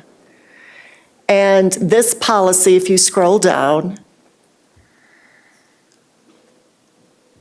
the proposed revision, keep scrolling, right there, indicates, and there's the critical piece, that it is also a violation of board policy AC for any employee to engage in any unwelcome physical or verbal conduct directed at a student. So this tracks that language from 23-296, because our policy has always prohibited misconduct of a sexual nature in addition to conduct that violated Title IX. We just, the policy prohibits that kind of conduct for our employees. And so this identifies and directs those individuals who would be implementing policies addressing employee conduct, as well as employees, to know that if they engage in conduct which is unwelcome physical or verbal conduct that meets that definition, they are in violation of GBAA and also policy AC. And in addition to that, the means by which those allegations would be investigated would be consistent with the grievance, the complaint investigation procedure that's applicable to conduct directed at students, which will now be at AC-R-3. I see Aaron or Mr. Henderson shaking his head. So, the lines of which policies or which grievance procedures apply when is important for compliance with both Title IX and the state requirements. So those were the major reasons for the revision. If you'd continue to scroll through these pages, you will see just the addition of reference to what is the investigatory complaint process for these proceedings. So that's the reason for revising GBAA. Any questions? Superintendent Kane. Thank you. I just have one comment to add. My folks here are doing research on the spot here for us. Director Geiger, you mentioned conduct in schools by people other than staff members or students, but volunteers, et cetera. We do have a volunteer code of conduct, KFAA, which of course, one item in there specifies that they can't violate federal or state law or adopted policy or regulation of the district. So I do think it would be wise of us to put a reference to AC in this KFAA so that it's clear that that's part of the volunteer code of conduct as well. So thank you. I'm sorry to interrupt GBBA or whatever. Great addition. We have one more link to another policy that we can attend to, which will make it all very workable for those administrators and all of us who are responsible for implementing these policies. Any other questions regarding GBAA? Okay, so then we can move on to JBA, which I believe is the next proposed revision. JBA is the general non-discrimination, non-harassment policy of students, and it just seems pretty logical that as a result of 23-296, we'd revise this policy to reflect the statutory definition of discrimination or harassment applicable to conduct directed at students. And that's what the revision to this policy does. It also, similar to GBAA, it also refers in that second paragraph of the addition to discrimination or harassment as more specifically addressed in policy AC. So that, again, we're drawing the reader of that policy. So if you're a parent, you're looking through our code of conduct or our policies, and you're in the student section, and you see non-discrimination and non-harassment of students, you would know to look also at policy AC.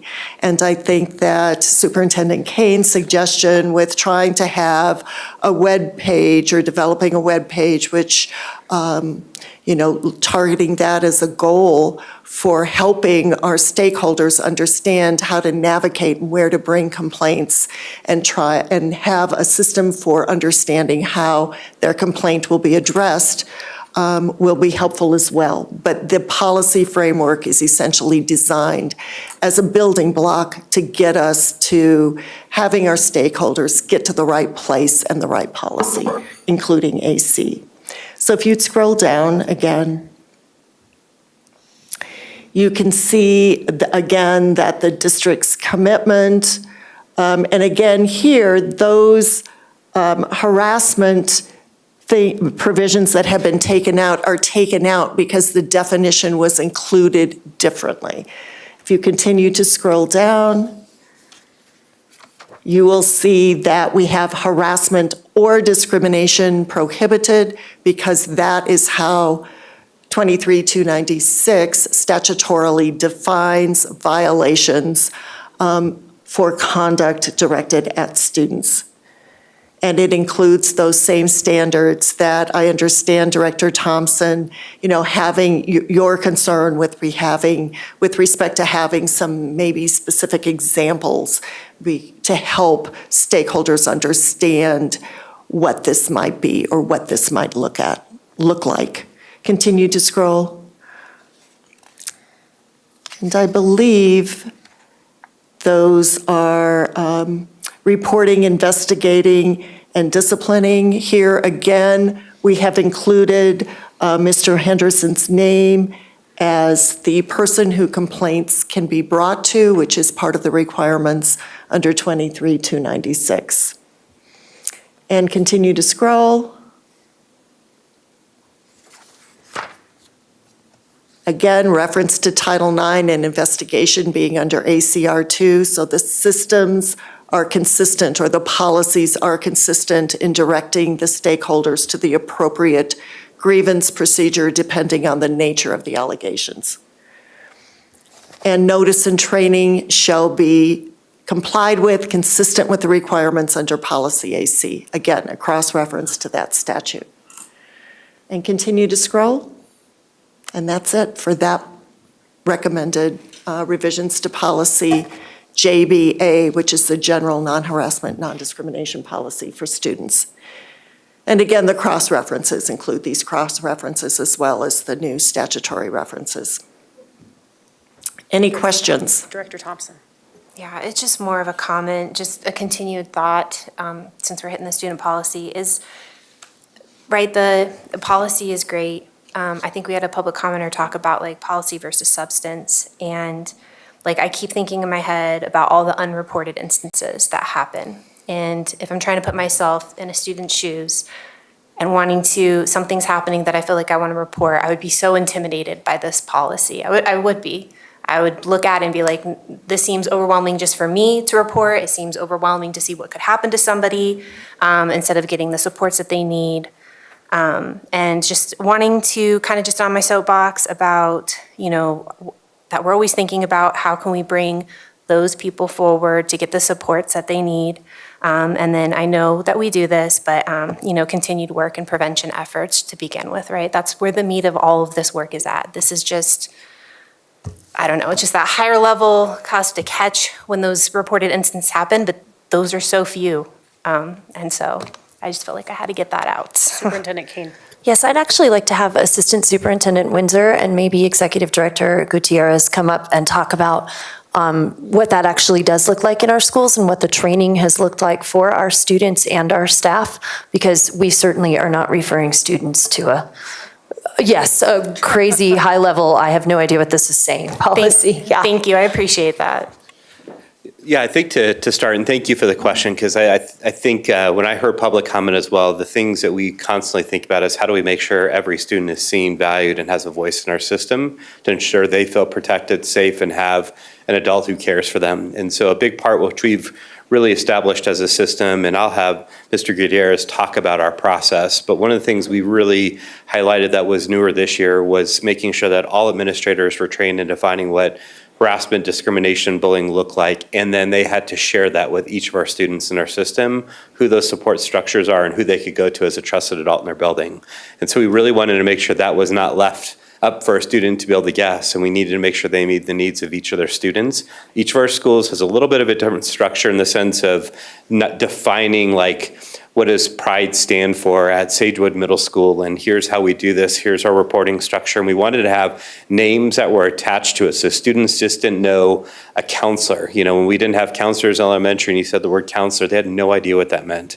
So we attached names to those positions, so when they say, I need help, and I can talk to this person, is what we identified and spent time with every single one of our students. That doesn't minimize the fact of the regular conversations we have within our schools, which I'll have Mr. Gutierrez talk a little bit about as well. You bet. I think one of the priorities our buildings have is making those relationships and connections with our students. Again, as Danny was saying, just about who they can go to. What do we expect of our students, but also what our students can expect of adults in the building to be responsive and to be supportive. We really try to articulate good processes to our students and to our families through a multitude of communications, making sure that anything that's brought our way, we'll investigate accordingly, we'll be comprehensive in that investigation piece, but also, too, making sure that we're partnering with the right folks, whether it's law enforcement, human resources, safety and security, mental health, whatever it might be, because there's really a support layer to this to ensure good things, that the kids will be safe and ensured of a good learning environment. So I think it really does start with good relationships, clear expectations, what kids can expect from adults, what our adults are going to expect from kids, but also having good processes. Danny's absolutely right. One of our goals is to make sure there's an adult that every kid can go to if there's questions, concerns, or wondering.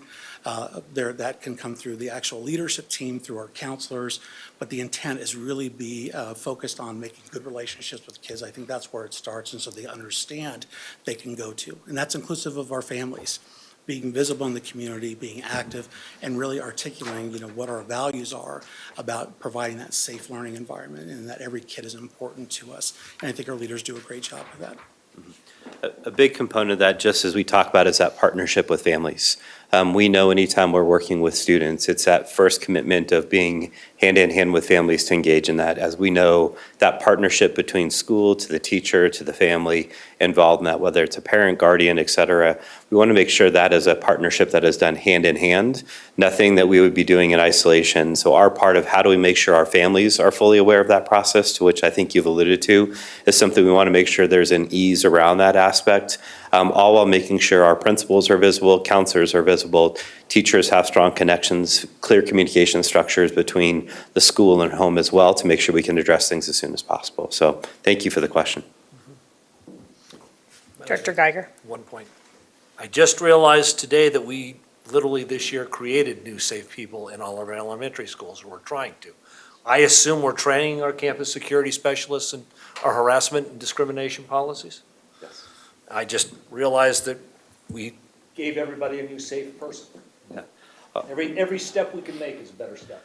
All while understanding that we're the only district that keeps 250-to-1 ratios for our counselors as well, which is a model that most schools can't do, but that's, again, a huge thank to our voters to allow that to happen as well.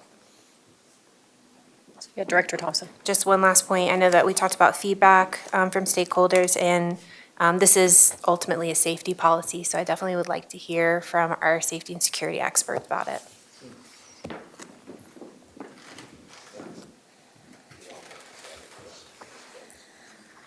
Any other questions regarding JBA? Okay, we can move to the last one in the group of four, JBC. This policy essentially mirrors GBAA, except that it's applicable to our students. It's our policy that prohibits sexual harassment or sex-based harassment under Title IX and other prohibited misconduct of a sexual nature. And so if you're scrolling down, you will see the reference to a violation of Board File Policy AC for any student or employee to engage in discriminatory or harassing conduct as defined in 23296. And that's that definition right there. If you scroll back up a little bit, you will see the definition there of prohibited conduct in violation of Title IX. That portion of JBC will likely need to be revised further to be consistent with the new Title IX regulations. Okay, if you would scroll down. Keep scrolling. I believe there may be references only in our reference, legal reference and cross-references with respect to the complaint and grievance process at AC-R-3, which will be adopted soon through our superintendent file adoption process. Any questions about JBC?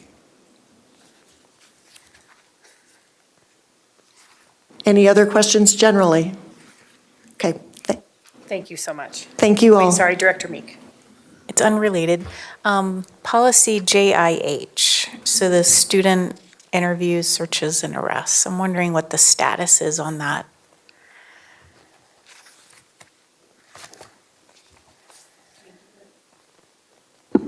Thank you for the question. Our intention is to provide the Board of Education an update based on the feedback that we received from the community and a proposed second reading with revisions at the May Board of Education meeting. Superintendent Kane. One last thing. I believe that our approach from here forward will be that we will first incorporate what we need to incorporate for Title IX, send that revision to you all, give you a few days to percolate on it, all of that before we put it out for public input, so that the public's able to see it for public input and committee input with those Title IX pieces incorporated as well. And then when we come back to you in June, we will have, based on all the feedback received, we will have incorporated and be able to come back to you with a second reading. That sounds great. Director Meek. So my only fear is getting to all of the committees, right, that happen and what that schedule looks like. How quickly do you think the revision would come back to us, and then we could start that process of engaging the community. Thank you for that question. I don't want to commit Mary and her team without talking to them.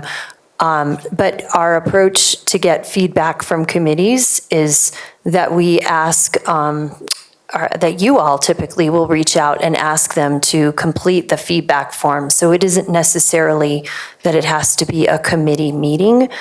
We just want to make sure that we get feedback from all of our committee members. Right, so in the past, we've just sent something that says, here's the link, as we do with the rest of the community, and then that way, we're not asking for formal recommendations from each committee, but just for them to fill out the feedback the same way that the rest of the community members do, yes? Correct. Yeah.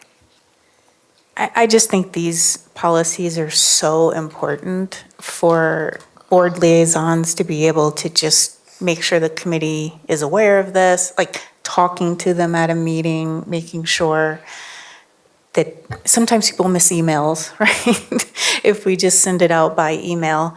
And so, I mean, I was sitting here pondering the whole feedback process, knowing that it's still going to be revised. So my initial thought was, should we have like first reading, but add, pending additional updates based on, Title IX?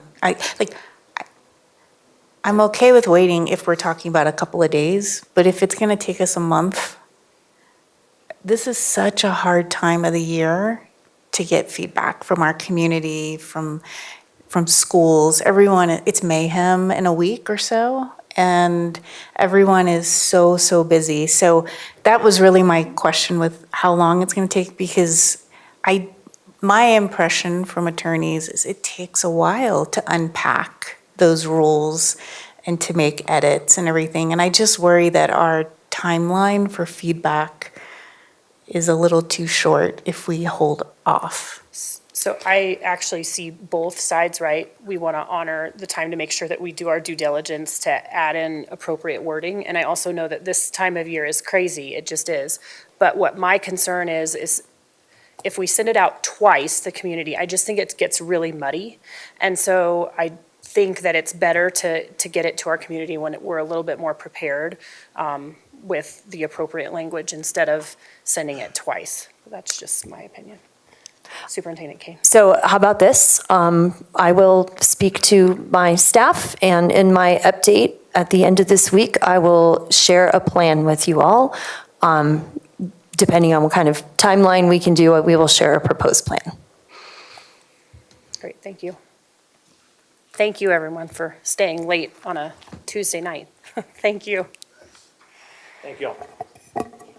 All right, moving on to item number 36, the board discussion on revisions to end statements. Director Weiniger and I were able to get together to put together a draft of our end statements, and the purpose of getting it done this quickly was so that our connections engagement tomorrow evening would have the most recent draft. And this is taken from the feedback that we received as a board. I think Director Weiniger and I tried to separate the top, the number one by talking about more of the cognitive digital skills. And then the second one was more talk about the self-leadership and interpersonal. So. Any questions? Yes, Director Meek. Yeah, I think you guys did a great job. I was laughing because these were my notes and I couldn't track anything. I thought you guys did a really nice job compiling our conversation. I was just curious about number 2, students acquire the necessary self-leadership skills. Was the language, I think self-leadership skills is what we had mentioned earlier. It was part of one of those. What was the name of the McKinsey? Yeah. There was the 4 McKinsey, it was like a box, and I think it was the cognitive, digital, self-leadership, and interpersonal, I believe. So I just think it might be really helpful for us to use that framework when we talk about this with our communities, just to kind of help provide additional context or detail, that might be Sure. helpful. Sure. I did have one thing. Okay, Director Geiger. All students develop the workforce readiness knowledge. There are a small subset of our students who either because of choice or because of limitations are not preparing for the workforce. And I don't want to say that they're not as important to the rest of them. This probably applies to 99% of our kids. But I wonder if there is space to put in there, all students develop the workforce and life readiness knowledge. I think that's why we put ensure performance at their highest individual potential. Yeah, But, yeah. I just, again, I'm all in favor of us working. I'm getting to the point, I'm getting a little bit done with it, but. So I guess maybe what we could do is just take this to our connections event tomorrow Yeah. night instead of making edits Mhm. this evening. And then that way we can come back with that It's a great feedback idea. and then kind of move from there. Is everyone okay with that? Okay. All right, good. So that concludes item number 36, and then the new additional 37, which is the connection linkage. Director Meek and I have had the opportunity to chat and talk about questions for our community connections for tomorrow. Thank you for printing these. Thank you. So I'll just, sure, Director Meek. Sure, thanks for agreeing just for a couple of minutes so we know what the heck we're doing tomorrow evening when we all get together. As a reminder, we're meeting here at the district building, which isn't on here. That's why I'm telling you, we're meeting here, not at Legacy, tomorrow evening. And at 6 o'clock, it's our opportunity to connect with our teachers, and there's about 36 or so RSVPs from our teachers across the district, where we will meet with them at 6 o'clock. We'll do short intros.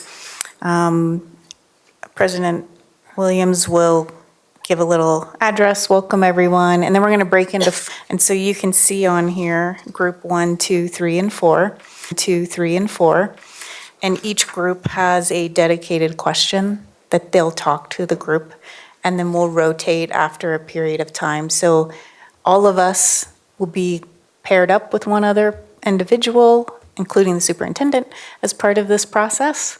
And we have an opportunity to gain feedback. There's a note taker for each group where you're able to take notes. And then at the end, the board has the opportunity to do a little bit of debrief at the end and compile our thoughts. And so we wanted to share this outline with everyone and see if you all have any questions or want to make any revisions to any of the questions.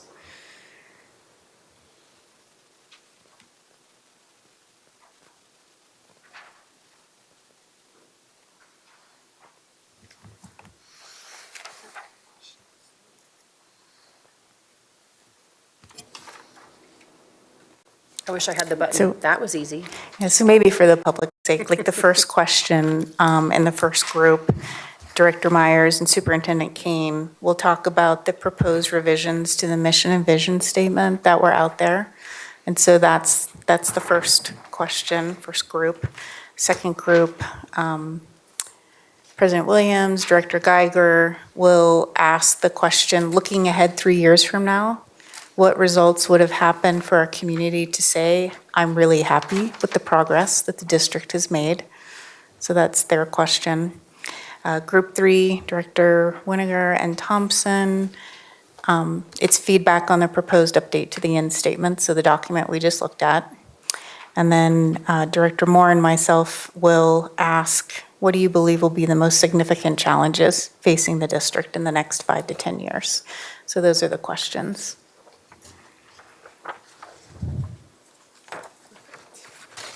Director Moore.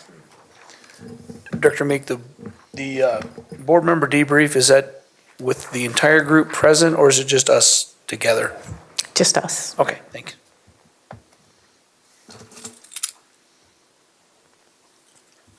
Any other questions, feedback? Thank Great. you very much for doing this. Awesome. It should be a good one. Yeah, I'm looking forward to that group. It was really, really helpful last year, so. All right, moving into Board of Education reports. Number 38 is President Report. The next meeting of the Board of Education is May 7th. It's a scheduled work session. Agenda planning for that meeting will be held this coming Thursday at 9:30 at the Legacy campus. I have been very busy over the last 3 weeks. So I had the honor of being able to go to the National School Board Association. And I think that it would be very good if we talked at some point as a board. I felt it's kind of like, obviously it's like CASB, but it's kind of on steroids because it's the national level. And so you have a lot more breakout session opportunities that you can really hit that are your passion or your district's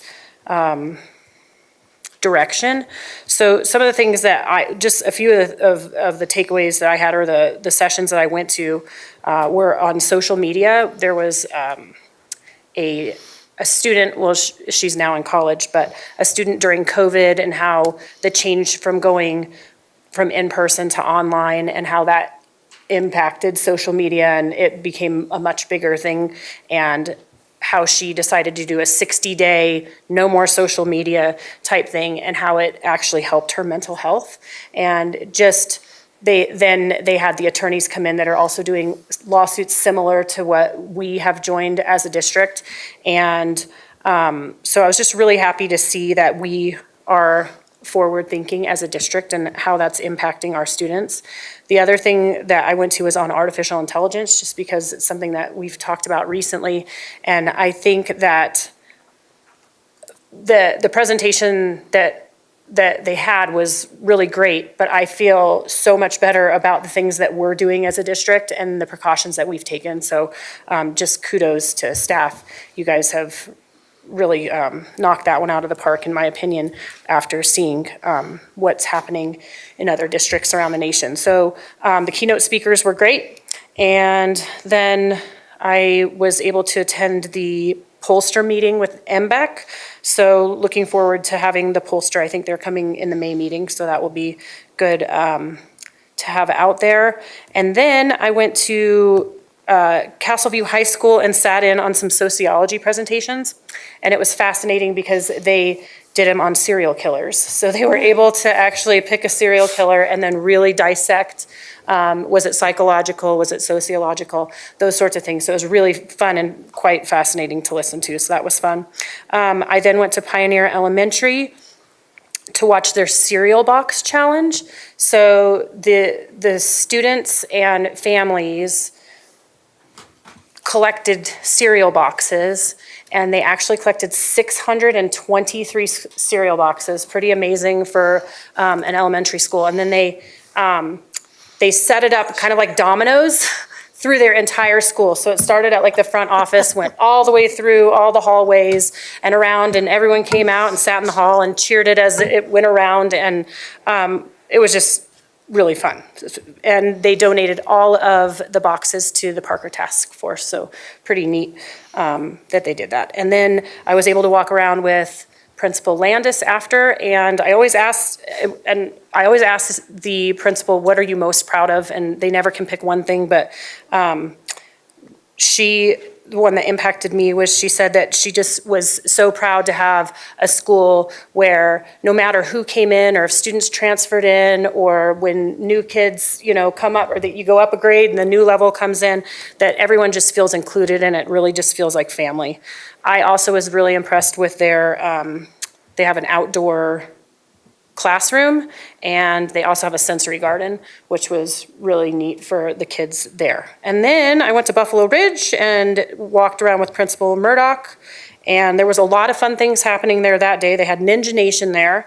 They had an egg drop going on where the fifth graders were trying to drop an egg, a raw egg, off of the roof and find a way to make it so it didn't crack when it hit the ground. So like, did they surround it with balloons or did they put a parachute on it? So it was really neat. And then they also had a rocket launch happening that day. So that was fun.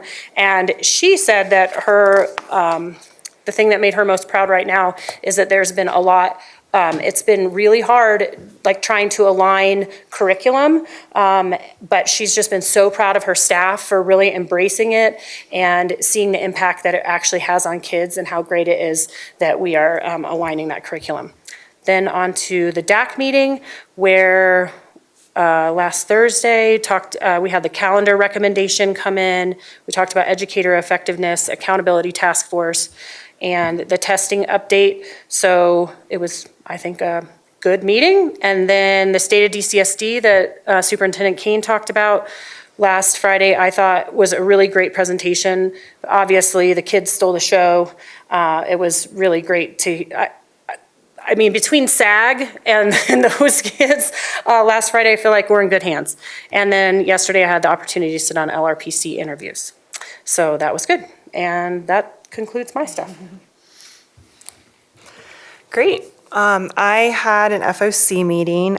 We had a presentation from the benefits department. They included their benefits, I believe they're the agents, Mercer, and they talked about how they look at the options for our benefits and where we compare to other districts, and just some future polling that they'll do, or surveys they'll do with our employees just to get the best options out there, which was really interesting. And then we got a presentation about the budget, and then we also talked about growth and decline. They were really curious about that, and so I told them about our advisory teams we have going on, and so they want to stay updated on that because they know that we're looking at funding and a potential bond, and they'll weigh in on that like they do every year if we put one on the ballot. And like I said, they just had concerns about our funding in the future and how we can sustain if our funding decreases with that potential bill that's on the floor. And let's see what else.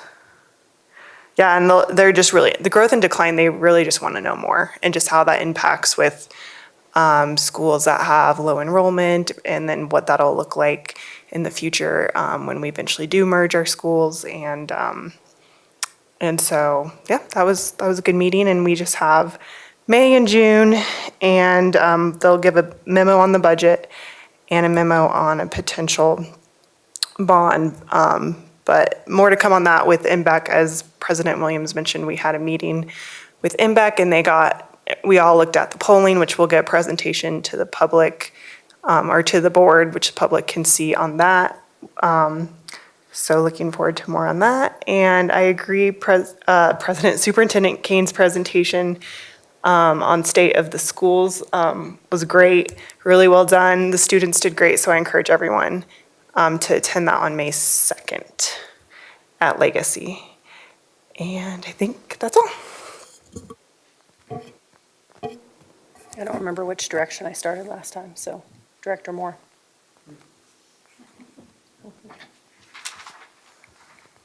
Thank you.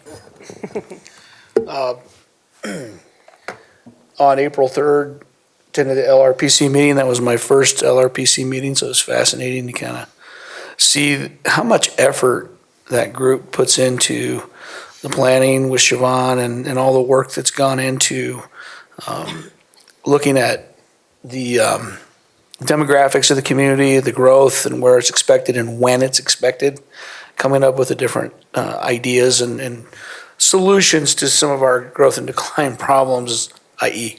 right now growth problems. Very, very informative. I really like that committee. It just really fits kind of what I'm interested in, and I like that a lot. Same day in the morning, attended the safety and security meeting. And can't go into a ton of detail, but it was a great presentation on just threat assessment issues and how the district handles these things in the way that they do it. It's very well done. Very solid efforts there. Director Weiniger talked about the MBEC meeting with the pollsters that we attended. Was there for that. Great feedback from the community on the data that we received and kind of how we'll process and utilize that as a tool as we move forward. The state of the DCSD presentation, I agree, was fabulous. Really got to see more of the legacy campus for the first time, which that is a amazing building, number one. But number two, the way the school district uses it is really good. Very impressed there. And I talked to the leader of that school, is it Rex? I forget his last name. Corey, yeah, he's going to take me on a further tour when we have a little bit more time, but I'm looking forward to that at some point. And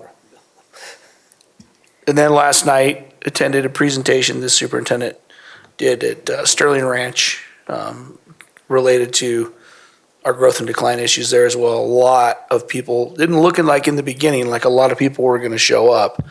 But as we got into it, turnout was pretty solid, I thought. I don't know if you compared to Solstice what you thought, but it was great turnout. Tons of questions. And quite frankly, ton of interest in schools in Sterling Ranch. That people want them. So, interesting. And then I think we have some more of those state of the school district presentations on Friday. A couple of the high schools, so yeah. Director Geiger. I'm realizing Director Moore and I spent a lot of March together. Because I, of course, attended the LRPC meeting with him. We're talking about slip process. They're talking about slip process modifications, both in Sterling Ranch and in southwest Parker, Gold Rush, in that area. They're really, as they always do, are getting very detailed about that and getting some more information about more students to Coyote Creek, more students to Trailblazer, and then what we're going to do about Gold Rush in that area. So we'll be seeing more from them on that once they get more. Plus, they're working on the master capital plan. I had a really interesting Saturday. Went to the Visual Arts Intensive at Ponderosa, which is a lot more than an arts exhibit. That is, next year go to it because it's a collaboration between our art teachers and our gifted and talented program.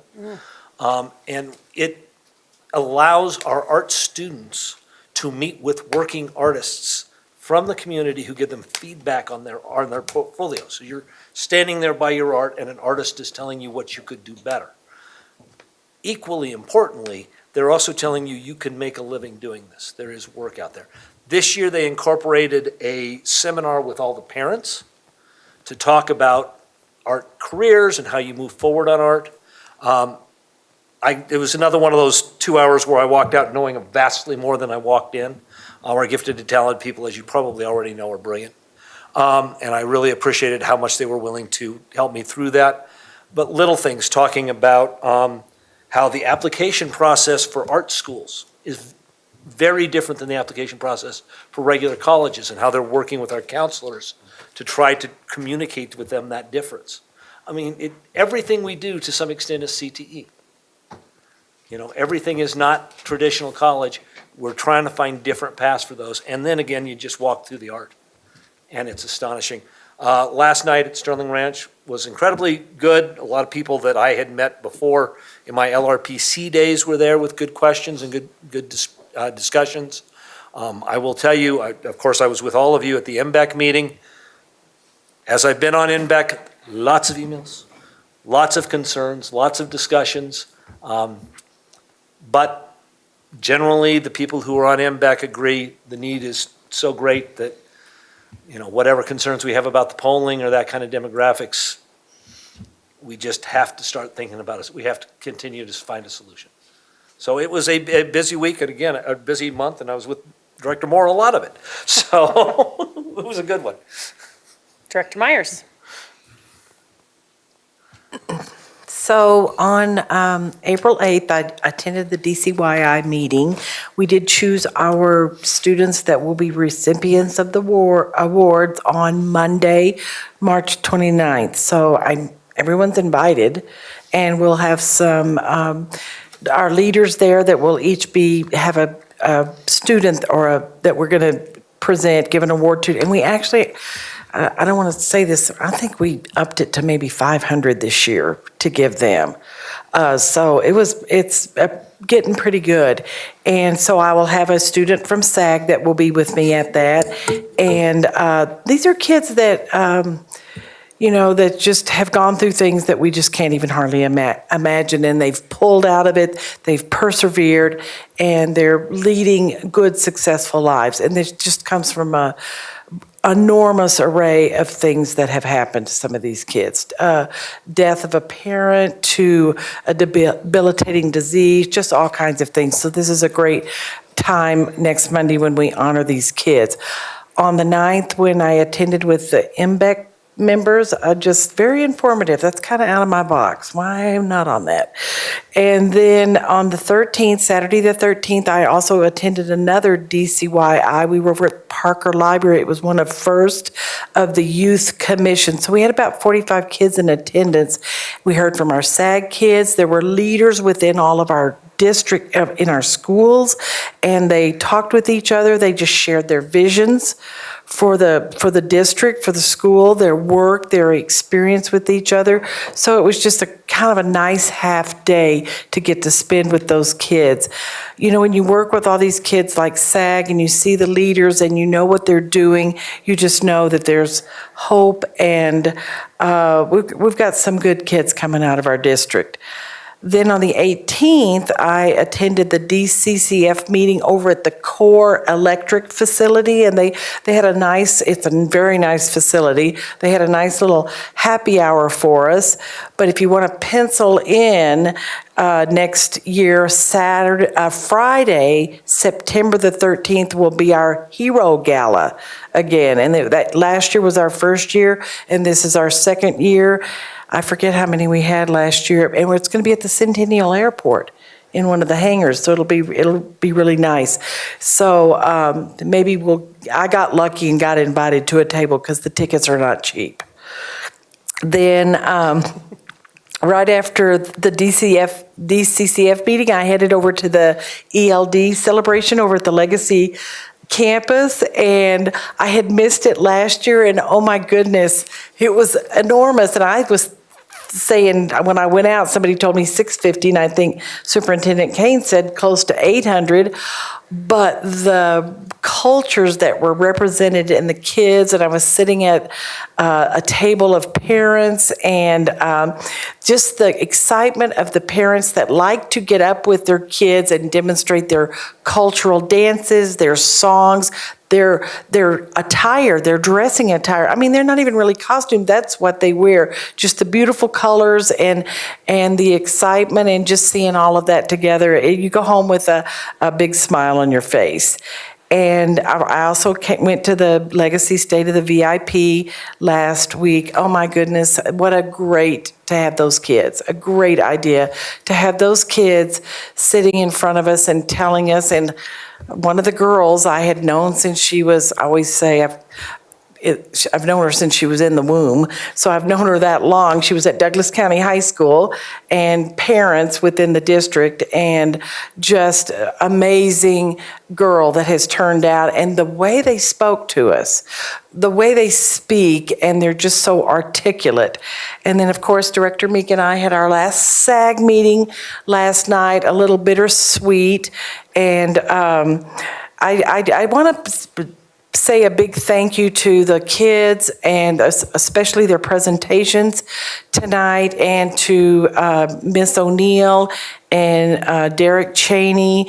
And I want to give a really big thank you to Director Meek for being on that committee with me, with that group, and just a breath of fresh air coming in. And we had a little activity last night, and we determined that we need to do that next year, every SAG meeting, because it kind of got them up and their blood was circulating, and the kids enjoyed it, that they got to go around and, okay, they're going to get out of their box. So And then we had a little, they had Qdoba last night instead of pizza, and Director Meek and I provided an ice cream bar for them. And of course, Mr. Blair was there, and we were all pitching in and having a good time. I just think it was a really enjoyable night. And then to know that tonight was probably the last night that we will see some of those kids, because they're seniors and they're gone. And so I'm one of the lucky board directors that gets to be with the kids. So, and that was since the last meeting. Director Thompson?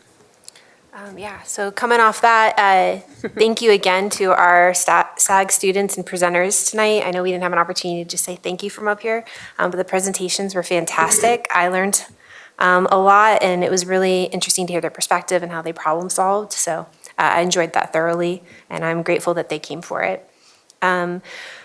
It's been a little bit since I reported out. I have done a couple school visits. I did Ponderosa High School. That was a really great visit. I was also able to see first person some of the capital needs at Ponderosa. Ponderosa, the school has so much history, personality, school spirit. You have staff that graduated from there. I mean, it's this amazing hub, this amazing community. Principal Hollingshead is smart, thoughtful, and an empathetic leader. It was a great experience going there to tour it. I also got to visit Legends with Principal Jacob. He's dedicated, innovative, and a student-centered leader. I got to learn about a bunch of different programming, including their CTE offerings and AVID, which I think a future presentation on AVID would be really awesome. It sounds like a great program. And it got a tour of the school as well, see all the things that the students there are accomplishing, and also the benefits. I got to hear firsthand the benefits of the MLO passing last November. And then I visited Cimarron with Principal Zimmerman. He was really welcoming and excited to have a visitor. And, I got to learn more about how they use the pods and teams to make the school feel more cozy. Learn about the technology offerings they have for students, which I've heard from students myself that go to that school, especially the yearbook and some of the technology stuff, the video stuff that they get to do at that school. So they make their own videos, and they do the whole thing, like the direction, working the cameras, acting behind the camera. So that was pretty neat. Principal Zimmerman is an advocate for safe and welcoming school and quality academics. So it was a great experience. I enjoyed getting to know all of them. And then the last thing that I wanted to share was I did attend one of our elementary school's SAC meetings, and I was able to hear a presentation from one of our elementary school counselors. And it was kind of a year-end presentation of, hey, these were my goals this year. This is the data on those goals and all the things that were accomplished. I had an idea of what our elementary counselors did, but I did not also have an idea of how much our elementary counselors do. They are I'm glad we have them. They play such a pivotal role, not only in the emotional well-being of our students, but academic achievement, and being ready for the next grade level or the next school that they're gonna go to. So that was a really great experience. I'm so glad that I got to listen in on it and see that highlighted. And I'm done. Director Meek? It's fun going last. It actually fills my heart, all of these amazing stories. I hope our community's listening. I also was able to attend the National School Board Association Conference. It's the first national NSBA conference I've ever attended, and the keynotes were phenomenal. We got to hear from Ruby Bridges. So her life story, as the first African-American child to attend a formerly all-white school in Louisiana in 1960, and everyone knows the image of her walking in and to hear her tell her story, and she is volunteering in that same elementary school right now it was pretty amazing to hear her story. And then we also had a keynote speaker who's an American disability rights activist, film producer, former educator, and he's the chairman of the Special Olympics since 1996. And he spoke about the Dignity Index. It's really pretty, he did a great job talking through this index where there's a system 1 through 8 where different ways you can say something, and 8 being the way to say it with dignity. And there's a dignity pledge: as an American who knows and loves my country, I am convinced there is no America without democracy, no democracy without healthy debate, and no healthy debate without dignity. Therefore, I pledge to do more to treat others with dignity, not contempt. It was just another inspiring keynote. I also attended different breakout presentations. There were several on AI, mental health, legal updates, strategic planning, governance, self-evaluation, like all the things that you would expect. But the keynotes were really pretty inspiring. And they always have student performances. And so seeing the students perform is just amazing. And then on April 18th, you heard about the DAC meeting. Basically, they have a communications committee who's really trying to figure out how do we make sure, our SACs are hearing from us, they're opening our emails. So they really are working hard to try to figure out, are they being effective in communication? We had a presentation on title programs and funding, the calendar committee, and rubrics with Dr. Kirby. And then, as Director Myers said, we had the SAG meeting last night, the Student Advisory Group. We also gave a quick update on the policies, and hopefully they don't fall asleep, when that update is provided. But I did run through our end statement language and asked for feedback, and everyone was pretty positive with the language that was there. We didn't have a lot of time scheduled for it, but we had an opportunity for them to weigh in. And then today I had the opportunity to go to the Mortgage College of Education that had a Power of Effective School Boards session. So I spent my morning down at DU. I'll be back there for a couple graduations soon. But they had 4 different topics that they talked about: youth mental health, shifting enrollment and school closures, superintendent and school board director relationships, and teacher shortages. And there's little fact sheets on each of these. So I will get these to everyone so you can have that information, which leads me to thanking Ms. Bruckman for creating the form that I don't know if anyone has used the form yet. Except for Director Thompson. Yeah, I know I have not used the form, and it's hard to create new habits, but I'm going to try. And so I'll submit all of this information so everyone can have it.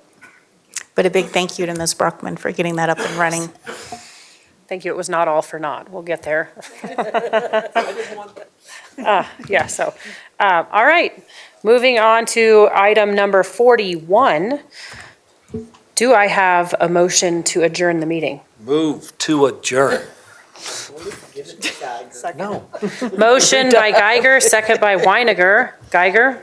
Aye. Meek? Aye. Moore? Aye. Myers? Aye. Thompson? Aye. Williams, aye. Weiniger? Aye. Passes 7-0. The meeting of the Board of Education is now adjourned.